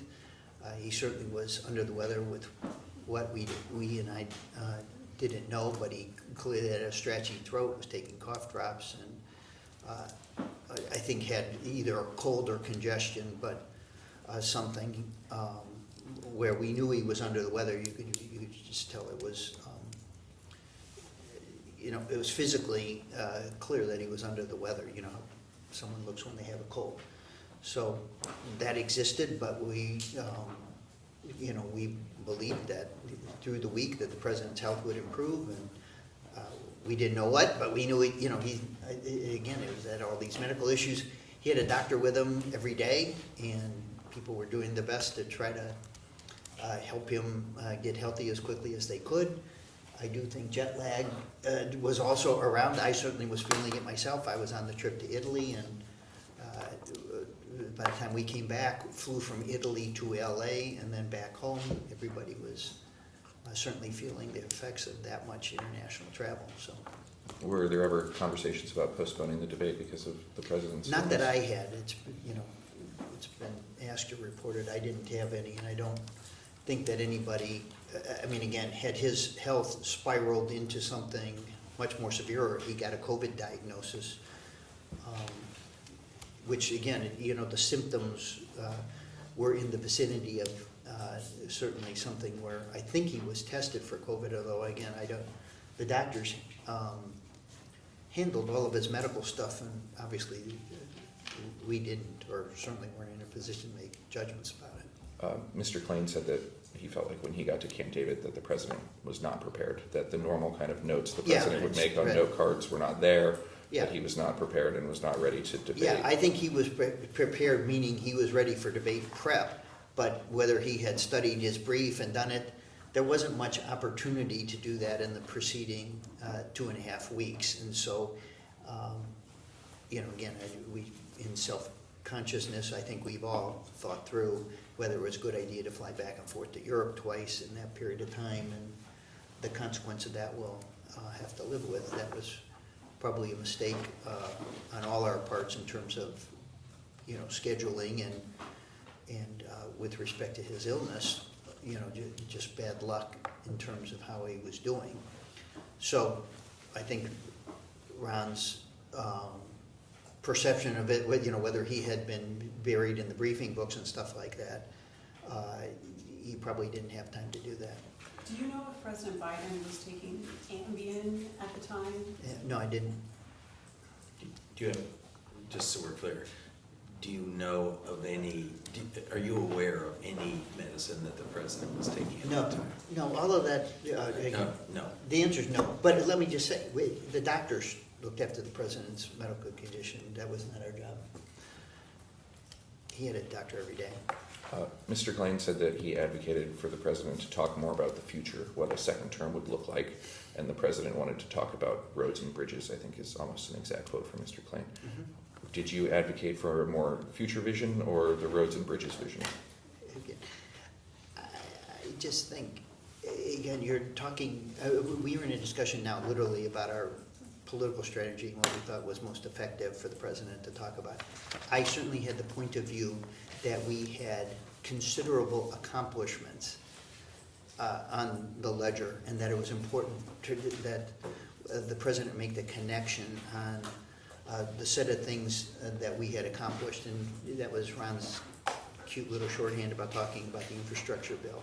I think the 5 major pieces of legislation the president accomplished in 2 years was historically important, lived up to the commitments that he made when he was running for president, and it was clear in the data that the public hadn't completely understood or felt the impact of those. And because that money spent out over time, one of the challenges of our campaign was to help people see and understand the benefit of the things that we had done and what it meant in their lives. And there was a variety of strategic decisions about that as it, what it represented about the future that we had, about what he should emphasize both in the debate and in the campaign.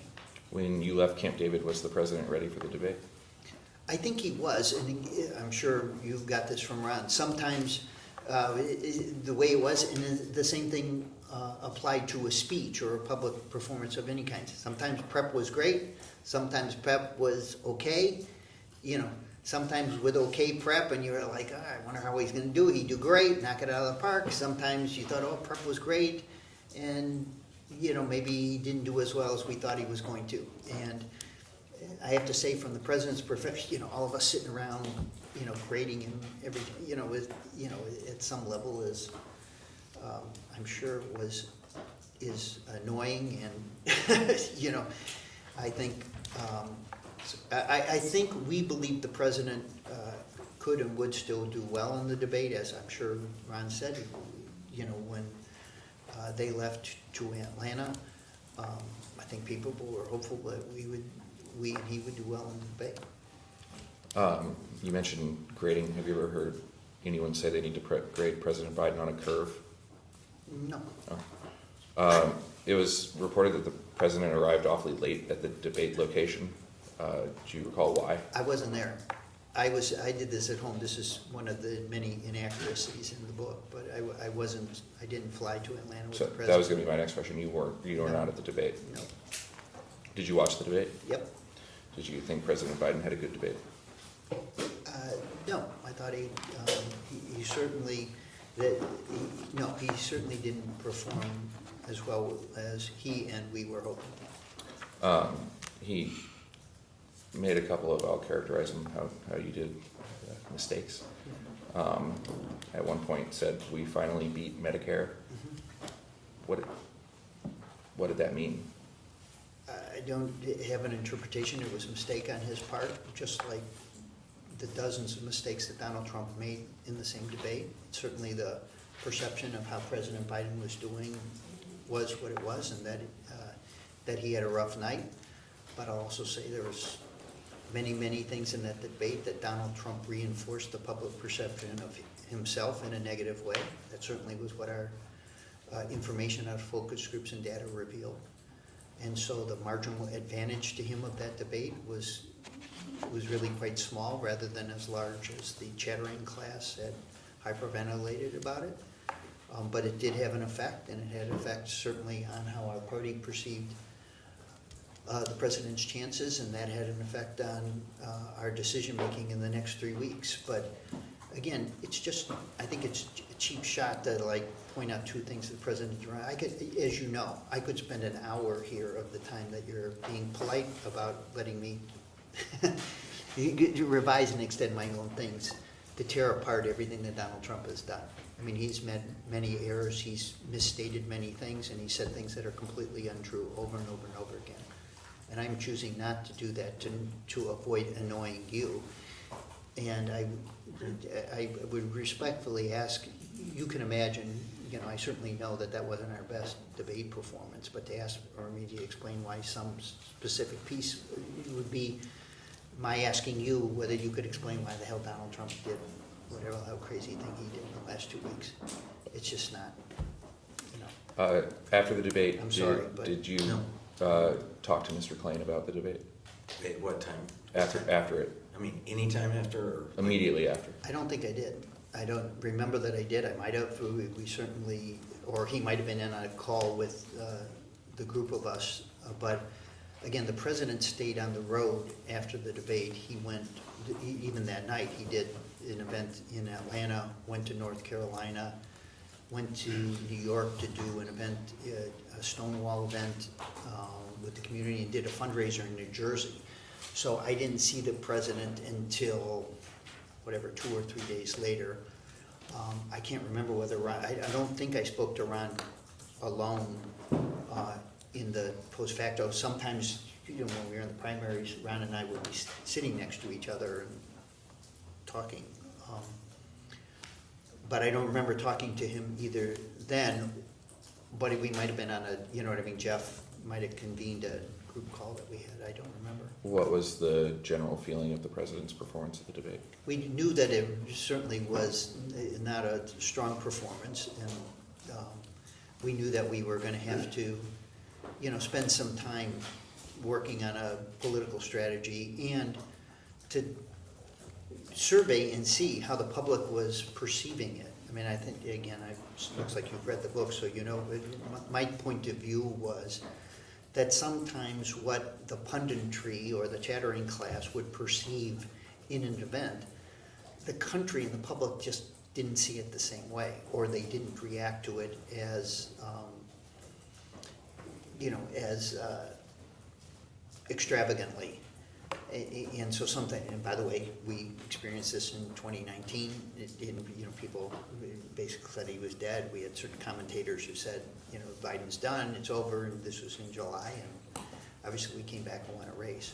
So my point of view certainly was, in this period of time, everybody just, we should take a breath, see how the public perceived what just happened, see how that, what the reaction to it would be, keep doing our job, keep working, and see how this feels, you know, a week or 10 days from now, and then we can make the judgments about what we should do.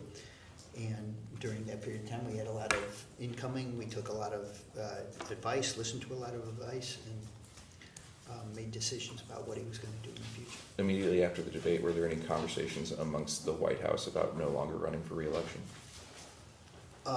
There's certainly the thought of that had occurred to us in the days. I can't remember whether it's in 12 hours or 24 hours or 48 hours, but it did, you know, we obviously knew that the effect of the debate might have, you know, precipitated that on the part of some people.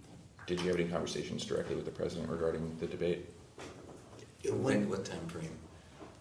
The after he got back from Raleigh or Yeah. whatever the next step was? Yeah, after, by that Sunday or Monday when he got back, he was pretty, booked through the next couple or 3 days.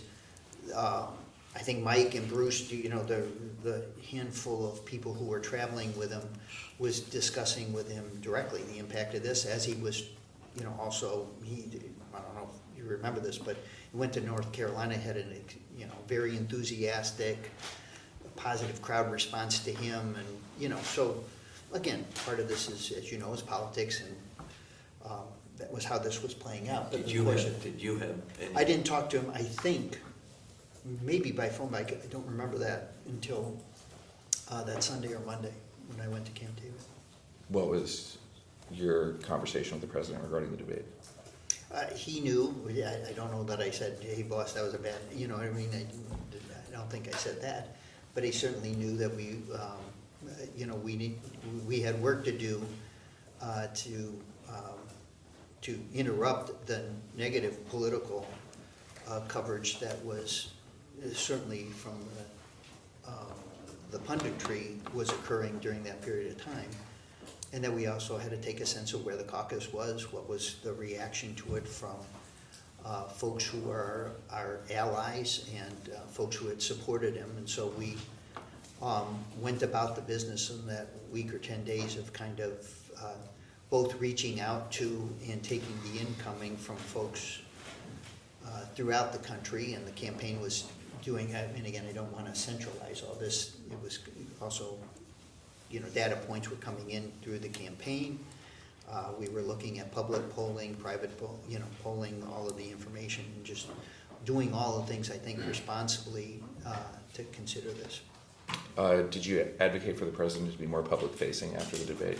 Yes. It was reported, and Mr. Klain testified to this, that he called Mr. Zients and was asked what the president was doing that weekend, and the president was going to Camp David for a photo shoot. Is that why you were at Camp David? No.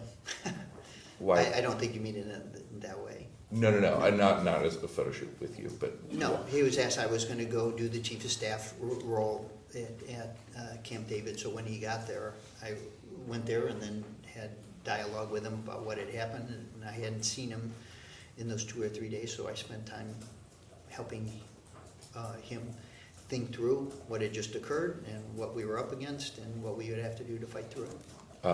did that photo shoot occur? I don't know, I think it did. Do you guys know? I can't remember whether I it don't, occurred I don't or think not. the photos were ever released if it did occur, Yeah, so I don't know. And that's a good place to stop. We're good.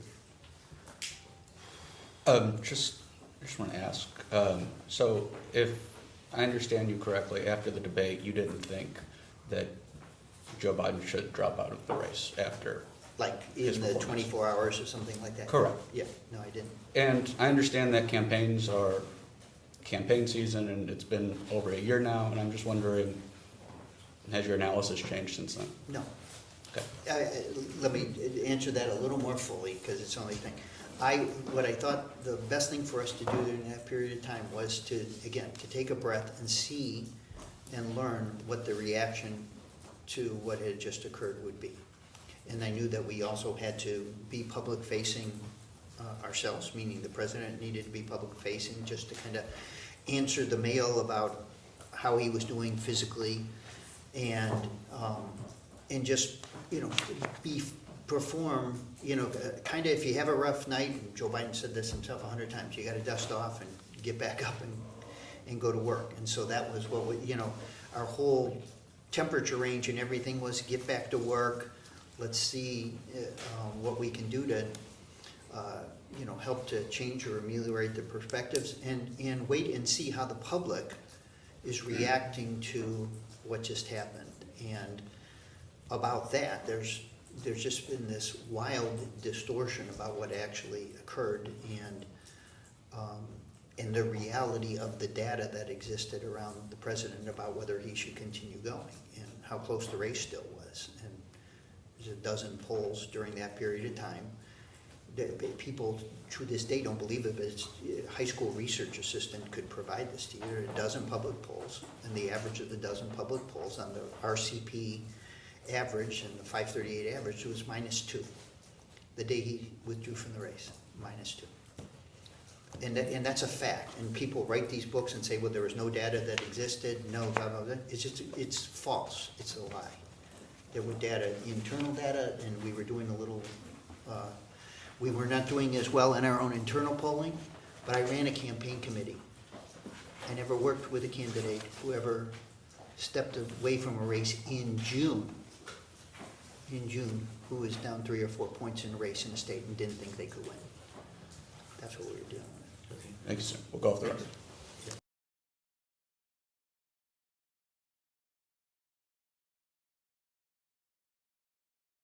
We can go on the record. Thanks. During the last hour of questioning, you were asked some questions regarding statements purportedly made by Mr. Klain during his transcribed interview. And I just want to point out that the majority did not quote from the transcript of Mr. Klain's transcribed interview, and so you are relying on their representations of what he said in that interview. Is that correct? Yes. Best my knowledge. One of the things that the majority represented Mr. Klain said in his transcribed interview was that President Biden's memory diminished over time. That is not what Mr. Klain said. As the transcript will reveal when it is made public, Mr. Klain said that although President Biden had aged and was a bit slower than when he was younger, his memory remained more than adequate to serve as president. Does that match your That's what opinion? I feel. All right, say it on the record. Yeah, that's what I feel. So you would agree that his memory was more than adequate to be president? More than adequate. You have also been presented with a number of quotes from various publications. For example, these various books that we have been discussing at Yeah. points. I've probably been introducing them more than they have. You noted in the last round of questioning that these books had some inaccuracies, including saying that you were at the debate when you were not actually there. Is that correct? Yeah, amongst many others. So is it fair to say that, in your opinion, these books should not be relied on as a documentary account of President Biden's term in office? Yes, I think so. There are many firsthand sources who I think will be happy to document the success of the Biden presidency and the work that he did and his ability, capabilities, vision, and character and judgment all along the way, which again, I just want to reemphasize. I can't say this strongly enough. I think about to find that everybody who worked with him felt the same way, and I think you'll be able to transcribe plenty of material on that front, and certainly will be my point of view for the rest of my life.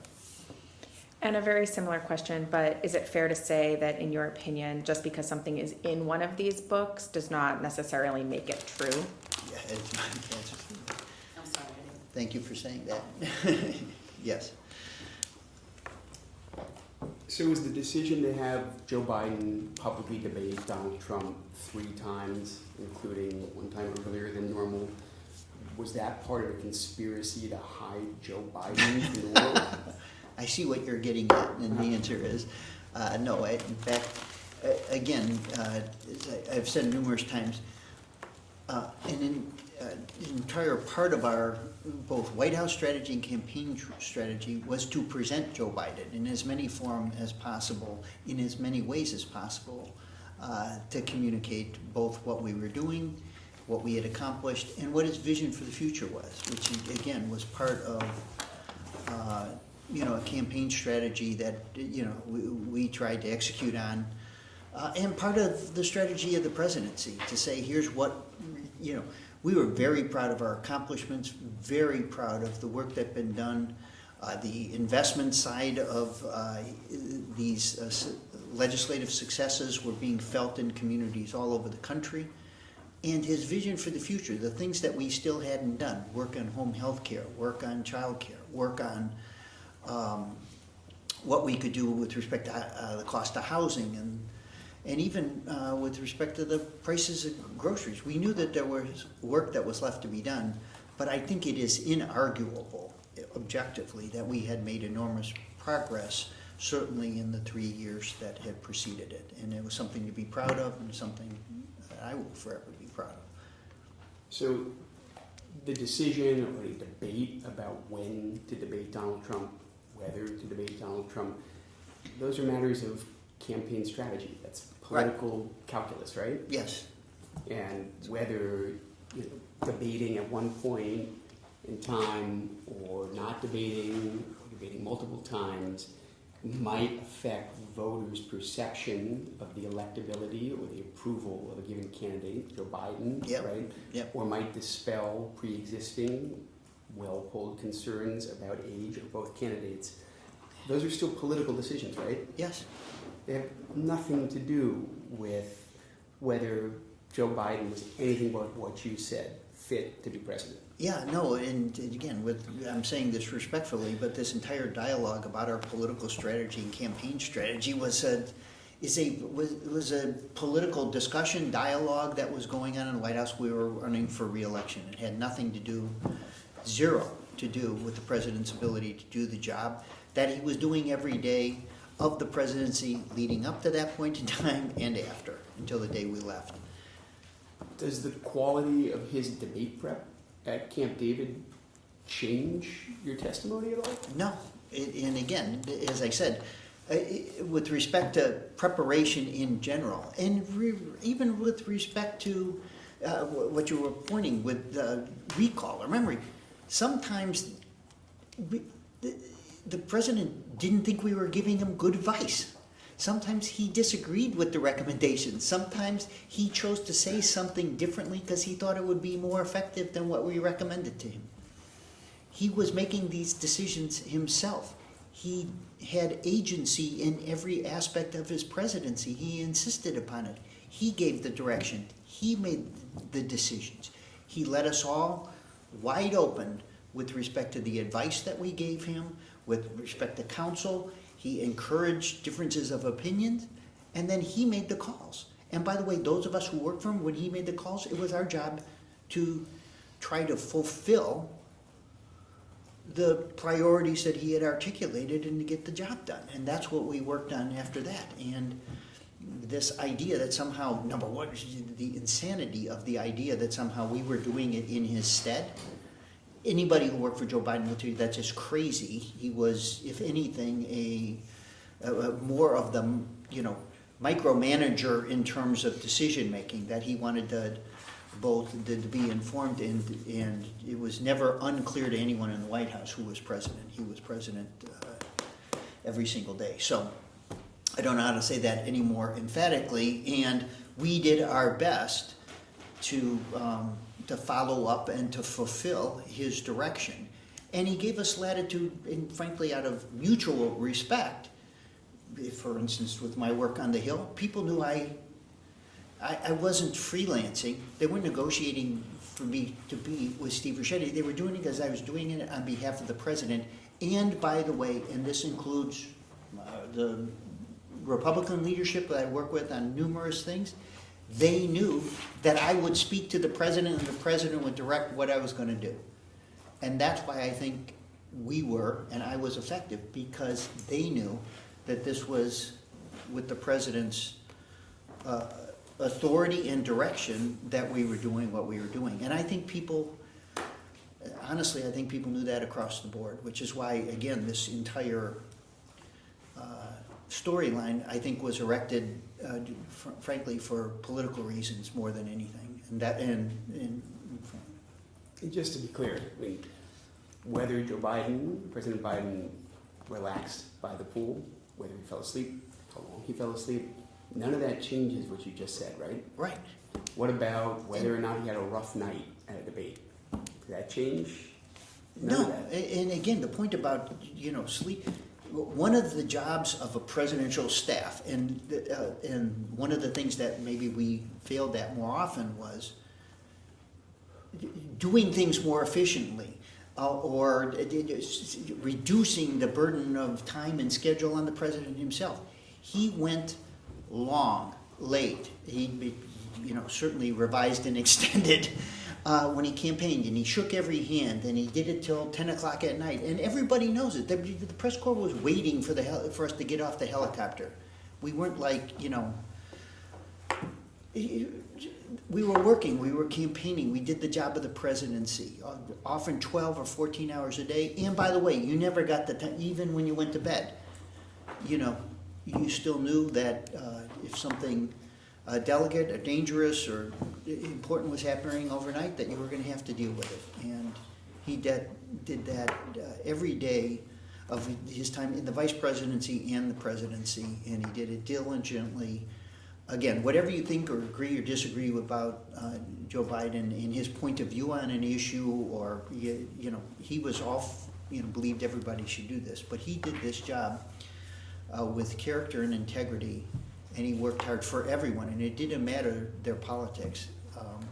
He did it for every state in the country, and he did it for every person in the country, and he really didn't care whether it was Democrat or Republican. If people needed help, he wanted to be there to provide it. If you truly, And I think a lot of Republican governors, certainly, who were in distress and who needed help would say that. oh really, which governors come to mind?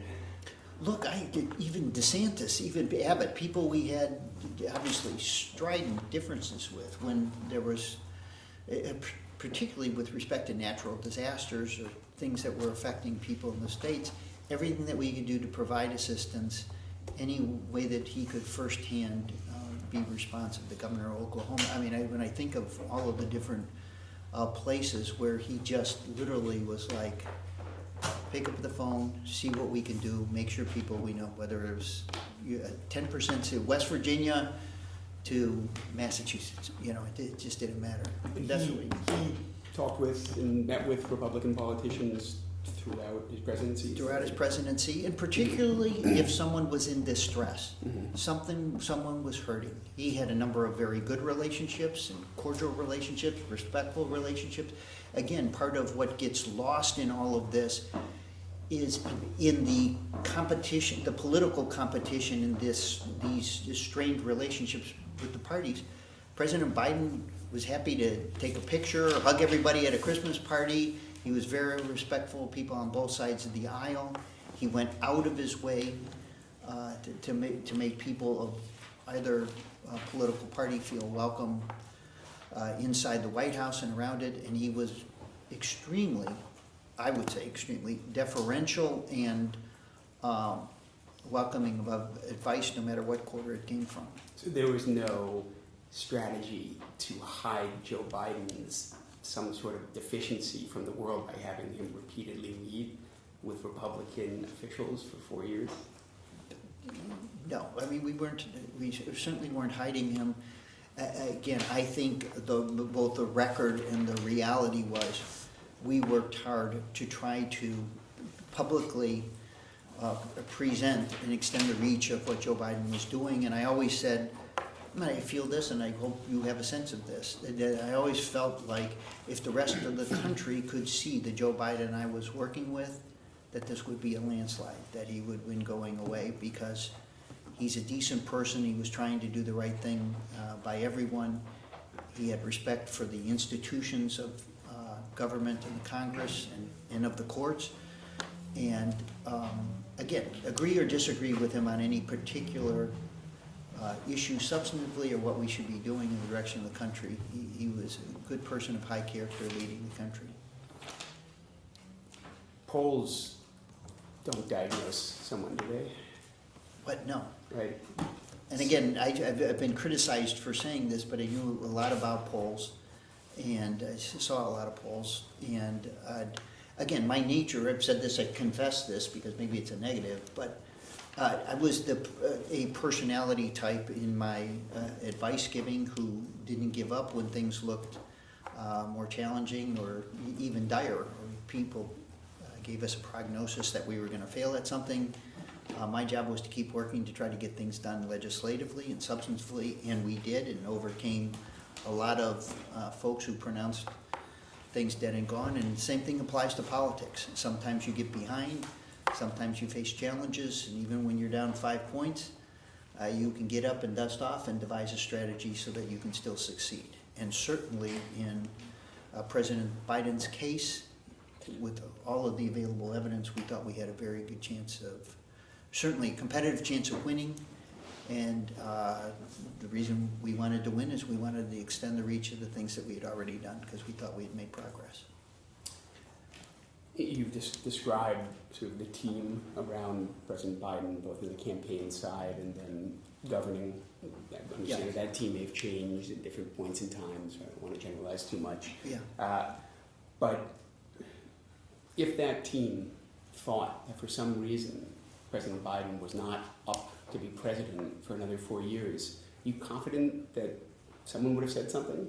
Yes, I'm confident they would have said something. I think people believed he could be president for 4 years and was a successful president. As I said, the thing you couldn't warrant, and the president was certainly more acutely aware of this than anyone, was how fate intervenes in your life, so that you could never say, you know, it was this whole question, well, can you say, no, you couldn't say what 4 years down the road was going to look like, or whether some health incident. I mean, this was a president who, when he was in his 40s, had a brain aneurysm, you know, and was counted out for dead. And the things that he had seen and experienced in his life tragically, you know, I think certainly provided at his core a belief in getting up and overcoming obstacles and fighting through them. And over and over and over again, just again, for your all's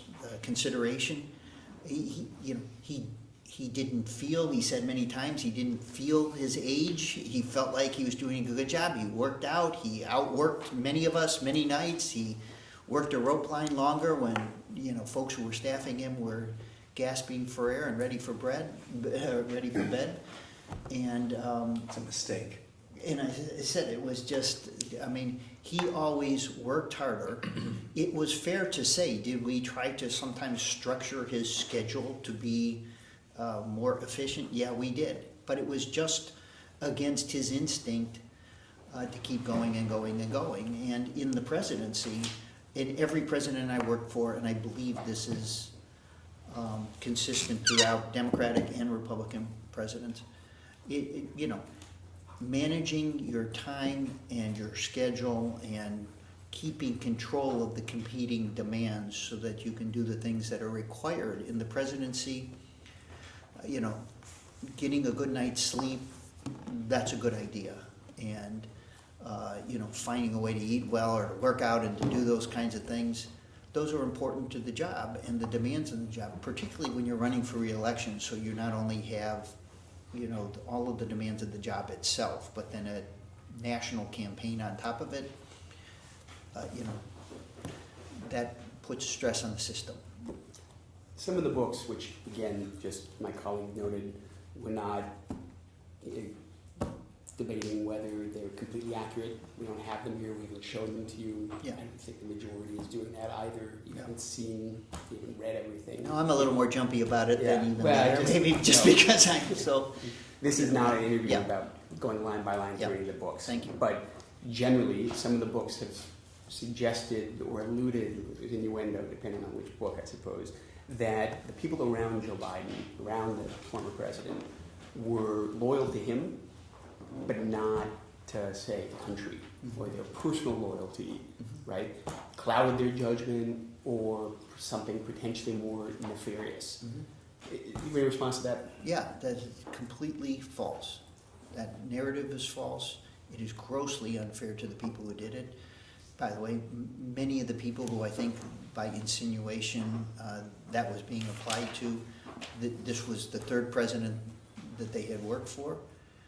We all were very proud of our work for each of the presidents that we worked for, and certainly I was very proud of the work I was doing with President Biden. And we thought, more importantly, the foundation of what we were doing to run for re-election, my belief was our performance in the presidency itself and what he had accomplished, what he had achieved. And I thought that was in the interest of the country. I do to this day.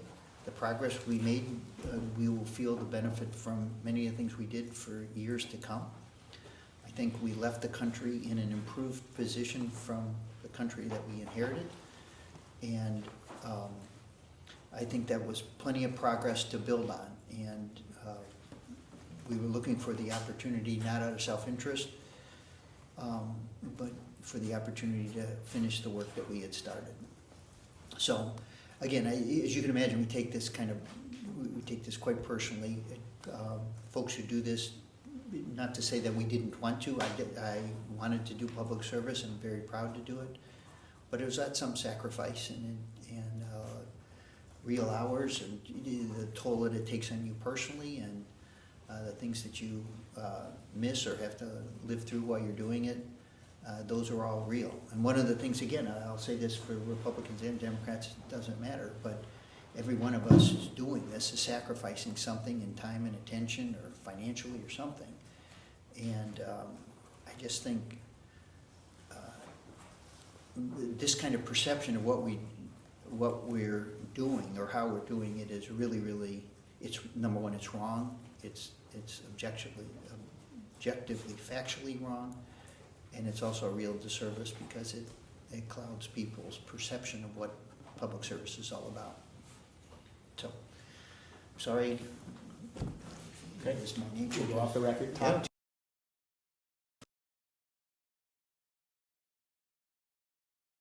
Just real quickly, minority brought up the books, so I want to return to the books. You testified earlier that you've read Original Sin, right? Yes, sorry. You disagree with the characterization of how the White House was running based on that book, correct? Correct. You disagree with Original Sin's characterization of President Biden's mental acuity, Yes. correct?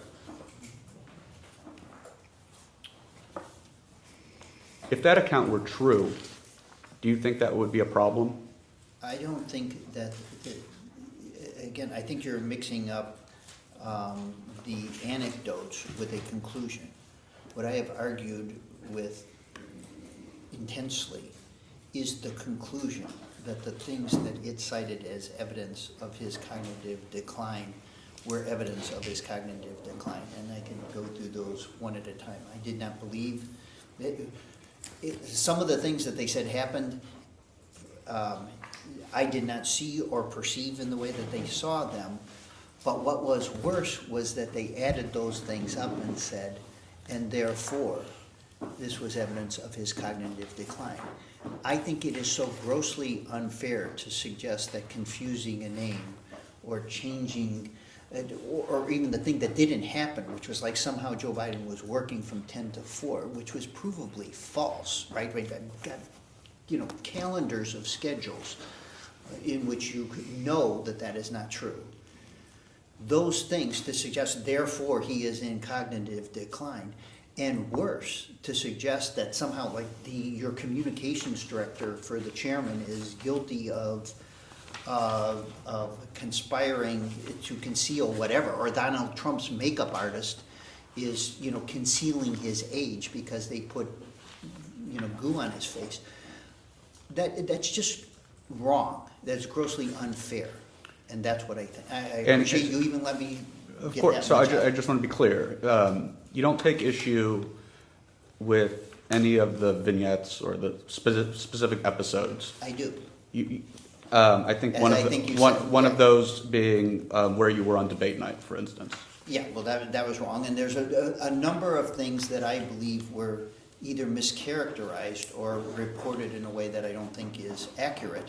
But most offensive, from my point of view, is that then those things, even if you stipulated that they were true, didn't add up to, and therefore someone who was in cognitive decline or couldn't do the job. That's just not true. In fact, they even say in the first 6 pages of the books themselves, this isn't to say that Joe Biden wasn't doing the job of the presidency every day or capable of presidential decision making, which is, again, I'm going to just say this politely, respectfully, which is why I just don't think we should be here and why we shouldn't be doing this. From my point of view, even the authors of the book were saying he made presidential decisions every day. He did the job of the presidency every day. He was capable of doing it, and he did it. If that is the case, then I really don't I don't think we should be here discussing, whether these anecdotes added up to anything. So the biggest problem, Okay, the biggest problem with the book is the ultimate conclusion of the book. Is Yeah. that fair? Yeah, And absolutely. but if that were true, If what were true. if the ultimate conclusion of the book, i.e. that Joe Biden actually was incapable of running the country, would that be a problem? Of course. Okay, thank you. I'm gonna attempt to go through post-debate in chronological order, but I Okay, think, good luck. Oh, I thanks. think a lot happened. Do we really need to do this? I'm saying politely. On or around July 4th, did Secretary Blinken call you and Mr. Donlin? Yes, I'm sorry. I'm sorry. And the way it was reported, and Yep. so I don't get a complaint, it's from Original Sin on Yep. page 236. Yep. Quote, that Secretary Blinken told you guys, quote, "You guys know the data much better than he did, but there are other analysis out there, and we need to make sure the president's getting the complete picture." Yes. Is that fair? Yep. I'm sorry, when you say that's fair, is that? Is that what quoting Secretary accurate? Blinken said to you? Yeah. Okay. Did you talk about anything else? Just our perception of where things were, and I told them what we were doing, that we were receiving phone calls, I was communicating them with the president. Let me clear up something, which is maybe where you're leading before you even get there. The president knew about this data. We reported it to the president. We reported what members were saying to the president. Any of the insinuations that we did is just factually false. Those are wrong. The president knew what the data was. We told him what our campaign's polling was. It was represented through Mike, who had been doing it for him for 30 years, exactly the way we had always done it, and it's the way we did it with this. We presented the good news, we presented the bad news, we presented points of view from people who said, time to hang up the cleats and get out of the game, and folks who were encouraging him to stay in the game. I received many of those calls in the initial phase of this. Many people said, look, this is the president's decision. That was a pretty choppy debate performance. He certainly's got to think about the impact or the implications of it. But if the president, it's the president's call, and if he makes a decision and it's pressed forward, I've got his back and we'll be with him 100%. That was the overwhelming sense of the phone calls I got, certainly in this first week or 10 days. During that period of time, that shifted somewhat away from us. We reported that to the president. Most importantly, the thing that keeps me busy, as if this cabal of other people were making the decision, the president was making these decisions every day, just like the president made the decision to run in the first place. With the president's calls, they weren't my calls, they weren't Mike's calls, we weren't puppeteers, we weren't, sitting in for a robotic president. All of these things are false. I don't know how else to say it. And, there's nuance in everything in politics, right? There in political decision-making, whether we were right or wrong about what we should do or how it was being perceived. But there is a factual, objective reality to things. When I say there were 12 polls, I'm not making that up. They weren't ours. Those were 12 public polls. Every network sponsored one. That's the composite result of those polls. That's a fact. You can look it up. You know what I mean? They are what they are, whether they were good polls, bad polls, indifferent. But that's what existed during this period of time. And so we had to evaluate that, present that to the president, which predominantly Mike did in the polling side of this equation, and assess where people were in our party, where donors were, where other people in the country were who had influence, and try to provide that information to the president so he could make a decision. And that's what we did, across the board. And nobody hit anything, nobody hit the ball, there was good news in this and bad news in this. I appreciate Okay. the answer. I'm going to still ask all the I'm questions. going to and still I'll go ask through about them each one at a time. specific Sure. one. Go ahead. Did Secretary Blinken express concern about the president's re-election chances on July 4th?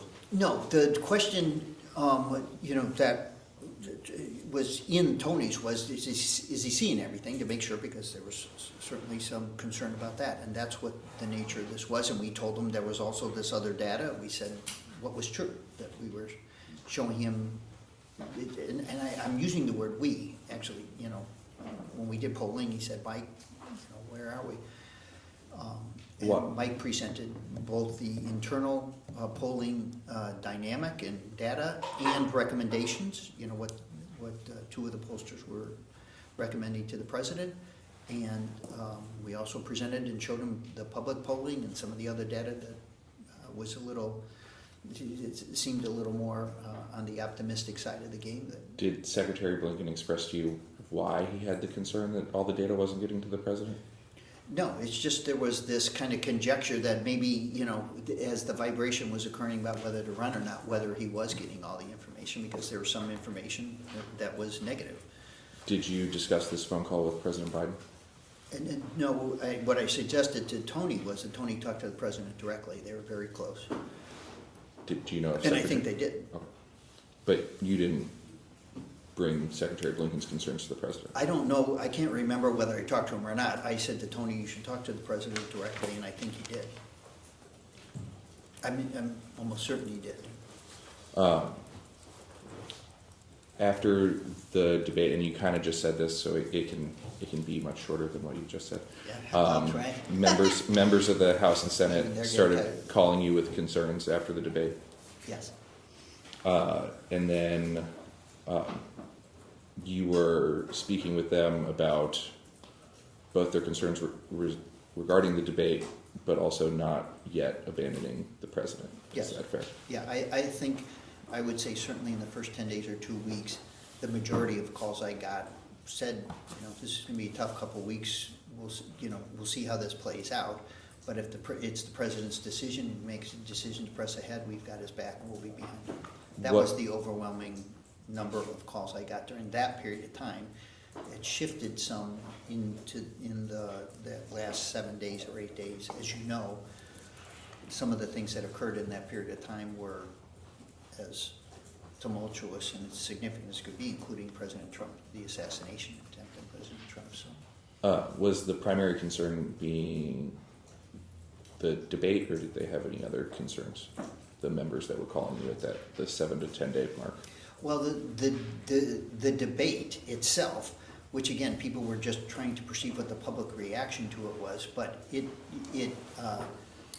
certainly from a strategic standpoint confirmed concerns about age that we certainly knew were something that we were having to deal with, you know, 4 months as one of the kind of predominant things to think about.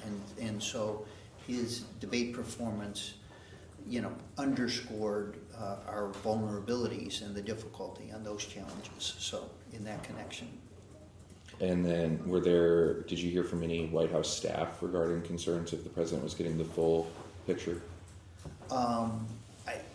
We heard from everyone to make sure that the president was, and we debated amongst ourselves, the best way to communicate to the president the information that we got. And so we met as a senior staff every day in the way we always did.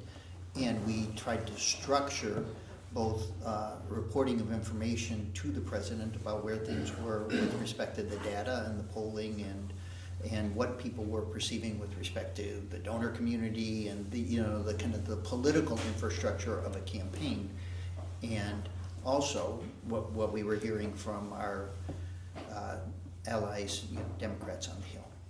On July... And that I was doing at an almost kind of daily basis, and importantly, which always gets left out of this, the president himself was doing Zoom calls, had meetings with congressional caucuses. I think you know, we met individually with former Speaker Pelosi, with Hakeem Jeffries, with Senator Schumer, and had numerous phone calls with members individually too, where he got counsel about how to navigate this. On July 8th, President Biden issued a letter saying that he was staying in the race. Were you involved in the drafting of that letter? No, I was not involved in drafting, but I certainly was aware of the effort to do it. I was with him as he was making the decision about doing it, but if I remember right, Mike drafted the letter. Mr. Donlin did. Whose idea was it to send that letter? I think it was, several of us recommending that the letter be sent affirming this position of the president that he intended to press forward and that he was going to run. Who's included in several of us? The senior staff. Would that include Mr. Bernal? I don't know whether he was in the room at that time, I'm not positive. What about Ms. Tomasini? She was probably in the senior staff meeting where we discussed doing that. Again, I don't remember, was that a Monday or Tuesday? I can't remember. I don't know. I can't be precise because a lot of, we discussed in that senior staff meeting, a strategy for responding to things so everybody knew that we were doing it. No, like Mike didn't say, let's send up a letter and do it on his own. He discussed it with me, discussed it with Jeff, discussed it with Bruce, the senior staff. Is anybody at that point saying something along the lines of, well, maybe we should reconsider running in this race? Yeah. Who? Everybody had the conversation on both sides of that equation. Was anybody? I mean, internally, people were saying that there are some people who are suggesting that you step aside, and there were other people who were encouraging to stay in the race. And we were devising a strategy for how the president can make a decision based on that, and receiving information, right, data points that we were communicating to the president, but we were also taking time. That's not the kind of decision after running in a primary, winning a primary, that you just decide, okay, we had a rough night, we're getting out. And as I said, and again, it is extremely important, I think, to at least acknowledge or understand. That's not the kind of thing you survey in 48 hours and say, oh gosh, there's the conclusion in politics. How political issues or challenges settle over time is a better way to kind of design a strategy or think through a big decision in politics, and that's what we did. And over time, the one thing that I think has been inaccurately reported is if over the course of that 2 weeks that somehow the bottom fell out of the president's support in the country vis-a-vis his race against President Trump. A lot of people thought or expected that would happen, but it is not actually what happened, and so that was a consideration for us too.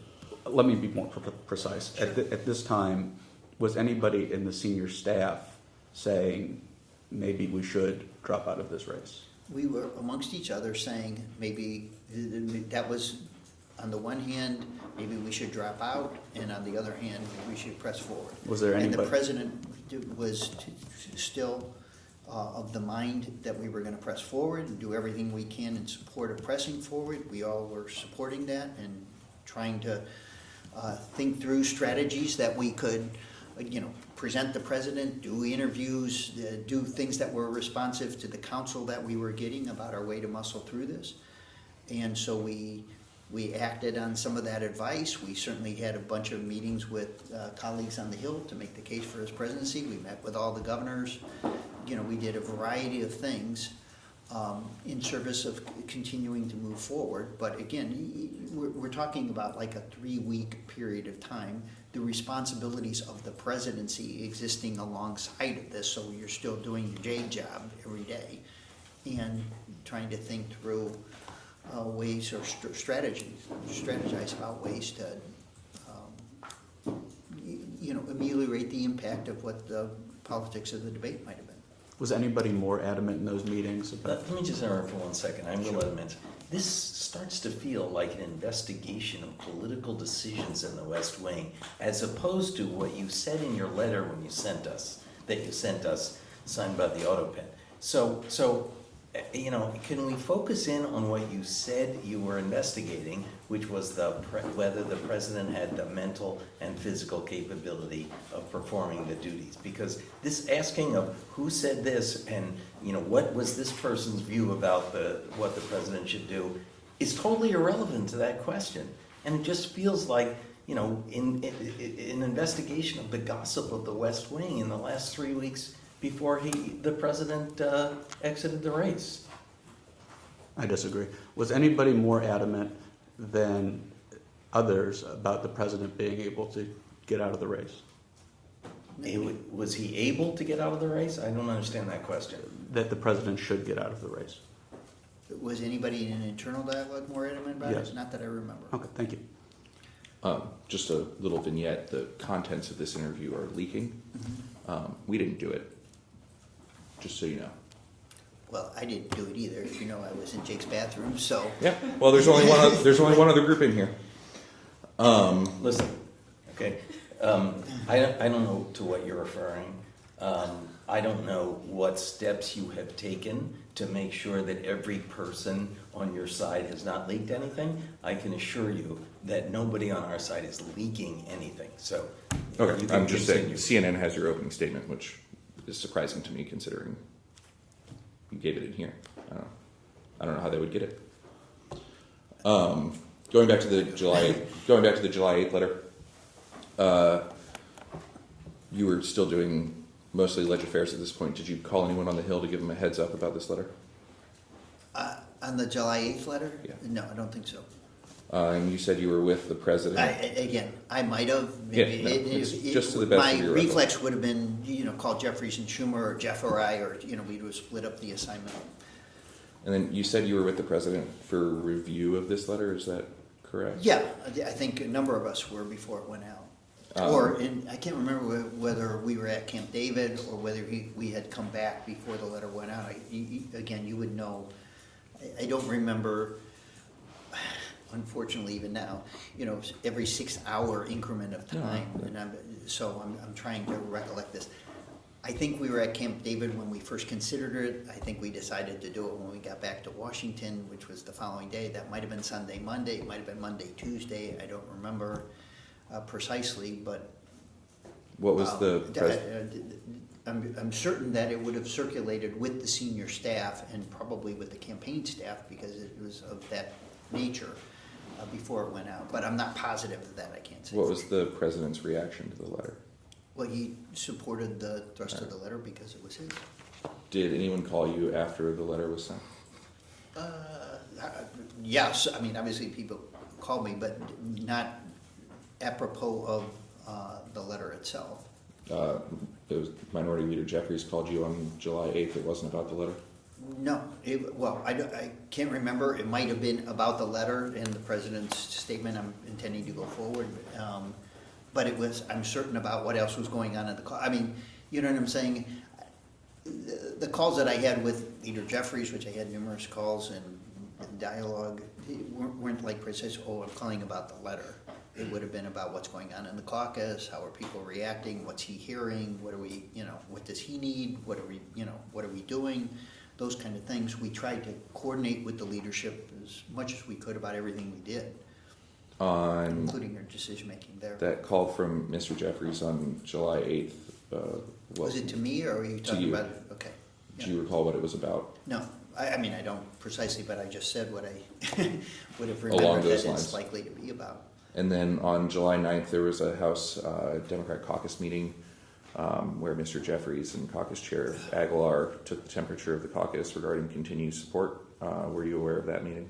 I wasn't aware of the meeting until after it occurred, but Did someone call you after the meeting? I talked to Pete Aguilar after again, you're gonna have to help me with precise dates, because I don't remember. This was July 9th. The 10th or the after the date. We got out, I think, on the 21st or something like that. I can't remember whether it was this call or whether it was several days later that I had the call with Pete Aguilar. It was reported that Yeah, Mr. it's Jeffries in the and Mr. Aguilar called you after this meeting Yeah. to discuss how the caucus was feeling. Yeah. Do you recall what they discussed with you? Yeah. What They did- discussed what they thought was the shifting sentiment inside the caucus, that they thought that more people in the caucus would, if they were being surveyed or polled, more people in the caucus would encourage the president to get out. Was the president underwater with the caucus at this time? I don't know whether at that time he was or not. We certainly were, we had many lines into data points and information for how people were reacting to where the president was at this time. The only reason I'm kind of hesitating is I think our conversation, the meeting might have occurred on the 9th. I don't think I talked to him until later in that week. And in fact, I think Leader Jeffries had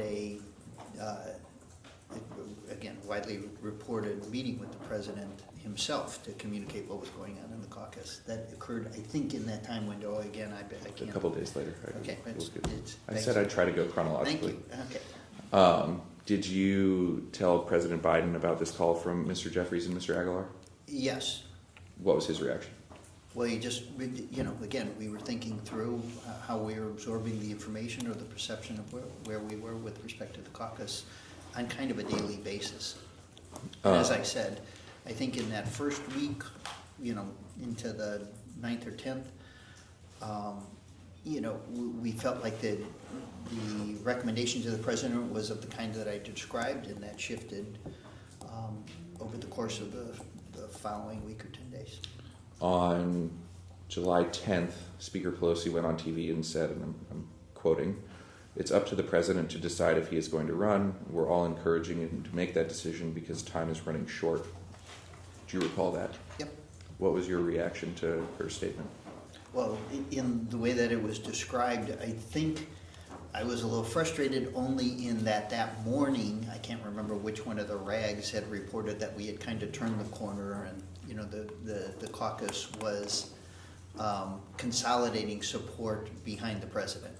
So it's why I'm not sure you probably have the dates in the vicinity of being right, but the sequencing is a little off in terms of when these meetings occurred or when I had the conversation with Pete.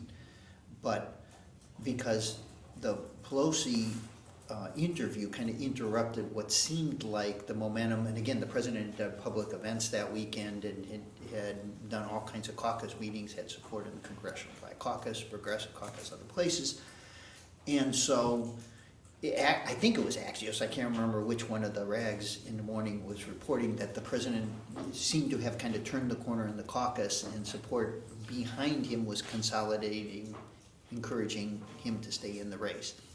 And then I can't remember if she was Monday or Tuesday or whatever day she did Morning Joe.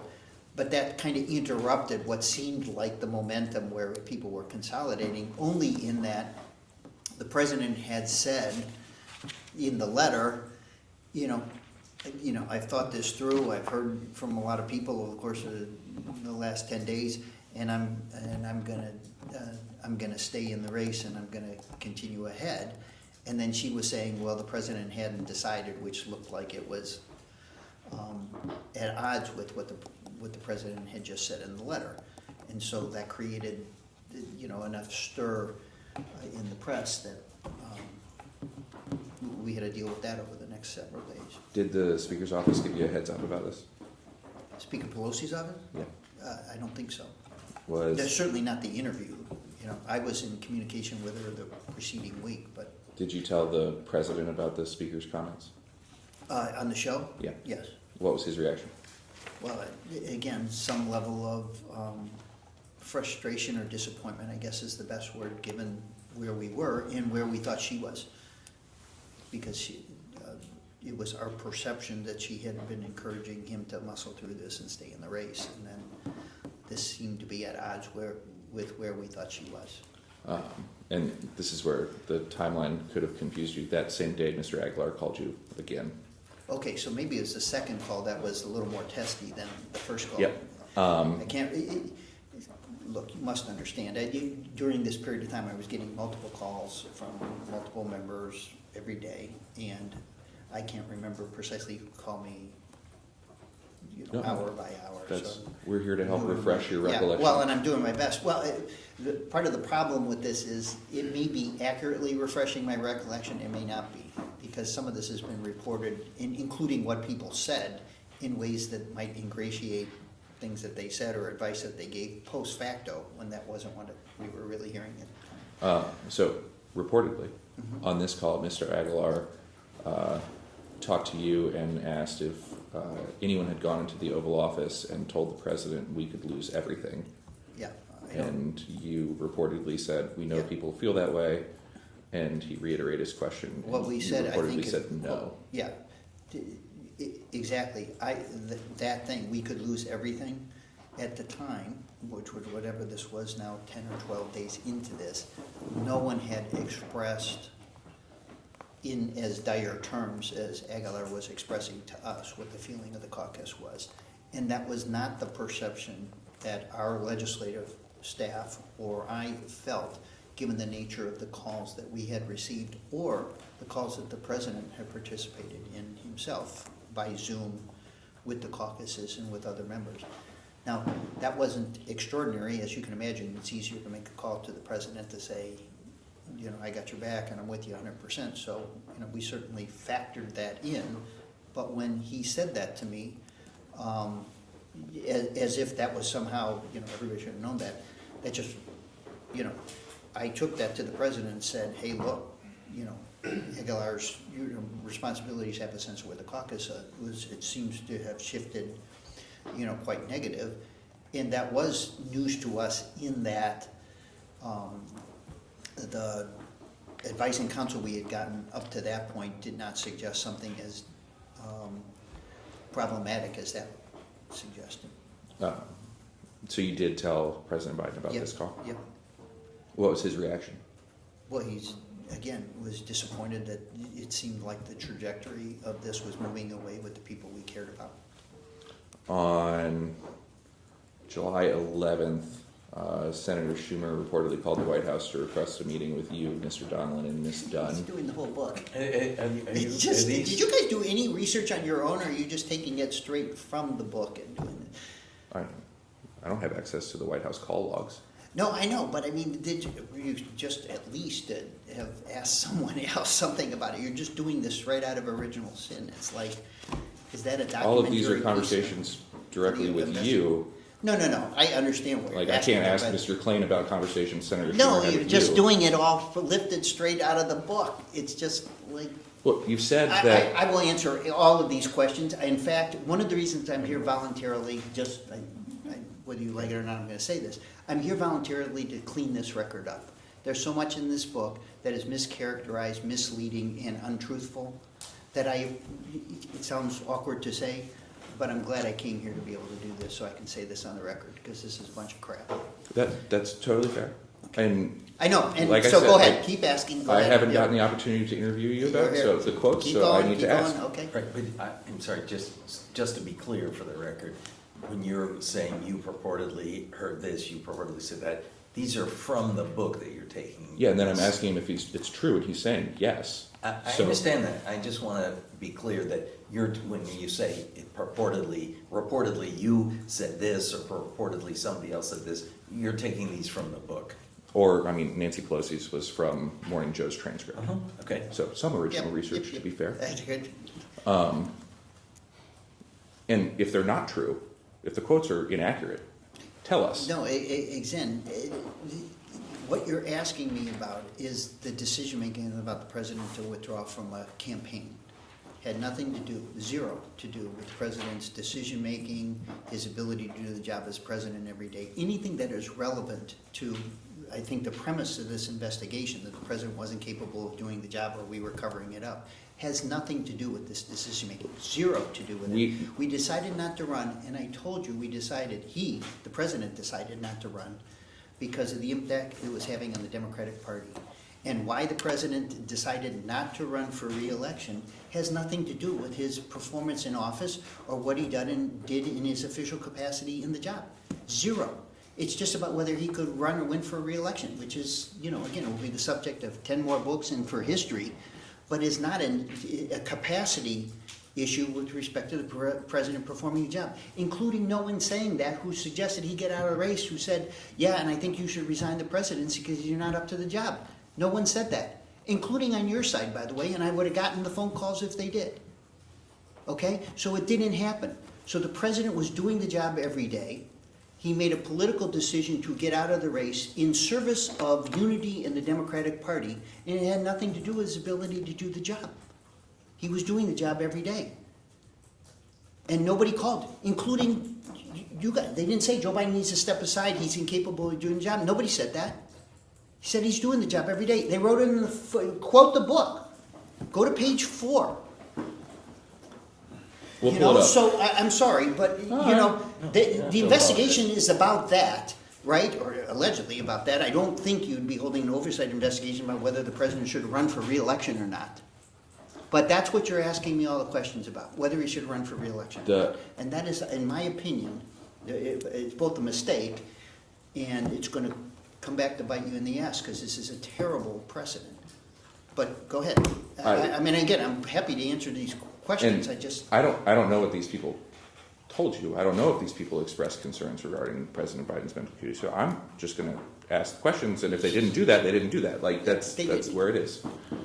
On this call, again, July 11th, Senator Schumer reportedly, original sin, page 255 for the fact checkers in the room, said you need to hear from them and answer their questions, and if you don't do it, 10 senators are going to send a letter to the president calling for him to drop out. yeah, say the front part of that one again. You need to hear from them, meaning the senators. Yeah, he did. And so he said something along those lines. He did, but the president had already heard. The three of us who did the presentation to the caucus read out what everybody said to the president before Schumer got there. So the president knew what the results of the meeting was. That was on Thursday at the policy committee meeting. Mike Donilon, Jen O'Malley Dillon, and I presented to the caucus. Jen took notes about what everybody said, and we read it out to the president that night before Schumer came on Saturday. Schumer came on Saturday. Hold on. Different Schumer phone calls. The July 11th phone call from Mr. Schumer was setting up that was the caucus day. meeting. Yeah, and Yeah. again, without arguing about what happened, we went up to do that. He asked us to do it.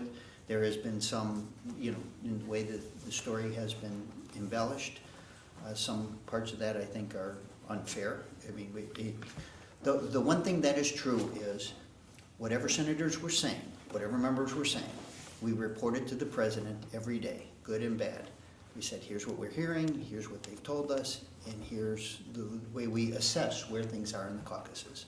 And we had multiple people who were receiving calls and were communicating that, and the president knew day by day where things were. So the July 11th meeting at the Democrat Senatorial Campaign Committee headquarters was you, Mr. Donilon, Jen O'Malley Dillon. Ms. Dunn, and Ms. O'Malley Dillon? Nope. Not Ms. Dunn? Yep. And at that meeting, it was, I'm not going to go through all the quotes because it really doesn't matter. Yeah. But in essence, senators went round robin expressing whatever their concerns were. Is that Yes. Yep. a fair one Totally sentence fair. summary? Yep. I'm just going to run, you can Go ahead. elaborate if you Go want ahead. to, but Yep. concerns about debate performance, was that included? Yeah. Concerns about his health, was that included? I don't remember anyone saying something about his health, but his debate performance and how the public was perceiving his debate performance. Concerns about his mental ability, did those come up? No, although the people were politely saying age, considerations about how the public was perceiving age because of the debate performance. And in some of the senators, in their way of articulating this, they were starting with, we love the president, he's had this massively successful presidency. For his legacy, he should consider stepping aside because we potentially will have a better chance with a candidate if you pass the torch, and you've got this great legacy, and I would encourage you to do it. One of the quotes I do want to discuss is from Senator Reid. Original sin, page 256. I'll keep doing this. Said, and I'm quoting, "If the president wants to stay in the race after the debate performance, I would suggest he should submit to examination by 2 independent neurologists.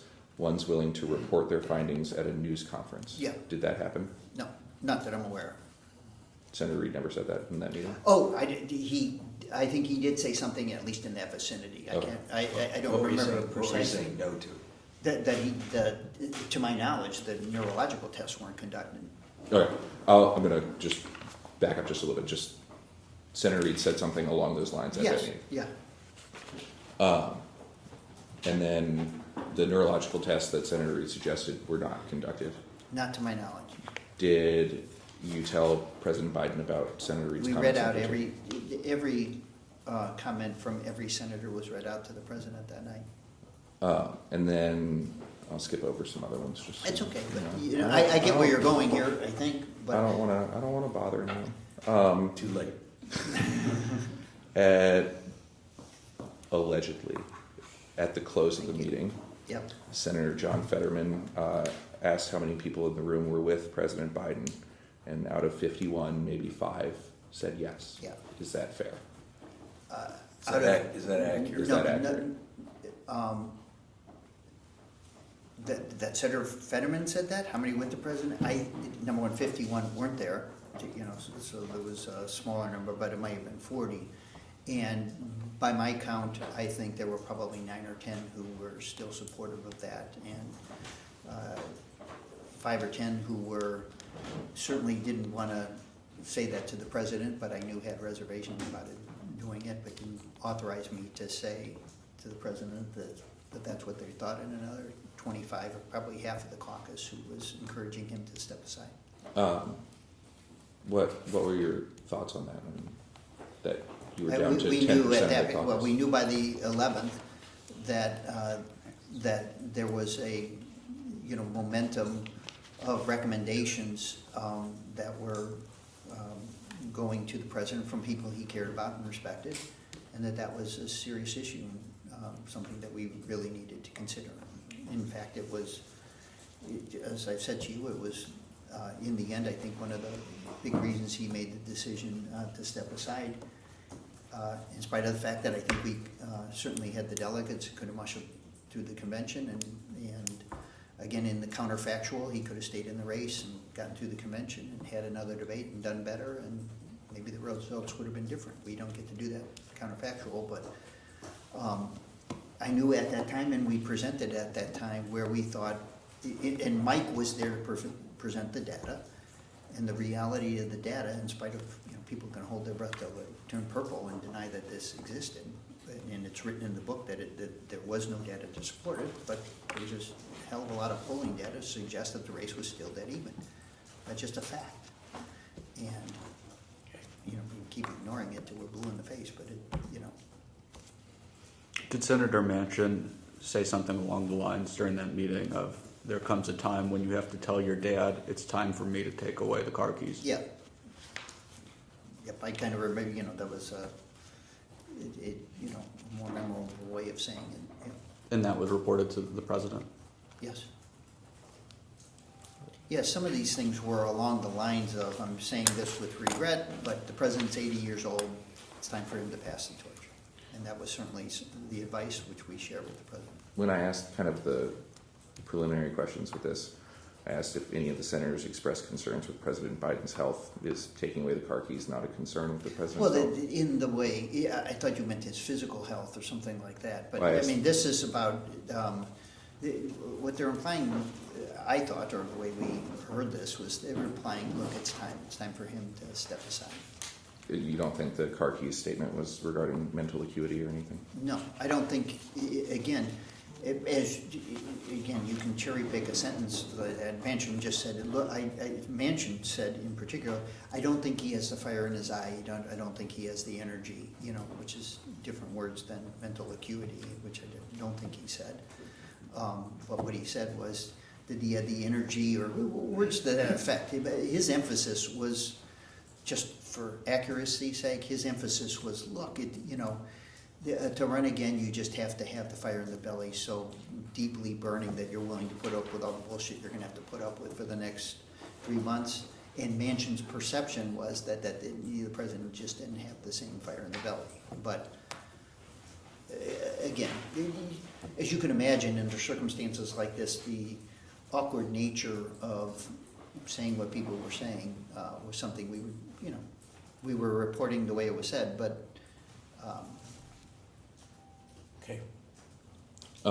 At the end of the meeting, and I think you've said that you did report everything back to President Biden, but I'm just going to ask the question. At the end of the meeting, original SIN page 258 for everybody, Senator Schumer instructed you and Mr. Donlin to tell the president in detail about this meeting. Yeah, And which you we did. You did. Yep.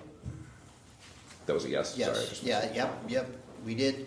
And again, I don't remember whether it was me who provided that account, or it was Jen O'Malley Dillon, who I think had taken more notes at that time, but I think we got on with them that night, and we certainly read out, here's where the caucus is. I don't remember whether we read out every person, here's what so-and-so said, but we certainly informed him that the majority of the caucus had suggested that he step aside, and he knew that night.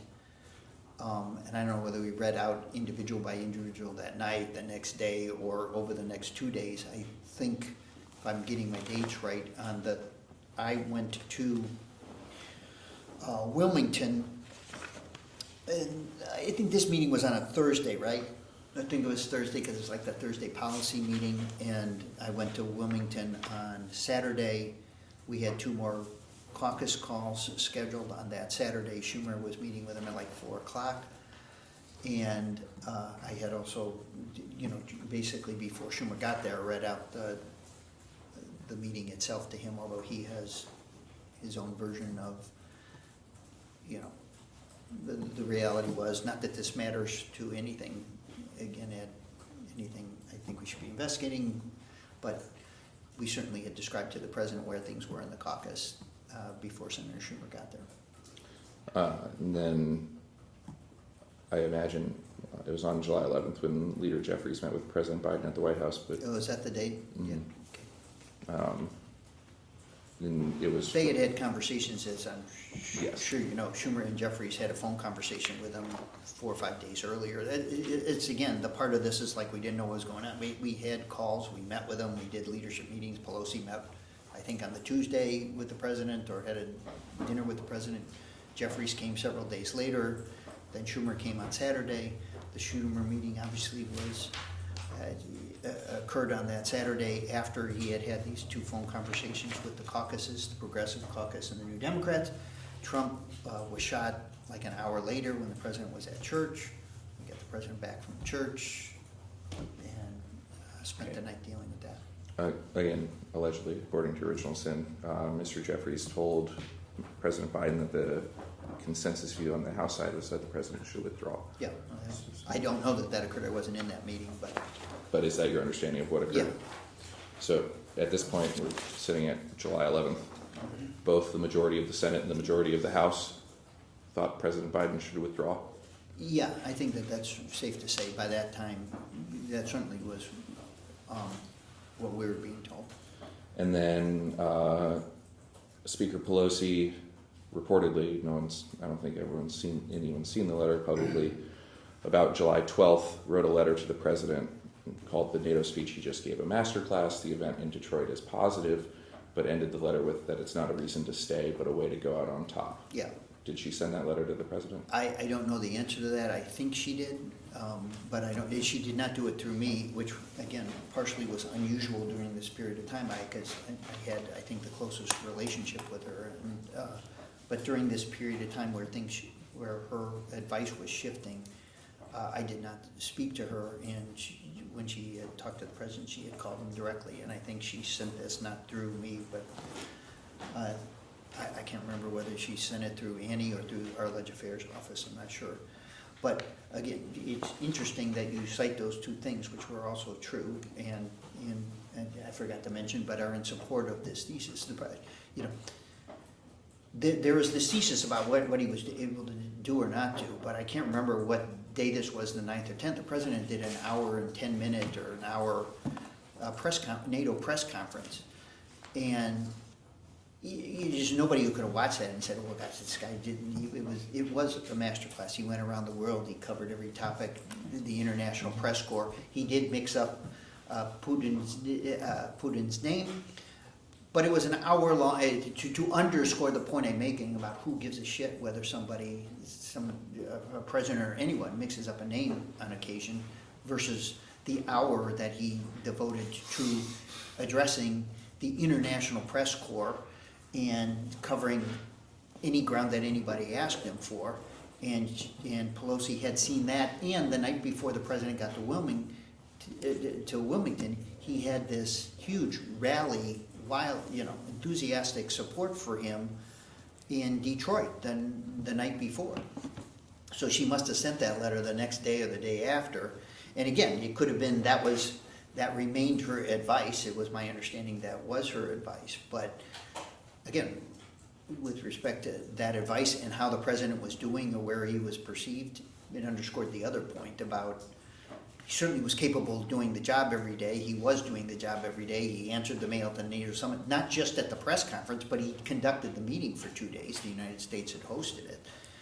And again, to not weigh that when you're making these strong declarative statements about the president's cognitive ability, people who are in cognitive decline, who have cognitive challenges, can't do an hour press conference in front of the International Press Corps. You just can't do that. That is not like an on-again, I can turn that on for this hour, I can turn that off. That's just bullshit. Can I ask, That's an appropriate legal thing to say. responding off the last question regarding how this letter was got to President Okay, Biden. yeah, I'm sorry. I think you said that Annie may have transmitted it to. I don't know how it got to us precisely or who received the letter, because, It's a simple question. Yeah, no, I don't know the answer. No, I just wanted to understand who you were referring to when you said Annie. Are you Yeah, talking about Annie Annie Tomasini? yeah, yeah. And I'm just, I'm trying to understand Ms. Tomasini's role. Yeah. Would she often be? Sometimes if people were trying to reach the president, sometimes they would call Annie directly, because people knew that she was, number one, with the president, oftentimes, if he was on travel, or into the evening, if he was doing something, she could get something to him quicker, so sometimes people would call Annie. And Pelosi's chief of staff and scheduler, who we worked with, on numerous occasions, sometimes if she was trying to reach or send a message either to the president or to us, she would do it through either Annie Tomasini or through the Oval Office Operations Office, which was right outside of the president's desk, rather than through either Shawanza or me, where sometimes things were communicated through the Ledge Affairs. That's it. Did you discuss the speaker's letter with the president? After he got it, I don't remember whether I did or not, but certainly the import of what she was saying, was. And then you mentioned it a little bit, and I can skip over the details, just want to ask one question. That weekend, July 13th, you and the president went to Delaware? The night Trump was shot? I think it was that weekend, yeah. Yeah, I was there Saturday morning, got there, we did the two calls, the two caucus calls, did the Schumer meeting. I think an hour later, the shooting occurred, the president was at church, we got him back home. We met for a couple hours. I think we called Trump that night, I think we called Trump at 8 or 9 o'clock at night and talked to him. Not we, meaning the president did, but I was with the president. And then we made the decision because of the kind of the moment, and again, the investigation itself, when something like this occurred, as you know, there's just a whole series of things. You don't know whether this is conspiracy against the United States or, what the hell's going on. So we made a decision, I think at around midnight, to take the helicopter back to Washington. We went back that night. I'm almost positive I've got that. So my understanding of that weekend is similar. There was a call with the Progressive Caucus, a call with the New Democrat Caucus. Yeah. And Then just to cut out a lot of questions, were there concerns similar to what you had heard, that it was a political viability problem, not an age or mental acuity problem? Yeah, it was, the advice to the president was to get out, and these were political discussions So, almost. are you asking whether the congressional people expressed that it was an electability problem? Yeah, I'm trying Yeah. to avoid asking questions about all of I them. appreciate it. These were the overwhelming, in fact, I don't remember anybody even using the word mental acuity or acuity. I don't think those words were never expressed to me in that way. This was a political consideration. The debate performance in the minds of, many Democrats who were on the Hill underscored the concerns about the president's age. And that's the language in which this was described. Okay. Not, And then, I don't think the words mental acuity were used by anyone. but the debate underscored the public's concerns about his age and yeah. electability from that. Yeah, on that basis.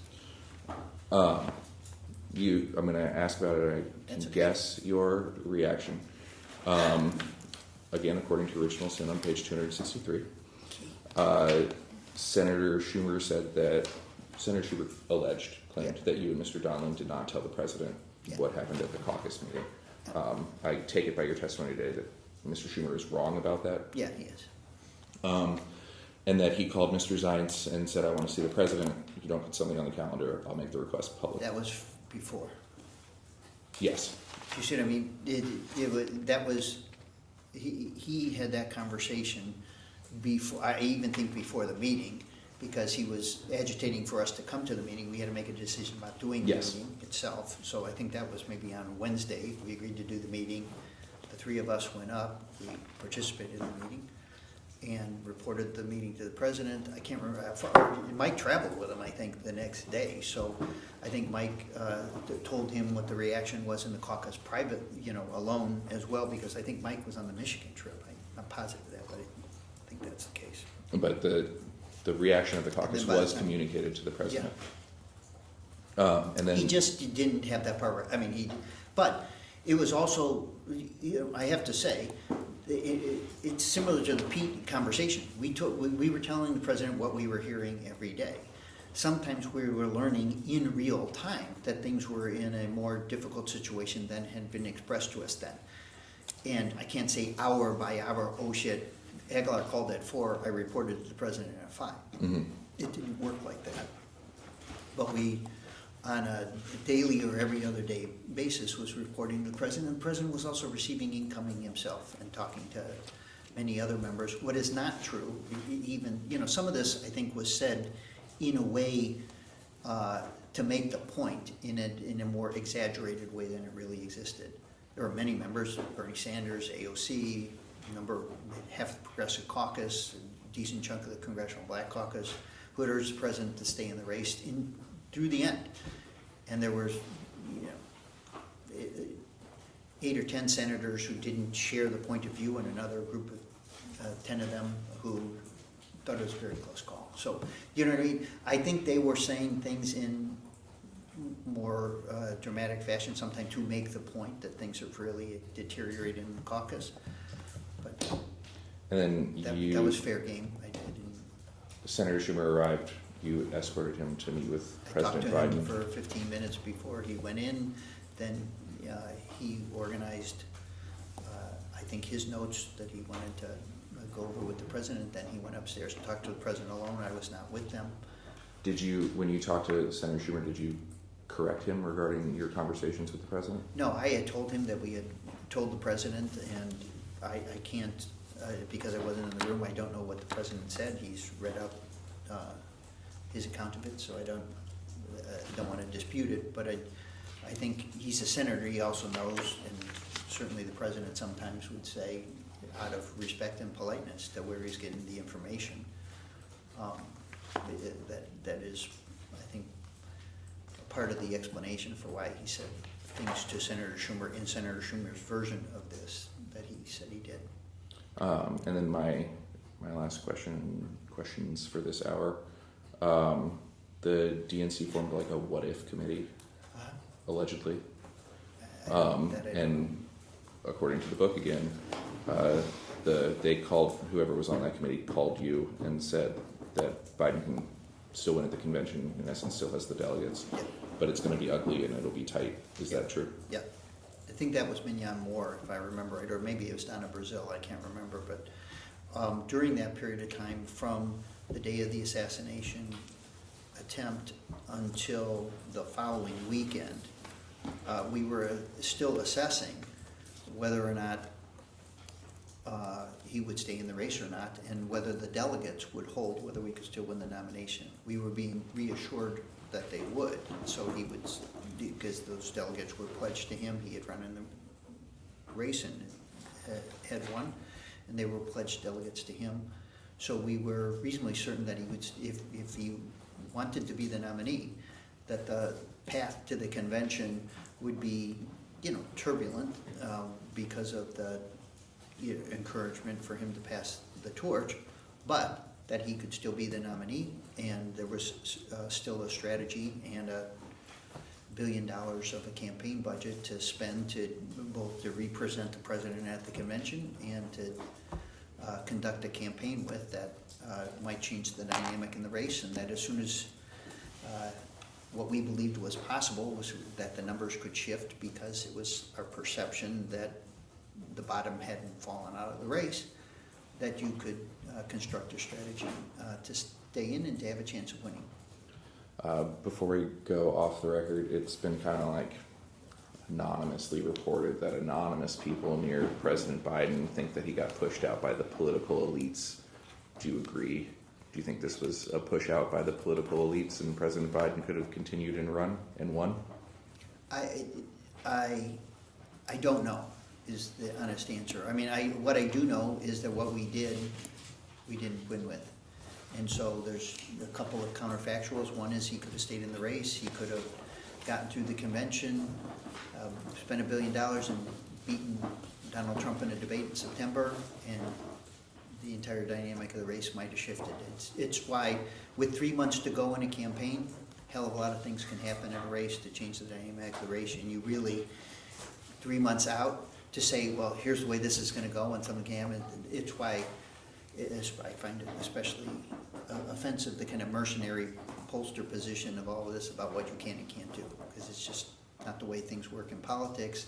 People come back in races that they're behind and overcome obstacles, and the dynamic can change and the events can change. And so we didn't do that counterfactual, and we couldn't do the other one about the president deciding not to run in 2020, the beginning of 2023. That's the other counterfactual. Had we done that, what would have occurred, who would have been nominated, and how that would have worked out. Plenty of reasons, one could argue, but those are the two counterfactuals. We can't do them. Okay. We can go off the record. I think in the last hour, Majority Council made some sort of comment on the record about a document that had been provided to the media, described, I guess, as Mr. Richetti's statement or something like that. I know lie detector tests are kind of in vogue these days. I understand our council has been communicating offline, but whatever document that was not provided by the majority to anybody. And also note, just because, by the minority to anybody, it's true, I can't speak for the majority. The other thing I'd also note is that if this is a statement, I don't know if the record reflects it, but I don't believe there was a document accompanying the reading of the statement at all. I haven't seen that. So, You read it? yeah, but was it provided? We didn't get it. Yeah, so anyways, Mr. Ricchetti, I think I'll be very brief with you here, because it's near the end of the day, past the end of the day. But during the last hour, I think you talked a little bit, very briefly, about a conversation you had with Anthony Blinken. At the end of that conversation, or some part of it, he expressed some concerns or contrary views or something like that, political dynamics, and you said, please feel free to give the president a call directly. Yeah. So that was not you somehow being a gatekeeper and preventing negative or contrary information from going to President Biden, was that? No, it wasn't. And then I believe you also said things, you were being asked about negative information coming from members of Congress, and you were asked if some of that bad news had been provided to the president. Yeah. And you said yes. Yes. So that also wasn't you trying to protect or cocoon President Biden from bad news during this period, right? Right, exactly. Okay. Again, I'm going to read a passage from yet another book, 2024. Okay. I'm not asking anyone to comment on its veracity. Okay. I don't have a page cite, but it's near the end. It describes something at the end of President Biden's presidency, in the beginning of President Trump's, when they meet near the very end, and they have a meeting in the Oval Office, and it says, Biden spoke softly, but he showed no signs of confusion, and he went into detail on a variety of topics. He never needed any assistance or intervention to stay on topic. At one point, he stood to fetch some pictures from a console table, and his gait was labored. But mentally, he seemed sharp and smart. Trump left astonished, remarking he didn't understand what had happened at the debate. Didn't seem like the same guy. Now, Donald Trump is not here, as far as we know. He has not yet been invited to be a witness for this investigation, but just wanted to read you that passage from yet another one of these books, 2024. Yeah. We'll go off the record. We can go back on the record. I've asked everybody this question. Have you ever spoken to George Clooney before? Yes. When? I can't remember numerous times in the course of the 13 years I was with Biden. Did you speak to him near the publication of Mr. Clooney's op-ed calling on President Biden to withdraw? I can't remember when I spoke to him by the phone, but I certainly knew it was coming, and I don't know whether, I can't remember whether I talked to him or Katzenberg talked to him. Katzenberg had talked to him directly. But you knew the op-ed was coming? Yes. A couple days in advance, week in advance. As he was considering putting it in. And he had texted, texted. Did you tell the president that the op-ed was coming? I said it was, I told him that he was contemplating it, and I can't remember whether I told him or Katzenberg told him. It's been pretty widely reported that most Biden aides think President Obama or John Favreau or John Lovett were involved. Do you have any knowledge of that? None. Were you at the fundraiser with Mr. Clooney and Miss Julia Roberts before I get in trouble for that again? Yep. In LA? Yes. Were you near President Biden when George Clooney greeted him? I that was night? near him, but I didn't see the seconds of their seeing each other. So I know the account. I also know that there are other people who were present who say it didn't happen. So you're aware of the account that it was alleged that President Biden did not recognize Mr. Clooney? And I also know that from a person who was standing next to the president when this happened, that they said it didn't happen, so, Is that Miss Williams? no. Okay. Who was that? It was Jeff Katzenberg. Okay. Guess It's fine. Did you try to get Mr. Clooney to not publish his op-ed? I was hoping he wouldn't. I can't say that I did, because I honestly don't remember whether I talked to him or texted with him saying, please hold off, because that's what I certainly was hoping he would do. See, we're going to be efficient. We're going to skip a little bit. Thank you. I'm going to skip ahead to the July 20th, 21st weekend. Okay.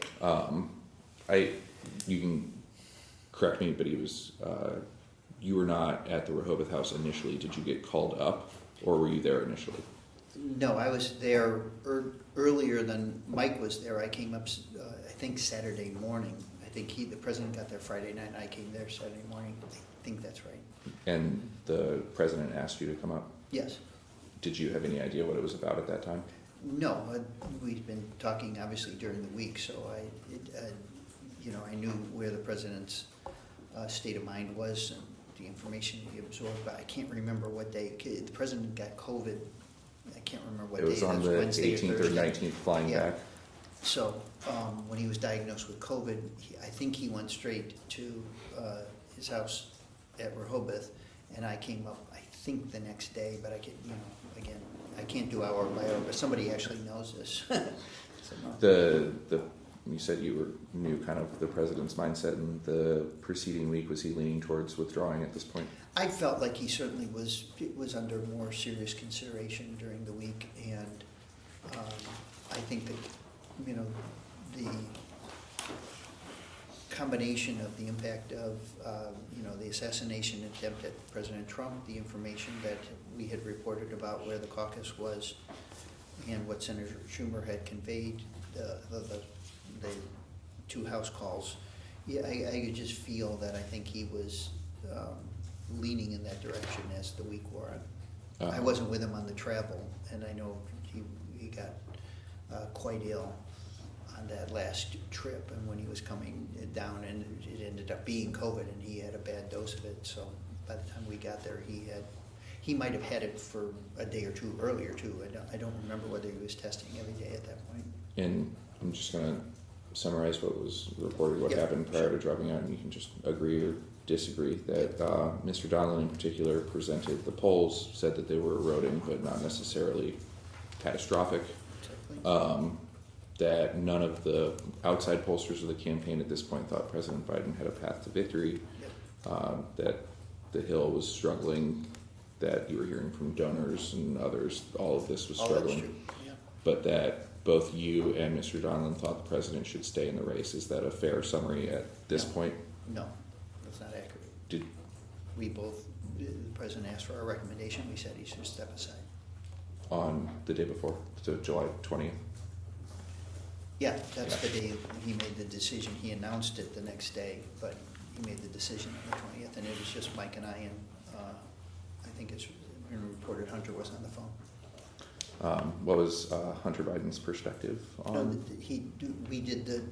Mike reported on the polling and where the campaign sense things were, and I reported on what we were hearing from members and my perception of where that was. And he just listened, and then the both of us gave a recommendation. I can't remember whether Hunter, I think Hunter said I agree, but I can't swear to that. I remember that Hunter said I agree, but he was at the same mind. And it was reported that Mr. Donilon at least suggested the president sleep on it, but at this point, is that also, considering that the reporting was that both of you thought you should stay in the race, I'm assuming maybe Mr. Yeah, it Donilon was the didn't say opposite sleep of on that, it? no. Did the president agree with you at this point? He had made a decision to step aside, and he sent us back to the hotel to work on what would be a stepping aside statement, which Mike and I did. This is, I guess, probably close to 5 or 6 o'clock, something like that. We went back to work on the statement. It came back around 8 o'clock at night, and we worked on and thought through the statement with him, and then decided on the time sequence in which we were going to do it, decided to do it the next morning, and At that point made sure was, that it wasn't going to leak overnight, because it was just us. And then, obviously to make some notification calls. And did the notification calls occur in the morning? yes, That's when Mr. Zients was informed, yeah, and the vice president. yeah. When was Ms. John Pierre informed? Around the same time? I don't remember. I remember Annie and Anthony were there, so that they knew that that's where the president's decision was. They weren't in this meeting where we had this discussion, but they came in and basically the president said, I've made a decision. And then we worked together to think through how to, how to organize the next 12 hours so that we could accomplish that. And then we made calls the next morning. I think we called that morning Jen O'Malley Dillon, who was the campaign manager, or the campaign chairman, and called Jeff Zients. I can't remember if we called anyone else at that point before we called the vice president. Were House and Senate leadership informed? Yes, but after we had talked to the vice president.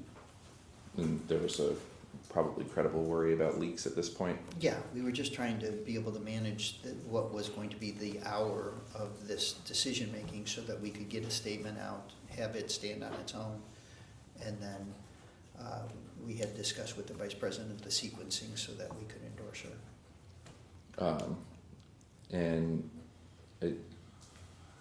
Ashley Williams testified that she learned of it via Twitter. Was that was the reason that White House staff weren't told that you were worried about leaks? Yeah, we just didn't want it to leak before we were able to announce it ourselves, and any wider distribution, and you just run the risk. That's how we held it overnight. It was just his family and Annie, Anthony, Mike, and I that night. There were just an awful lot of public statements saying the president was never considering dropping out. The president also sent the letter, but it sounds like maybe there was some point in time where a decision was made prior to the decision being made. From the public perspective, it just looks like Ms. John Pierre, Mr. Bates, all these people were going out into the public and were ill-informed, that they just didn't know what was going on behind the scenes.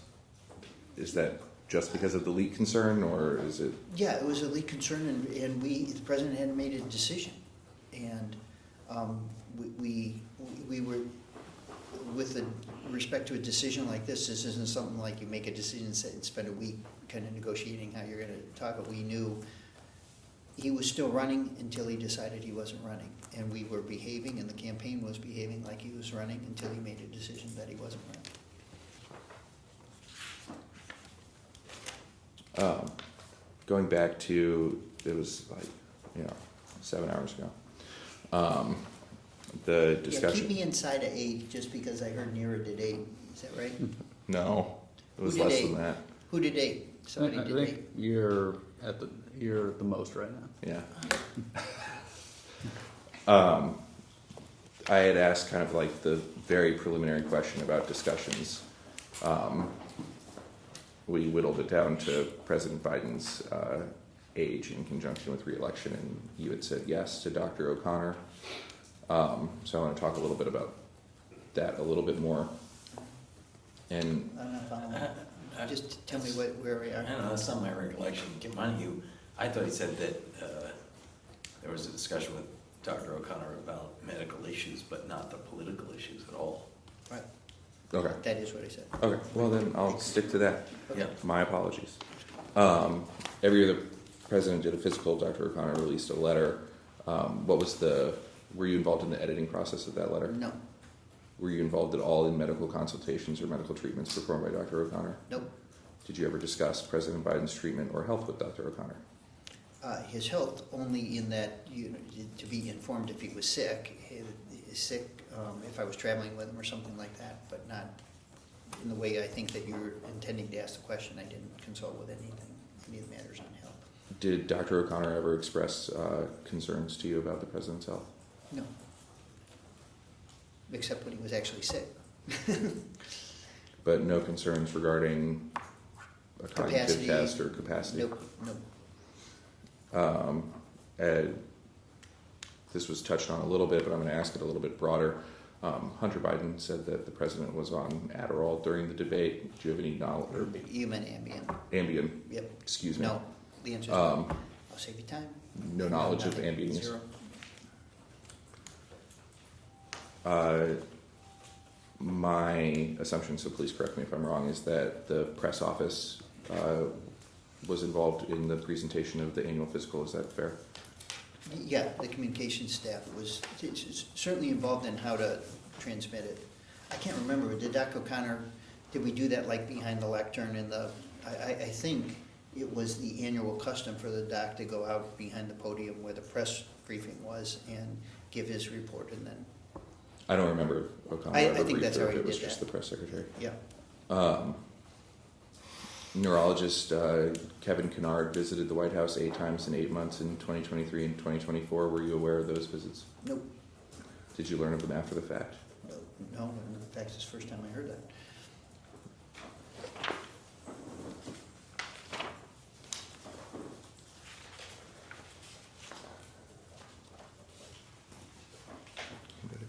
Do you have any knowledge of President Biden's political advisors, yourself included, weighing in on whether Dr. O'Connor should conduct a cognitive exam on President Biden?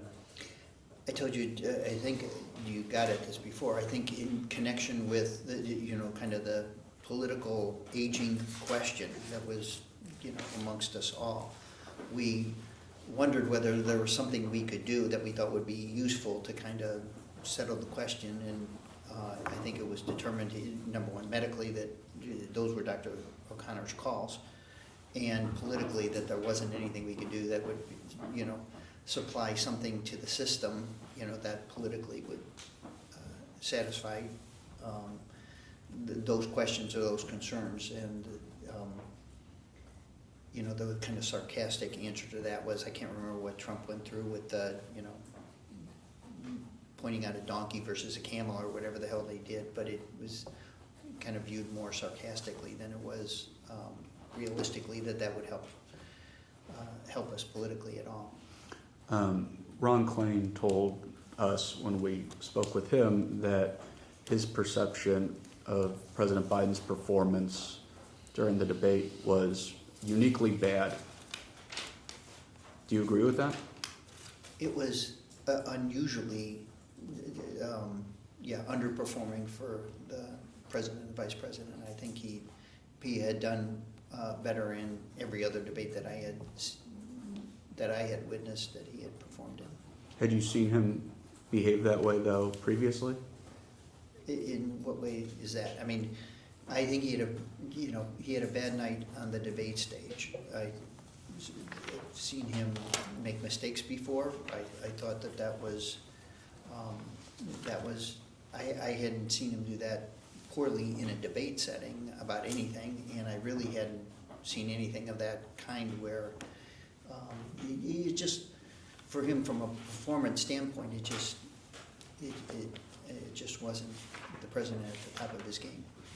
I think some of the criticisms of President Biden's performance during that debate was he was delivering meandering answers.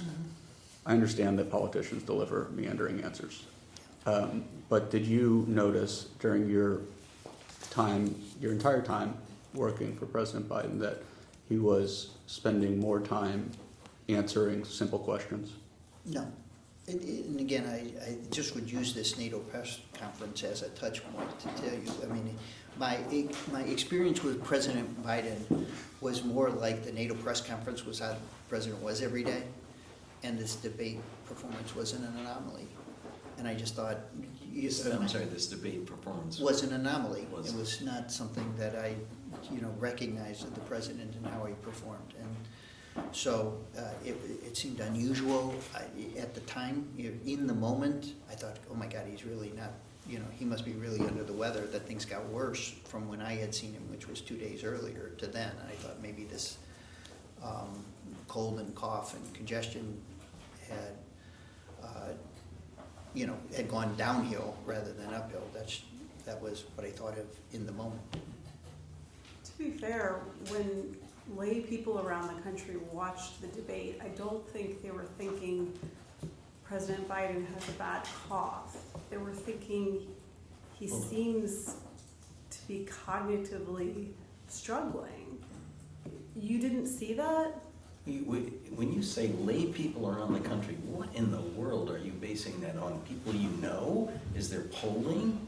Tell us. I don't understand that question. That isn't how the country perceived it. That just isn't true. Is it how you It's not perceived projected. it? No, I did not. Thank you.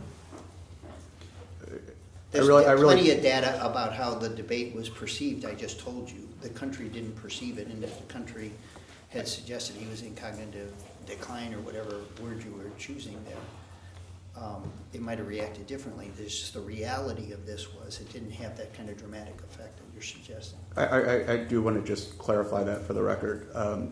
You're saying that after the debate, the country did not perceive President Biden in cognitive decline. I don't know how to say that precisely. The political impact of the debate, the focus groups that followed the debate, didn't track what the kind of chattering class said or expected was going to happen out of the debate. The effect on the president's poll numbers in that period of time were more limited than I think many expected with respect to him, and that President Trump didn't receive real advantage. In fact, it reinforced President Trump's negatives as well, and they were substantial with the public. And so in the same way, again, that you see this, though, reinforced the age questions about the president and reinforced the credibility questions and some of the underlying exposures that existed for President Trump as well, which is, I think, was the explanation why it didn't move the polls as widely as people might have thought. So in retrospect, when you look back over a year later, do you think the immediate aftermath of the debate among the Democratic caucus was just a huge overreaction?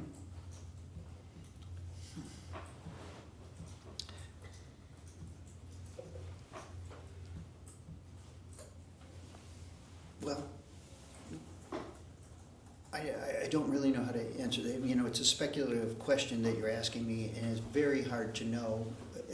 Again, I've been doing politics for 30 years, and it's hard to do counterfactuals with any kind of reliability because you just can't prove anything else you're going to say. I'm just asking your opinion, sir. I believe that President Biden, the day after the debate and the days after the debate, was the president I knew before the debate, and he was strong in his performance, had done well in the presidency, and was succeeding in the presidency.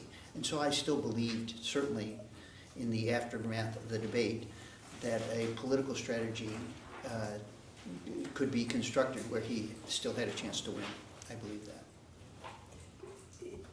USA Today on June 30th, 2024 has a headline that says, more than 70% of voters say Biden doesn't have mental cognitive health to serve, new poll says. What do you make of that? I'm not going to do retrospectives on polling data. Do you want me to show you? Maybe you should put in the record the 12 polls on the RCP average so you can see where the race was, so how the public really reacted to it. He was still running against Donald Trump, and in spite of what you just said, he was in 12 national polls, the average was -2. It was June. It was July. So I know you're really good at this, but how you would have projected the race on that basis, based on where it was, you're entitled to your opinion about that, and I'm entitled to mine. But the reality is the 12. Do you want me to send them to you just so you have it, so you can incorporate it into your next line of questions for the people who are going to find? I promise you Mike will raise this with you. I mean, that's just a fact. There are 12 national polls. Every network broadcasted a poll in the 2 weeks preceding Biden's withdrawal. That's where the race was. It's on websites. Like I said, high school research assistants could provide this to you. So if you want to cherry pick one to say, I could do that today about President Trump, I could have done that in the middle of the race. Let's not talk about polls. You never saw any signs of Biden's cognitive decline. That's what I'm interested in. What I saw, as I've told you repeatedly, as a president performing in the job at a very high level, with sagacity, with judgment, with purpose, with vision. That's what I saw. I have been telling you that over and over and over again.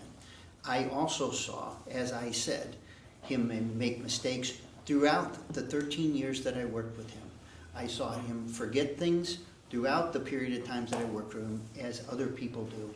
And with respect to aging, it was undeniable, as we have said, that his gait looked different than it did 10 years earlier, and that those aspects of his age were certainly apparent, and I never would have suggested otherwise. They exist with every human being. Okay. But at 79 or 80 years old, he was still doing, in my opinion, and from our point of view, a very good job as President of the United States. There was one other person I wanted to ask about in the beginning list. I think you said yes to Jake Sullivan. Yeah. What was that conversation?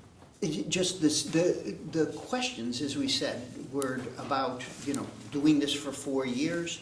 We would, in any campaign, as a political matter, thinking through how we're doing, whether we're performing, whatever judgment we made on a substantive issue. All of those things, although they were part of our official duties, we also thought with respect to the political ramifications that they had, that applied to our national, even though national security people try to, define their work in ways outside of that, but it's still, there's a political impact to everything we did in the White House, and on days when we were doing great, we wondered, how we could continue to do great again, and days when we didn't do so well, both with respect to him and with respect to our advice and performance with him, we tried to be self-critical and to improve. I'm going to read just exactly from Mr. Klain's transcript so I Sure. don't get hit for paraphrasing. Mr. Klain said that he in this situation is Jake Sullivan, didn't think the president had been as effective as he'd been in the past, and said, it will be hard for him to win re-election this way. This occurred after the debate in 2024. Yeah. And we asked because he was now less effective than he was in 2022, and Mr. Klain said apparently yes. Did Jake Sullivan ever bring effectiveness concerns to you? Just effectiveness in national security, Yeah. or as a candidate? Effective I'm not at being the following. president. This was after a NATO meeting. I just don't, I don't know what to say about that and what he said to Ron. I talk to Jake frequently about everything, and as I said, we certainly, were aware and cognizant of the president's age and what impact it might have on both his performance as a president in the future and about his prospects in a campaign and doing the job. And by the way, the president was mindful of it himself, as he said repeatedly, multiple times. He Was was aware. President Biden less effective as president in 2024 as he was in 2022? I don't think so. And then one final question. We've talked about the books an awful lot. Your perspective on the books, everybody's perspective on the books. Did Mr. Tapper and Thompson lie? No, hold on. I mean, can we change that to, does Steve think that some of the things in the books are inaccurate? Lying is a mental state, and so I don't think we're gonna. Lying is whether or not it's true or not. No. You said that President Trump lied in the No. debate. Well, I didn't ask you about his mental state. In the book, is it your opinion that Mr. I don't Tapper and want to Mr. use the Thompson word lie. I think things were grossly exaggerated, conclusions were reached that weren't supported by evidence and were melodramatic and not accurate description of what was going on in the White House. I think is absolutely untrue that there was conspiracy in the White House to conceal his cognitive decline. I don't believe that is true. That is not what I was a participant of. The White House didn't operate in the way that he suggested it did. There wasn't a Politburo. There wasn't three people with superior responsibilities to the president. There just were so many things about the book that are both inaccurate, in particular the conclusion itself, that's the only way I can answer that question. is inaccurate, not another term for lying? We have the second false statement, because you did say a second ago that this is the last question. Yeah, but I've got a little leeway. Is inaccurate not the same as I'm not going lying? to distinguish between the word lie and inaccurate. I just let it, But the book is inaccurate. yes. Okay. Thank you. We can go off the record.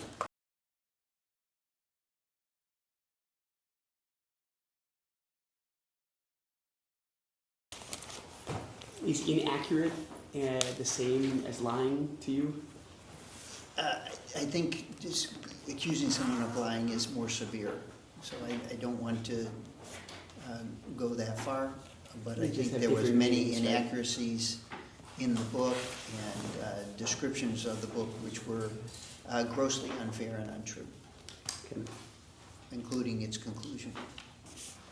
So I think earlier today, maybe very earlier today, you had mentioned that the same day you received the letter, or the letter that was published from Chairman Comer inviting you to this transcribed interview, a presidential memorandum issued from the White House directing the White House counsel, in collaboration with the Attorney General and other agencies, to investigate the matters that are also the topic of this investigation. Is that right? Yes.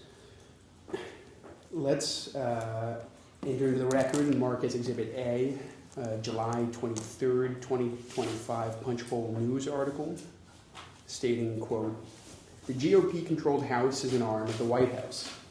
We don't want to harp on this for too long because it's so evident if you're a Congress Thank watcher. you. If you're a Congress watcher. Under Johnson and Trump, the House simply isn't an independent branch of government anymore. Whether it's on Russia sanctions, the Jeffrey Epstein files, or voting for a $5 trillion debt limit increase, House Republicans do whatever Trump tells them to do.